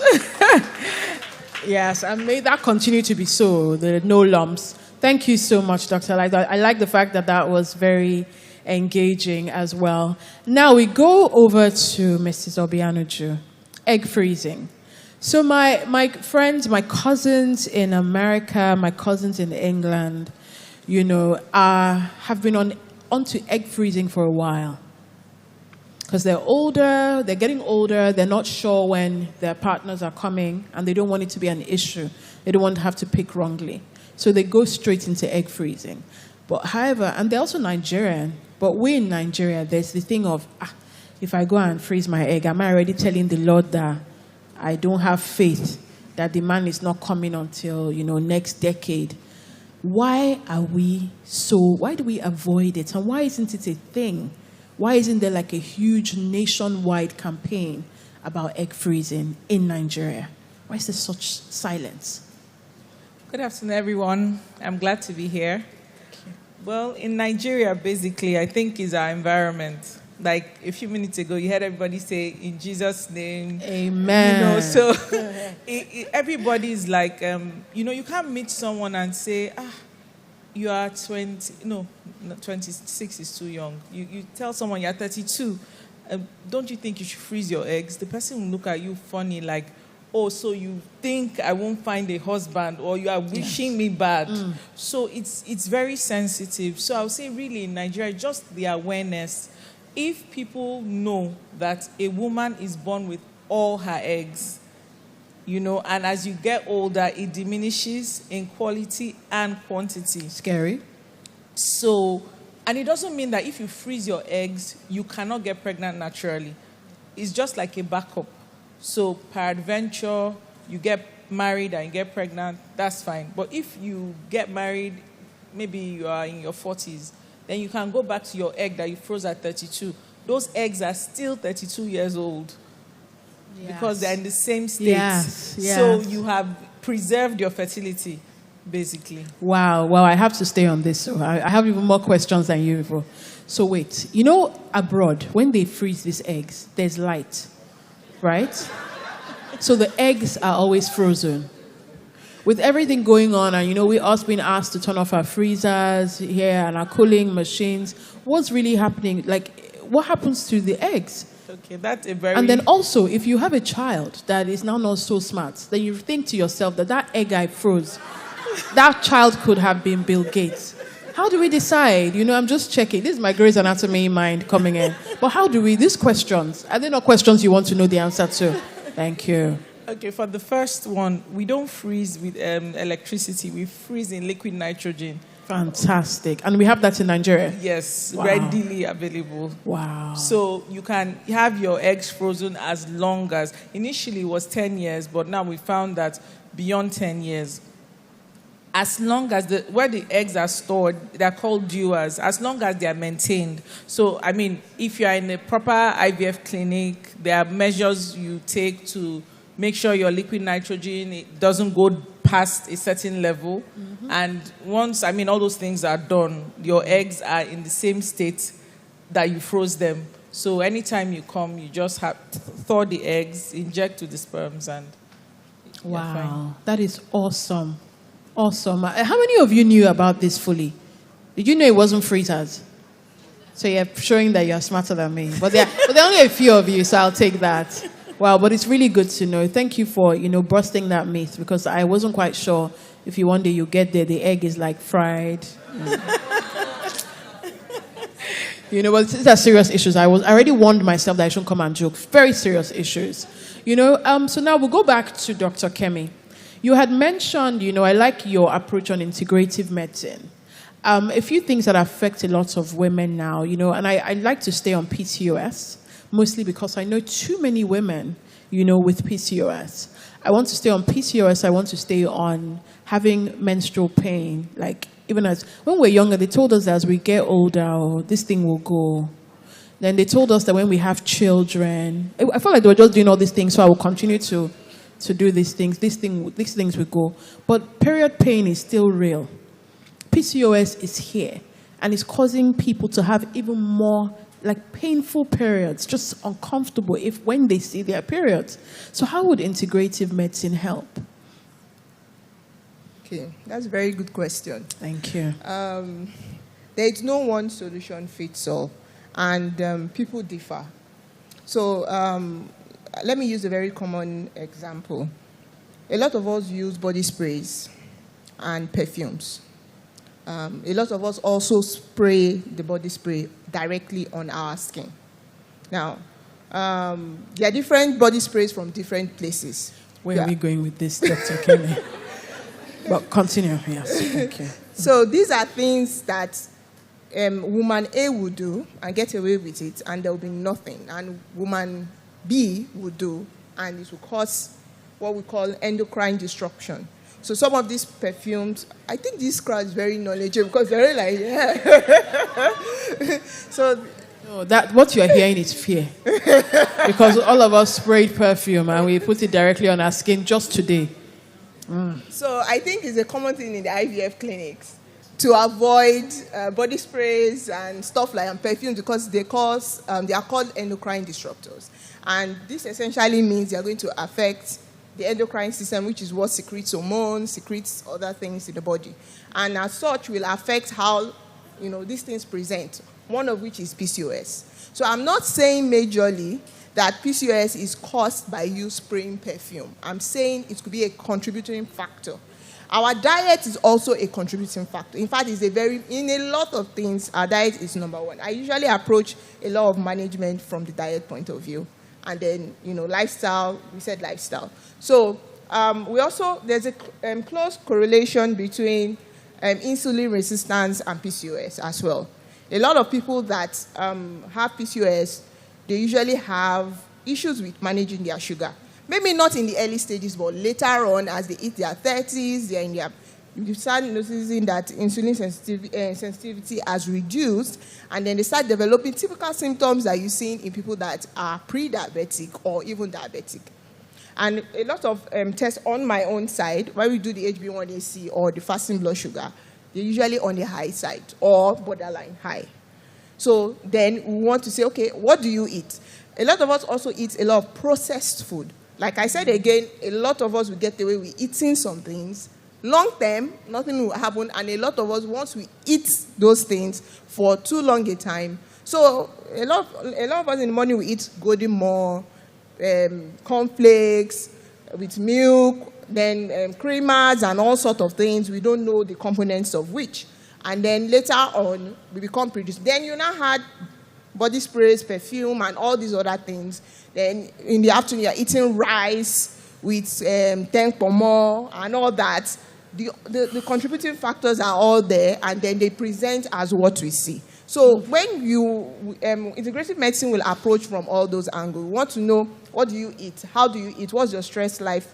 How do you balance your stress? So a lot of us are stressed, for example, but some of us know how to tackle the stress. Like you have something to, for the CEOs and business owners. Some of us here are business owners and CEOs. What do you do? So a lot of us will go for massages, go to the spa, have a girls' day out with their friends, and a lot of us will not do that because we're too tired, or we don't have friends, or we don't trust people, we don't have the community. So these are things that can help others. So integrative medicine would, how will I put it, detangle all this and then pick where the association is coming from and try to see if we take this out and we add this and this, will it improve the symptoms? And then it's not to say that we don't do conventional medicine. We will still do conventional medicine, but we want to approach it because this is longer term. It's more sustainable for the person when they are aware and they understand and they make it a lifestyle. It's very much sustainable. Wow, thank you so much. Thank you so much. I only have 2 questions left, so one each, so we've had to reduce our time.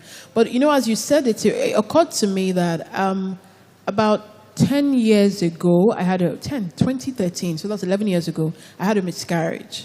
And one of the things that the doctor had said was they were trying to figure out, I guess they were probably trying to do integrative medicine at the time, figure out everything else that could have resulted in it.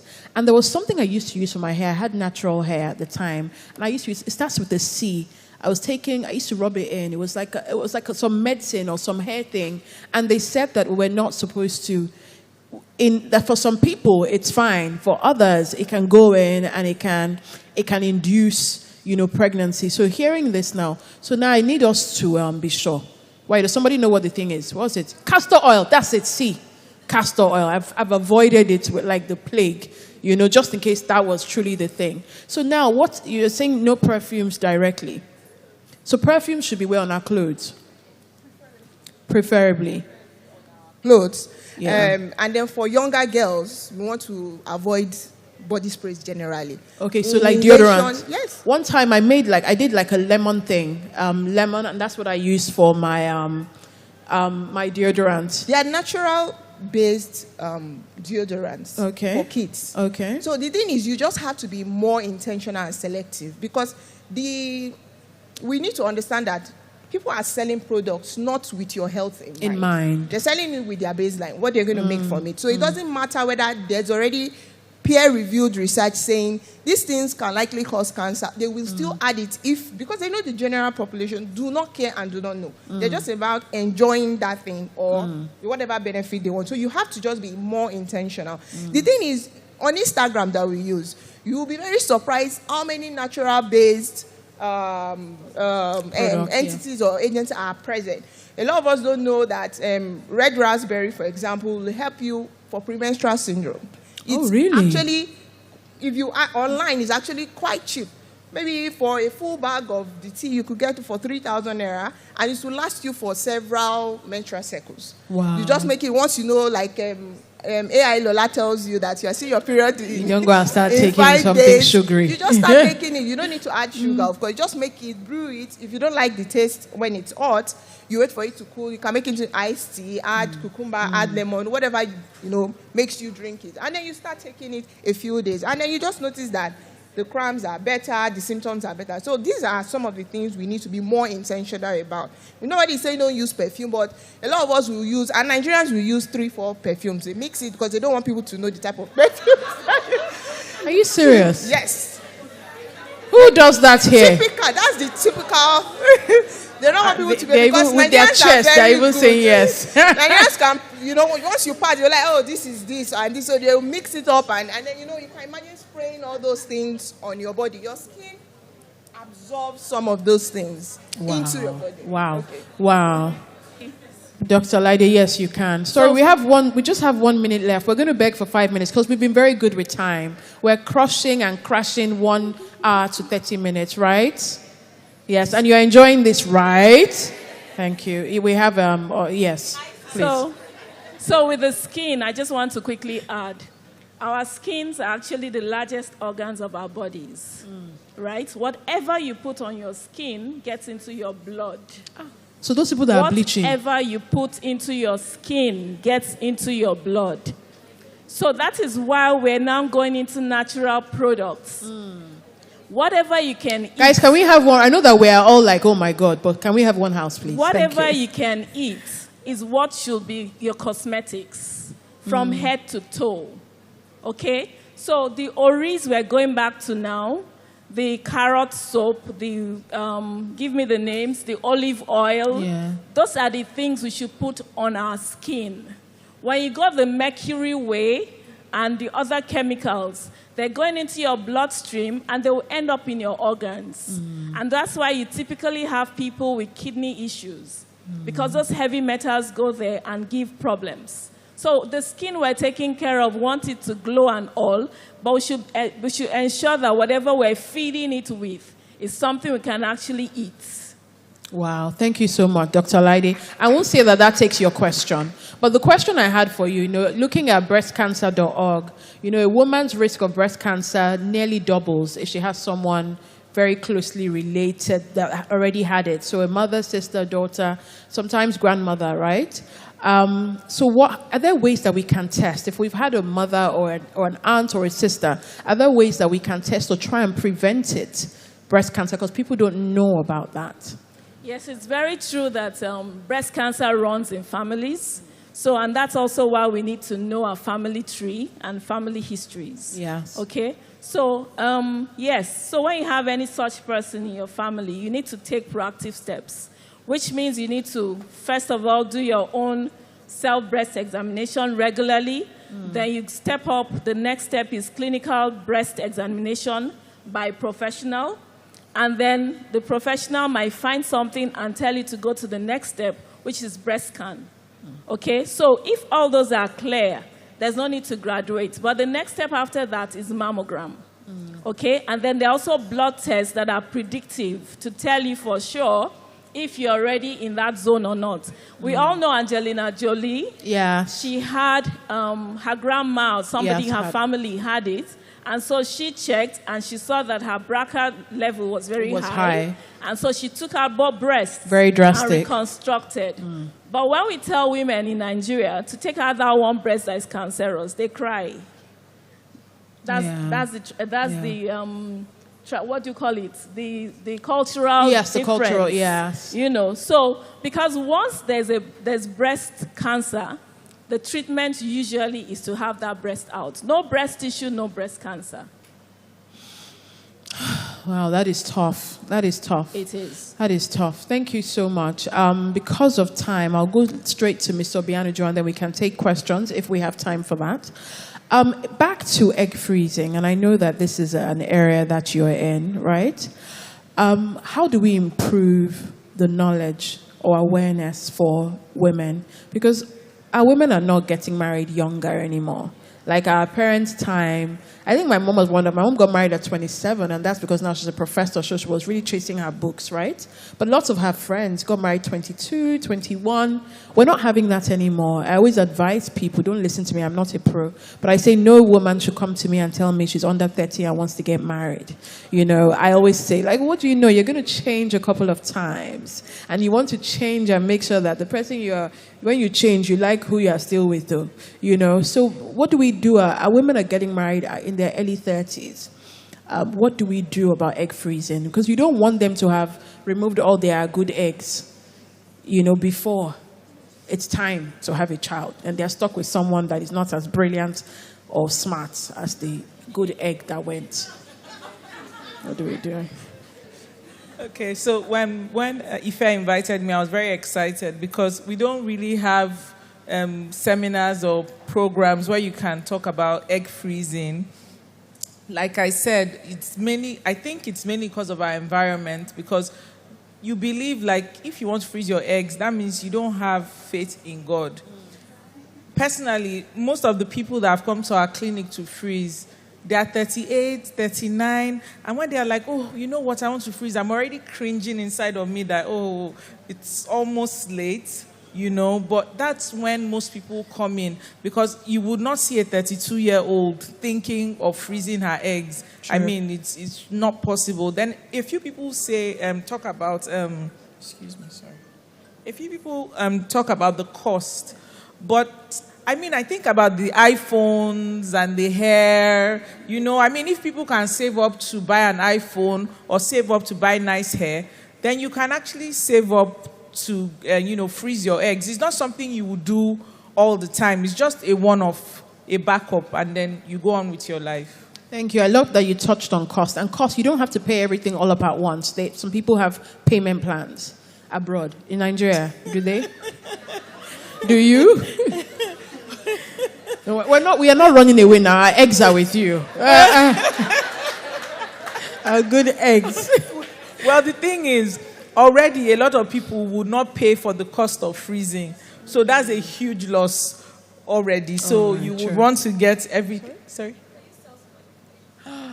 Sell. No, without them knowing. If they that's very different. You'll be threatening them, sending them messages. You haven't paid up. Your egg is going. Okay, yes. Yes, that's the challenge. So you want to get that up front, and then if they don't come to pay for the storage, you will let it go, because, you know, like you said, they are not running away, you know. And some people may never need it. Some people may need it. Some people may come back after 5 years and you're thinking, this money is too much. Let's give you a discount. So there are a lot of areas where you have some losses. So you just take what you can take. Well done. Thank you so much. And on that note, time is up for this panel. I'm sure you'll agree that they have been very engaging. They have taught us. We have asked questions. We were not ashamed. And if you've seen the kind of questions I've asked, you know that from here on, your questions will be smarter. So please, we'll like to take questions. Now, how many questions can we take? We have one already. We have two. One and we have half. three. I feel like an auctioneer. 1, 2, 3. Yeah. Okay. Thank you. So we'll take just those three. My name is Eunice. Can you hear Eunice, everyone? Okay. Can you hear me better now? Yes, we can. Okay. My name is Eunice. I'm a software developer.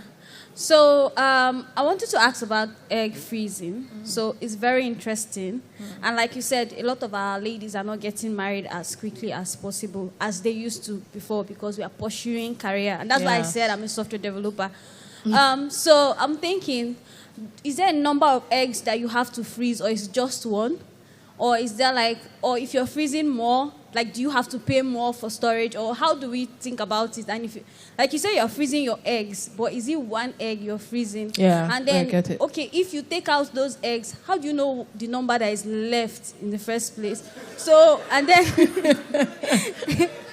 and then there's also the thought that, okay, women are born with all their eggs. And then what if the one you're freezing is not like the best one? You should. These are the issues. So, I just really want to know You're more going about through it with fasting and prayer, definitely. Yes, Thank you. Thank you so much. Okay, so we'll take the next one. We'll take the two at once. So that Ms. Sobianuju, you take the first question. Yeah, we can take the second question. Lady in red. Yes. Thank you. Good afternoon, everyone. Good afternoon. I wouldn't say this is a question, though, because I think I have to introduce myself so I understand where I'm coming from. I'm Dr. Ogunjimi. I'm a I'm OBGYN. This is who should have sat here instead of me. I'm a fertility expert. Okay. So I really won't be asking a question, but I just want to make a little bit of contribution. So should I go ahead before you answer her question? No, let's answer. Yeah, so you'll come last. We'll come back to Dr. Ogunjimi. So we'll take the second question. Yes, the lady in green at the end. Okay. Okay, good afternoon. Good afternoon. My name is Lillian. Lillian. So my question is on the cost. On an average, anyone looking to take that part of freezing your eggs, what should you be looking at? Yes. So I think that is one. Then secondly is on, how do I put it now? Okay, if I want to freeze my eggs, right, and at the point when I feel, okay, I want to start procreation, is it compulsory that I have to it has to be, I have to go through the IVF process, or is it something that can be implanted back into you? Yeah. Good so question. These are my 2 questions. Thank you. So our questions are mostly for egg freezing. Thank you, Mr. Obianuju. Okay. Oh, you have a question as well? Okay. Thank you. Okay, a follow-on question to that. Okay, can we have the microphone here for last one so we can take them all together? Yes, thank you. So I wanted to kind of ask, but also mention that my mom gave birth to me when she was 40. And I'm very smart. Right? So there's hope. There's nothing, I don't think there's anything called like unsmart and smart egg. If I'm wrong, please, please let us know. No, I don't think there is. I think we're joking. My mom had my younger sister at 40 as well. I think she's even smarter than me, and I think I'm smart. Yeah, this smart. You're not even humble. This egg wasn't humble. Mrs. Obianuju will take the questions on eggs, and then we'll take Dr. Ogujimi. Yes. Okay. So every month you release an egg if you have your periods and you ovulate. So when you want to do egg freezing, you're going to take some medication to stimulate, and those medications will make you to have more than one follicle, because it will be the follicles that will drain, and when we drain them, that's when we'll count the number of eggs. Usually you want you don't want the person to be overstimulated. So 15 eggs is a good number. So when you have 15 eggs, they are frozen in straws. And then usually you can freeze maybe 5 on a straw, so you have 3 straws. So if you come back in future, we're not going to just thaw all the 15. It depends on what you want. So we can thaw 5 or 10, inject them, and then you take the ones you want, like 3 embryos, 2 embryos, 1 embryo. Then we'll freeze the rest of the embryos for you for future use. So let me just add the other question about IVF. So if you've frozen your eggs, you've taken out one part. So the next part will be for us to thaw, like defrost, really. So we call it thawing. So when we thaw the eggs, then the eggs will be injected with the sperms. Then when these embryos that are formed will now be transferred into you. So you will take some medication, but it won't be to stimulate you. It will just be to prepare your lining. That's the womb for the embryo. Awesome. She also asked about costs before we go to. I know you're trying. You don't have to say that now, Yes. and then they can follow you. Yes. Yes, because I also didn't ask her. I wanted to know. Okay, because a range. iPhone. What's the newest iPhone? 15. Yes. Pro Max. Yes. Yeah. That is there any?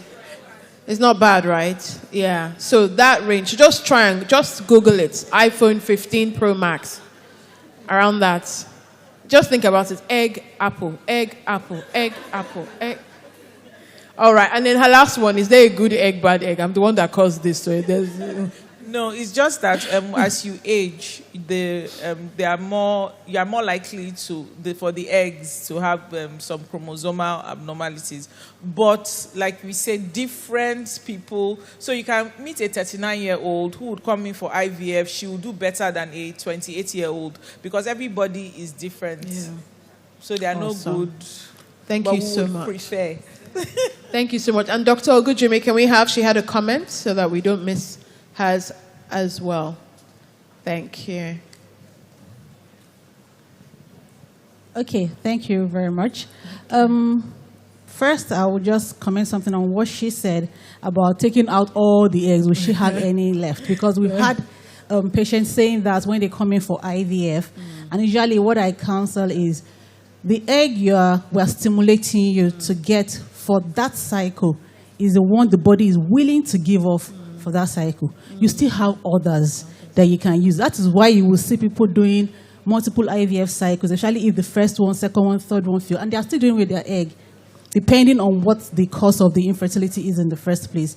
So people should not be afraid. Should they go for the first one? I think that's all the egg they have. Fantastic. Then I was going to make a comment about the PCO. So for PCO, usually, so I have a lot of patients coming in, and they're like, oh, I didn't know.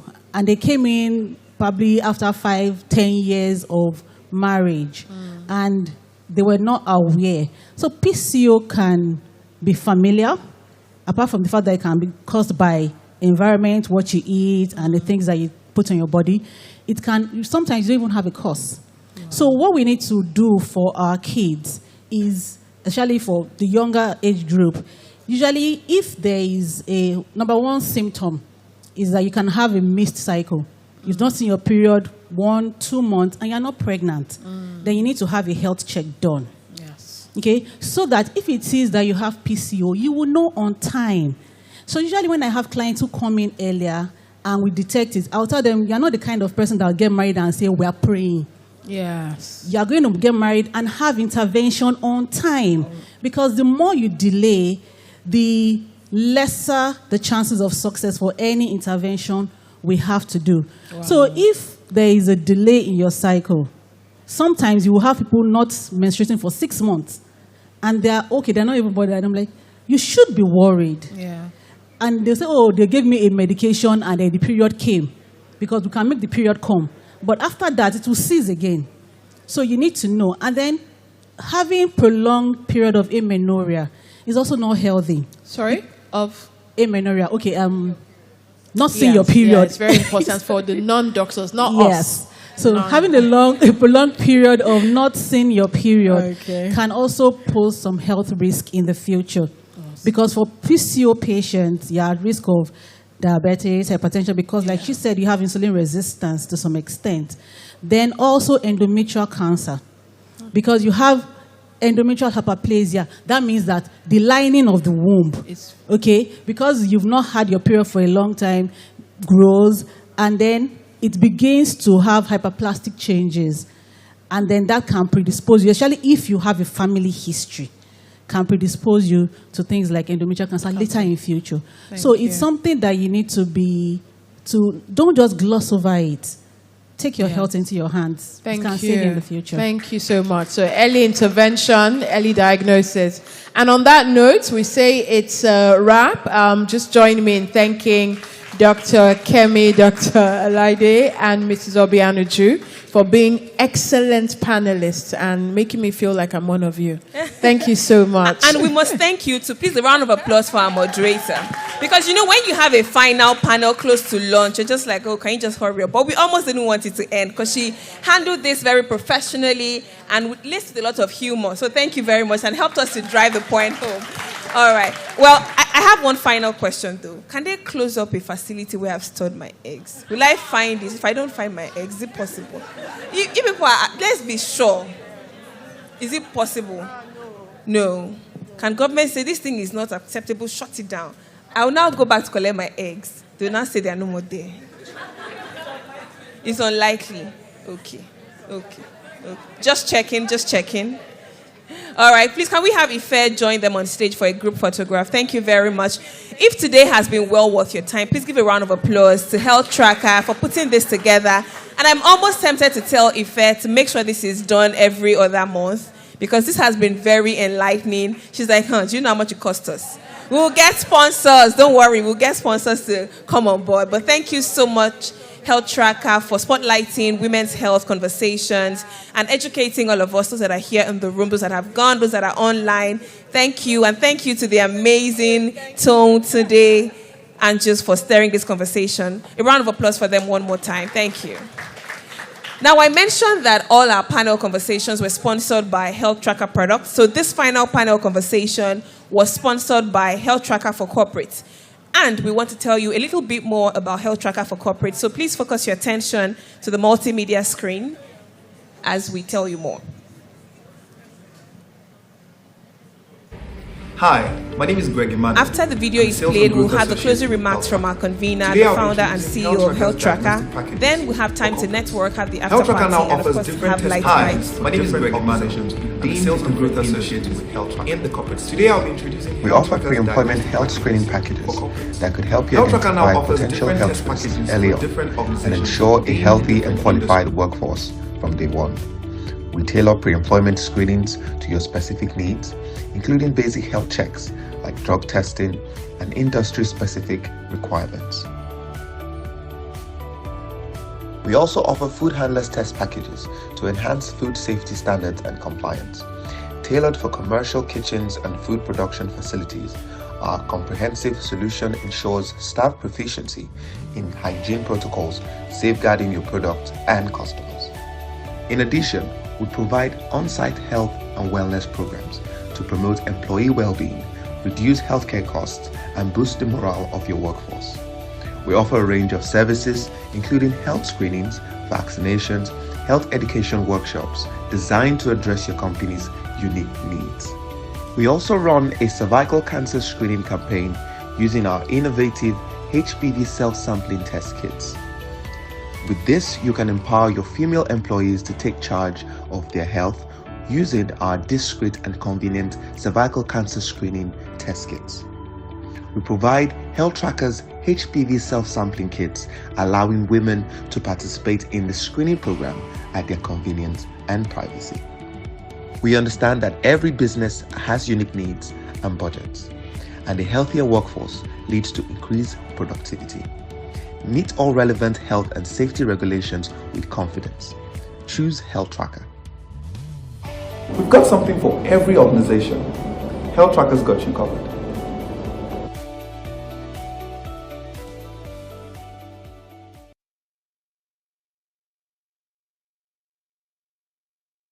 Much. So do we have any human resource professionals here? Even if you have a friend that says, tell them to tell their company that they should choose Healthtracka for corporates. Do we have a deal? Do we have a deal? Okay, only those on this side have deals, so I'll just speak with them. Do we have a deal? All right, thank you very much. And to officially close this beautiful day, give another warm round of applause as I make welcome on stage our convener, the visionary founder and CEO of Healthtracka, Mrs. Ifeoluwa Dare Johnson, to close this event.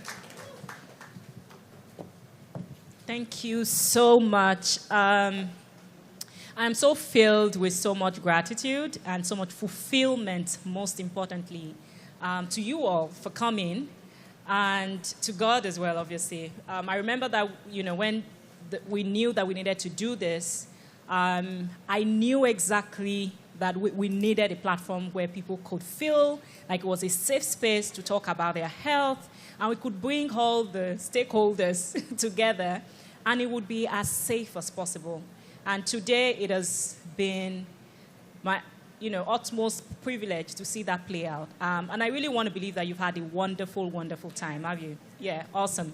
So first, I want to say thank you to all our speakers. None of them, we can't even pay them if we wanted to, right? But they came, they spent their time, their money, their resources, despite the traffic in this country, in their fuel scarcity.